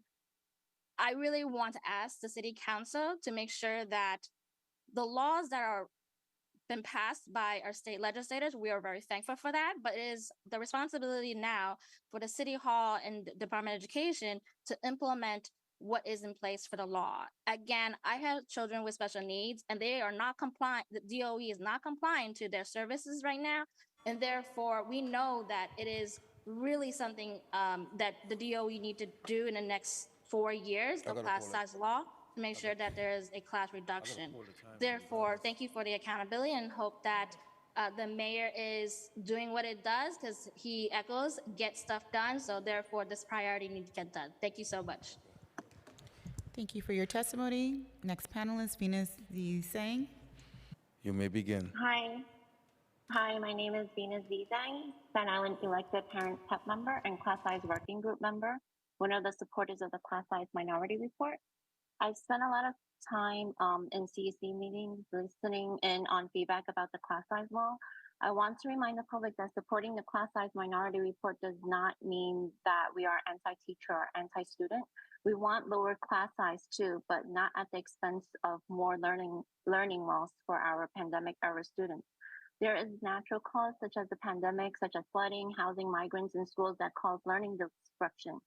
How do we knowingly cause learning disruption to our students? Many policy is written in a way that leaves things up for interpretation. I'm not comfortable with the class size working group's recommendation of capping enrollment because that says out loud and clear that we will disrupt our families. Starting from kindergarten, we will have wait lists. For example, in District 20 and in District 31, we are getting new schools. We are all excited. We are all relieving the crowded schools, right? This is how it should be. Build, then move the students, not move the students to the next under-enrolled school, which could be nowhere in District 20 and District 31. Every school is crowded. A parent / teacher in District 22 voiced that she was worried that her child's ICT class will be affected. She was worried that once implemented, many ICT students would be declassified because there won't be enough special ed teachers. Special ed teachers are very hard to hire, so her concern is valid. It's not right for her community members to demoralize her for being concerned and not wanting smaller class size in place of her children's education needs not being met. This needs to be done strategically as outlined in the class size working group minority report. We need to show that it's something worth the investment to do, starting with a group of youngest students that will benefit the most, building a strong foundation. If you don't know what kindergarten waitlist look like, can you imagine getting a call at the end of kindergarten that you can return to your zone school in first grade? If we support capping enrollment, many families will be shut out of their zone schools, and the long-term effect can stretch out to low-income and middle-class working families, losing the opportunity to take AP classes and electives that pave the way out of poverty for many. For me, I have 3 kids that I have to pay for college for. I was really looking forward to saving a year of college tuition from my children's taking AP courses in high school. Implementing the law in a forceful manner will interrupt learning for the same students who suffered the most during this pandemic. New York City students will really get, as Senator John Liu calls it, a basic, in fact, a very basic sound education. Someone mentioned in a CEC meeting chat that their child is in a class of 32 seats. If classes get cut to 20 seats, where are the other 12 children going? We need more capacity and more teachers. We don't have the money, the capacity, or the teachers. Please have DOE and Senator Liu show us where the funds are if Senator Liu insists that it exists. Even if we have the money to hire I'm sorry, your teachers, time we has need expired. to first build. Sure. Thanks. You can continue. Okay, thanks. So we don't, even if we have the money to hire teachers, we need to first build capacity. It's not going to happen in 5 years because we can't even build a building in 5 years. The answer isn't simply fully funding the schools. We are going to lose funding per law if we don't get it done within 5 years. Now, are you willing to lose funds for D75 students to support lowering class size for all? Or are you willing to volunteer your child to attend an under-enrolled school maybe a mile away? There are trade-offs that we all have to think about. Please review the class size working group minority report and urge for there to be amendments made to the law, how to approach this law in a better way. Thank you. Thank you so much for your testimony. Paulette Healy? You may begin. Hi, Chair Joseph, thank you so much for holding this hearing. I will be submitting written testimony that will have my opinions about the class size mandate and how it affects citywide. And as many people know, I'm a District 75 parent, and I'm not trying to go back and forth, but just listening to some of the previous speakers about District 20, that's my district, that's where I live. And for people to say we can't build these schools in 5 years, we have 3 schools coming online in September. So I don't want to perpetuate this misinformation in order to allow fear and distrust to affect people's opinions about whether smaller class sizes are necessary or not. When we came back fully in person after the pandemic in District 20, the most populated middle school in District 20, which my child attended, had to cap their class sizes. They just didn't have the capacity to take the over-register students that were coming in asking for a seat. And we did send them to a school that had a bit more capacity. And when the opportunity opened up for the children to come back the following year, they stayed at the other school. And do you know why? Because when they were sent to a slightly lower enrolled school, they discovered they had comprehensive STEM programs there. They had a robotics program there. They had a student leadership led social emotional team there, which nobody talks about because there's only a handful of schools in District 20 that people have deemed high performing schools or high quality schools, and they get the most attention. And just like you're referencing the Brooklyn Academy of Music high school down in District 13, that's a hidden gem. There's tons of hidden gems in District 20 as well as other overpopulated districts. And if we don't start capping, class sizes and making parents aware that there are other quality schools in their districts, they will remain hidden gems. So I think that, when we're talking about this class size mandate, it's necessary. Evidence has proven post, COVID that with the smaller class sizes that were implemented in the hybrid model, there were more children being serviced. There were more children getting their social and emotional learning needs addressed. There were more students who were given trauma supports because of the smaller class sizes. So I think that's the kind of lens that we need to take to this. So we have to recognize that with the challenges that the DOE had put out, we also have to hold them accountable for the fact that they created it. You know, the fact that we have lost Your time over has expired. 4,000. Sorry, can I just finish my thought? You can continue. Thank you. The fact that we have lost 4,000 teachers starting from fiscal year 2019 till now, and we're at the risk of losing 3,000 more teachers, this was created by the austerity budgets. And this was how the DOE decided to implement those austerity cuts. So to say that there's going to be a challenge hiring the necessary teachers in order to comply with the class size law, yeah, because they manifested this. It's their fault that we're going to have trouble hiring these teachers. The only ask that I have in terms of you know what is being presented, and thank you, Johanna Garcia, for doing an incredible job leading the class size working group and their recommendations. My only ask, in addition to what they're asking for, is that we recalculate the existing utilization formula, because as of right now, it doesn't really reflect things like radiators and support beams in the classroom in terms of, like, you know, how many students can fit into that particular classroom. It also doesn't have a component to recognize that there needs to be appropriate spaces for therapy sessions. Because of that, we are having speech, OT, and PT being implemented in staircases and hallways and storage closets. Meanwhile, schools are using spaces for photo labs instead of therapy rooms. So I think that's something that we can definitely do. And then also, if we can make sure that there's protections to protect D75 co-located programs that are already in buildings right now. The promise was that the class size mandate would not affect existing D75 programs, but unfortunately, at the start of this year, the certification proposals that have been presented at the PEP have harmed District 75 programs, and if it wasn't for robust organization and advocacy, Your time has they would expired. already Please been wrap up cut. your testimony. Yes, that was my last comment. So please, I know that you are a D75 parent as well and invested in our community. So if we can just make sure there's better protections, that would go a long way. Thank you. Thank you so much for your testimony, and thank you to everybody on the panel. We'll now move on to our second panel. Tanisha Grant, Maggie Sanchez, Adriana Alicia, Joanna Bjorken, followed by our third panel, Olympia Kazi, Deborah Alexander, and Debbie Cross. Tanisha Grant, you may begin your testimony.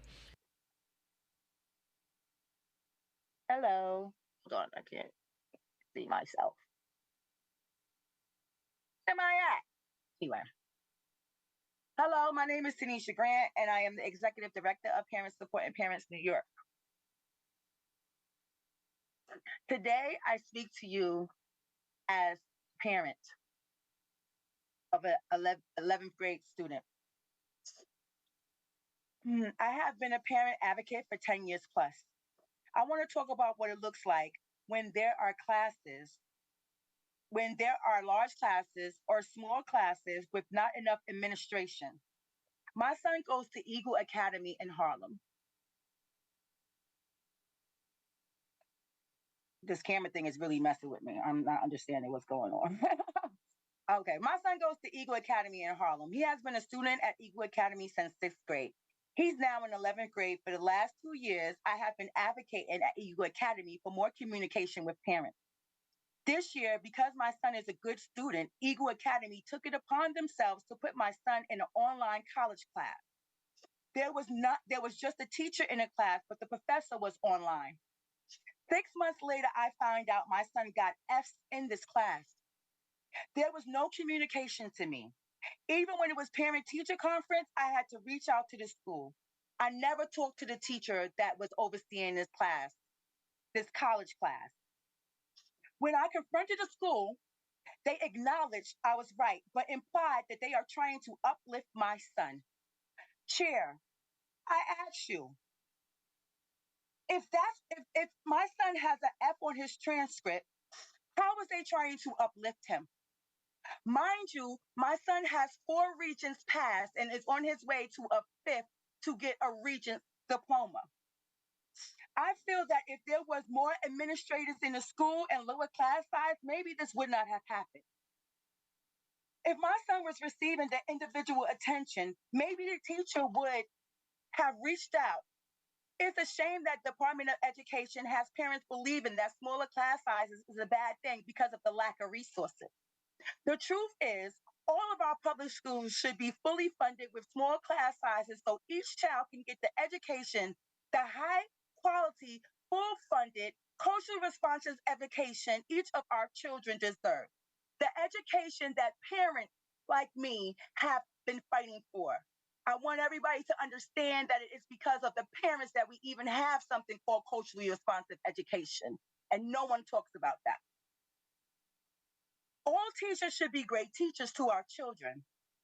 All school administrators should have a partnership with parents.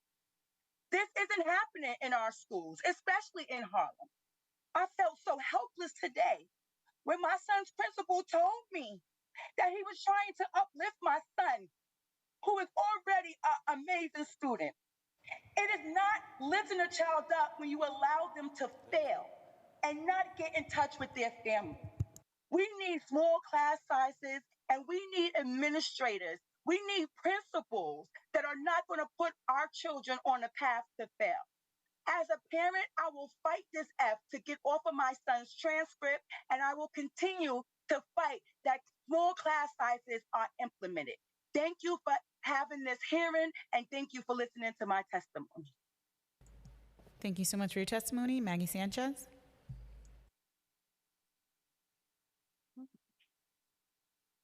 Esteemed Committee on Education, my name is Maggie Sanchez. I am a public advocate appointee to the Citywide Council on Special Education, and I am speaking on my personal capacity. As a parent of a student with autism, I'm here to speak on the class size law passed in 2022 and how not abiding by this law negatively impacts students like my child and others. As a former public school student myself, I know how large class sizes can impede students' learning. Now imagine how the experience is for students with disabilities who have auditory processing disorder or other diagnoses, who already have a difficult time navigating crowded spaces. How can those students be expected to meaningfully learn in classrooms of over 30 to 40 students? It's just too overwhelming. It is for my child and for many others as well. I keep seeing that in PEP meetings, schools with low enrollment move to co-locations, taking space that could be used to lower class sizes. Right now, there are students in classrooms of 40 students or more, having to sit on the floor due to lack of available desks for them to learn. Many of them are multilingual learners, for example, in District 6. That is why the class size law is so important. That is why measures like not implementing cuts to the capital plan and the utilization of $3.3 billion surplus and $2 billion in rainy day funds are critically important and need to be taken by the Department of Education to abide by the class size law. I sincerely entreat that this committee and the council as a whole continue to hold the mayor and the Department of Education accountable on this issue and on the cuts to education that have been implemented. These cuts are, as well as planned upcoming cuts to education, are making it extremely difficult for students in schools across New York City. Thank you, Chair Joseph, for being the voice of families like me. Thank you to all of the committee members as well. Thank you so much. Thank you for your testimony. Adriana Alicia.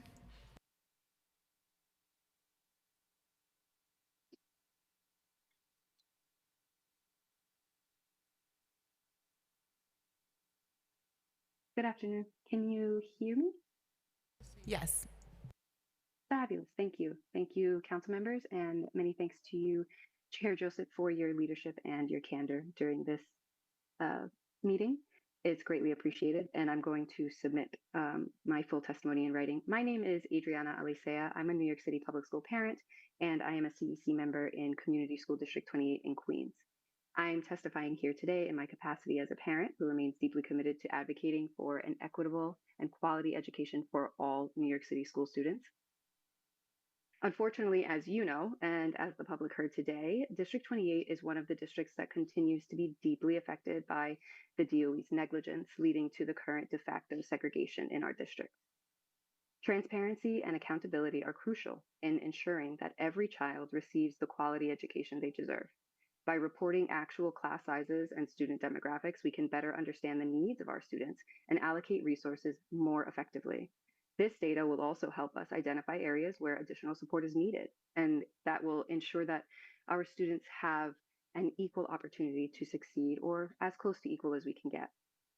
Having said that, I want to echo statements made earlier today by Michael Sill and by the folks from the Class Size Matters Project, as well as many of the parents who testified after that. I'm not going to restate those in the interest of time. Instead, I want to take the opportunity to encourage the public to fact check the statements made by members of the Chancellor's Cabinet and the School Construction Authority. You can email them directly with any questions. Their contact information is posted on the DOE and SEA websites respectively, and I encourage you to email them until you get an answer that you are satisfied with. The last thing I want to say is this. I've lived in this city my entire life. I grew up here, my partner grew up here, and we have chosen to raise our child here. I love this city. I've never considered living anywhere else. Brooklyn is in my blood, like it literally wouldn't even be possible for me. But recently, between the DOE selection of mandated curriculum, I know you can't see me, but curriculum is in inverted commas there for folks at home, the rubber stamp to squandered resource pipeline that is the PEP, and the lack of true oversight and levers of accountability and so on, I also just want to say we're not in California. My child deserves better. Your child deserves better. Our children deserves better. And frankly, this is the greatest city in the world, right? That's what everybody says. It's well past time that we demand the DOE act like it. Thank you again, Chair Joseph, and please extend my thanks to all of the sponsors of this incredibly important bill. Thank you for your testimony. Our next panelist, Johanna Bjorken.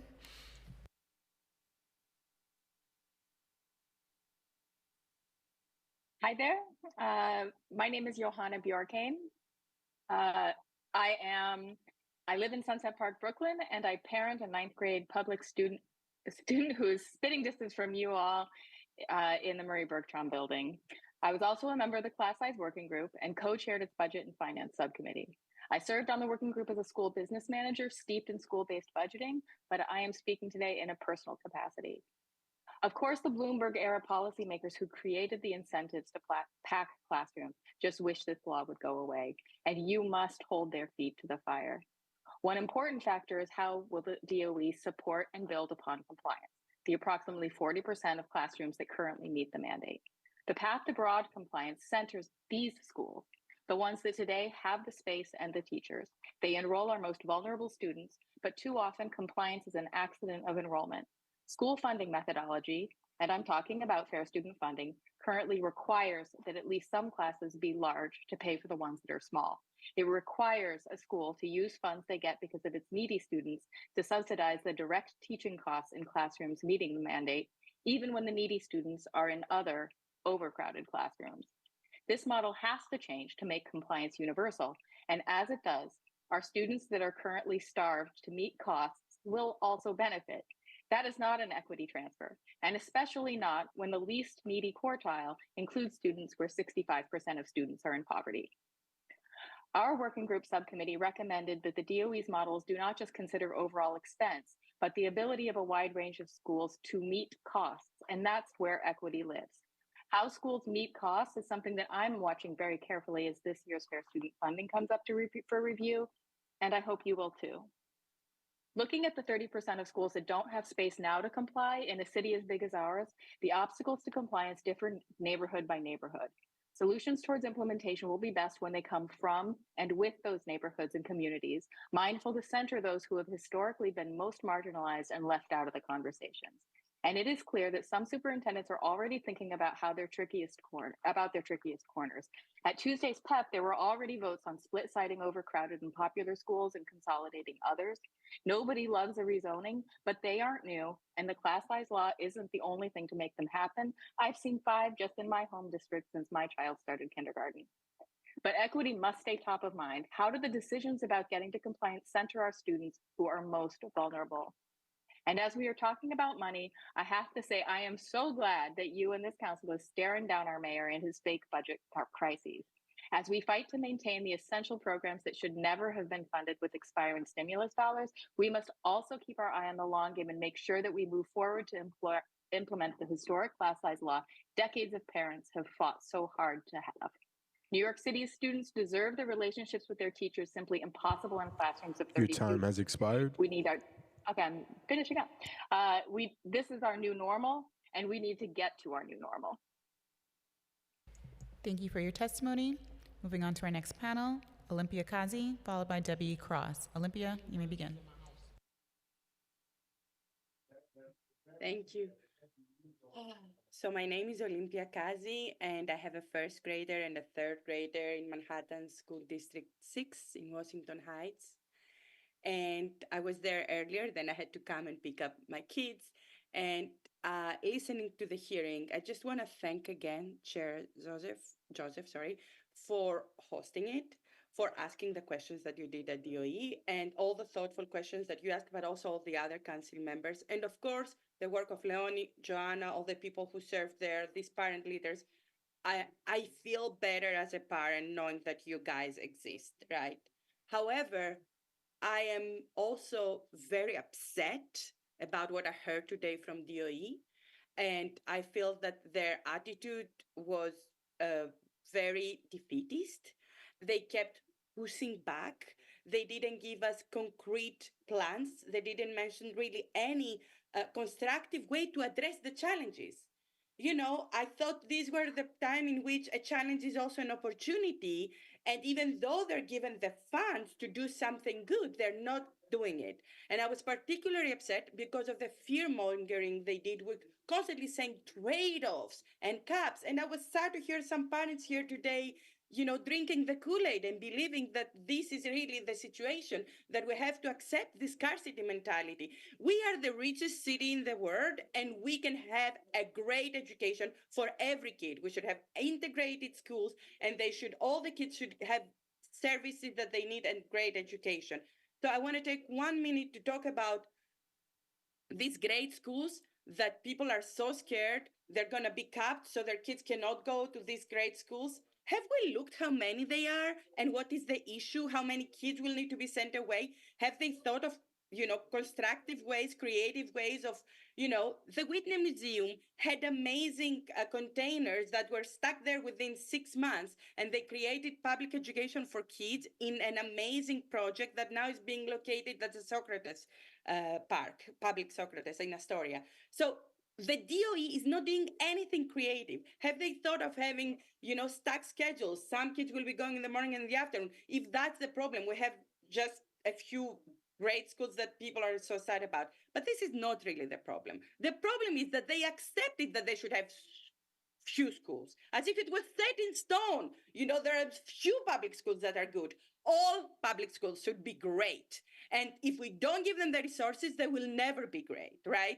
Our kids are worthy of great public schools. And I want to thank you again, because I know you're working to get it done. And DOE should start doing their job. Thank you. Thank you for your testimony. Debbie Cross. Yes. Hi, can you hear me? Yes. Okay, hi. So my name is Debbie Cross. I'm a parent of 3 students in New York City Public Schools. I'm also the president of the Citywide Council on High School, which represents over 300,000 students and their family in high schools that are located across the 5 boroughs. And as such, this makes us the largest community education council in New York City. We heard about children being children and how they need to have art, they need to have music. I'd like to talk to you about teenagers, since that's what my council focuses on. On February 14, the Citywide Council on High School passed a resolution calling on the state legislature to urgently amend the class size law to focus the implementation of the law on lower grades and later phase in high schools. The impetus for this resolution was the CCHS careful analysis of data pertaining to enrollment and occupancy in high schools, as well as an ongoing dialogue that we maintain with families, with school administrators, and with the Office of Student Enrollment. I would like to give you the key takeaways, two of them, of this resolution. First, forcing small class sizes on high school in New York City will have devastating consequences for these high schools, which principals are assessing right now by redirecting funds from special programs, electives, advanced placement classes to core classes. These programs that are going to be defunded are the programs why the schools are popular in the first place, and they're the programs why students are motivated and challenged. We have 400 high schools in New York City with 700 different programs. The mandate to implement small class sizes in high schools is going to destroy the unique character of each of these high schools. Second, there are also devastating consequences in terms of educational choices and quality of life that are looming for families and students. Why? Well, in highly sought after programs such as specialized high schools, performing arts programs, academically accelerated schools, zone schools, enrollment will need to be capped. We heard that from multiple people tonight. It will need to be capped, and the number of seats that are going to be cut are somewhere between 20 and 40%, depending on the schools, in order to comply with the mandate. Because of school overcrowding, particularly in Queens, this means increased travel time for students. Teenagers need sleep. I have 3 of them at home. I can tell you, they need sleep. The cost associated with implementing the mandate for high schools is enormous. And what is very troublesome is that the mandate will result in a transfer of money towards schools and students who are already generally wealthier and show higher performance from schools and students with higher needs. We heard that today. The money is going to come out. It's going to come out of Bronxville. It's going to come out of Bed-Stuy and East New York. Thank you. I'll just wrap up. So I urge City Council to look beyond the catchphrase that small class size is good and to focus on data. I urge you to speak to us at CCHS, to the DOE or NYCPS, and also to talk to school administrators with boots on the ground because they know what's happening. Talk to Dr. Marmer, who was co-chair of the class size working group. He's there every day. He knows what's going on in his school.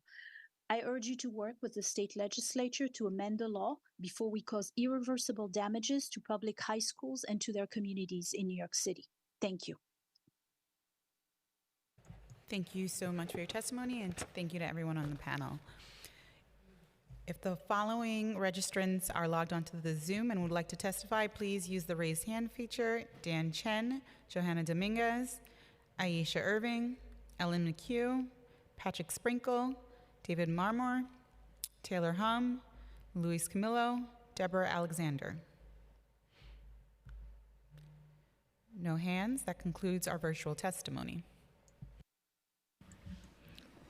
Thank you for a great hearing, and we're going to close it out. Class size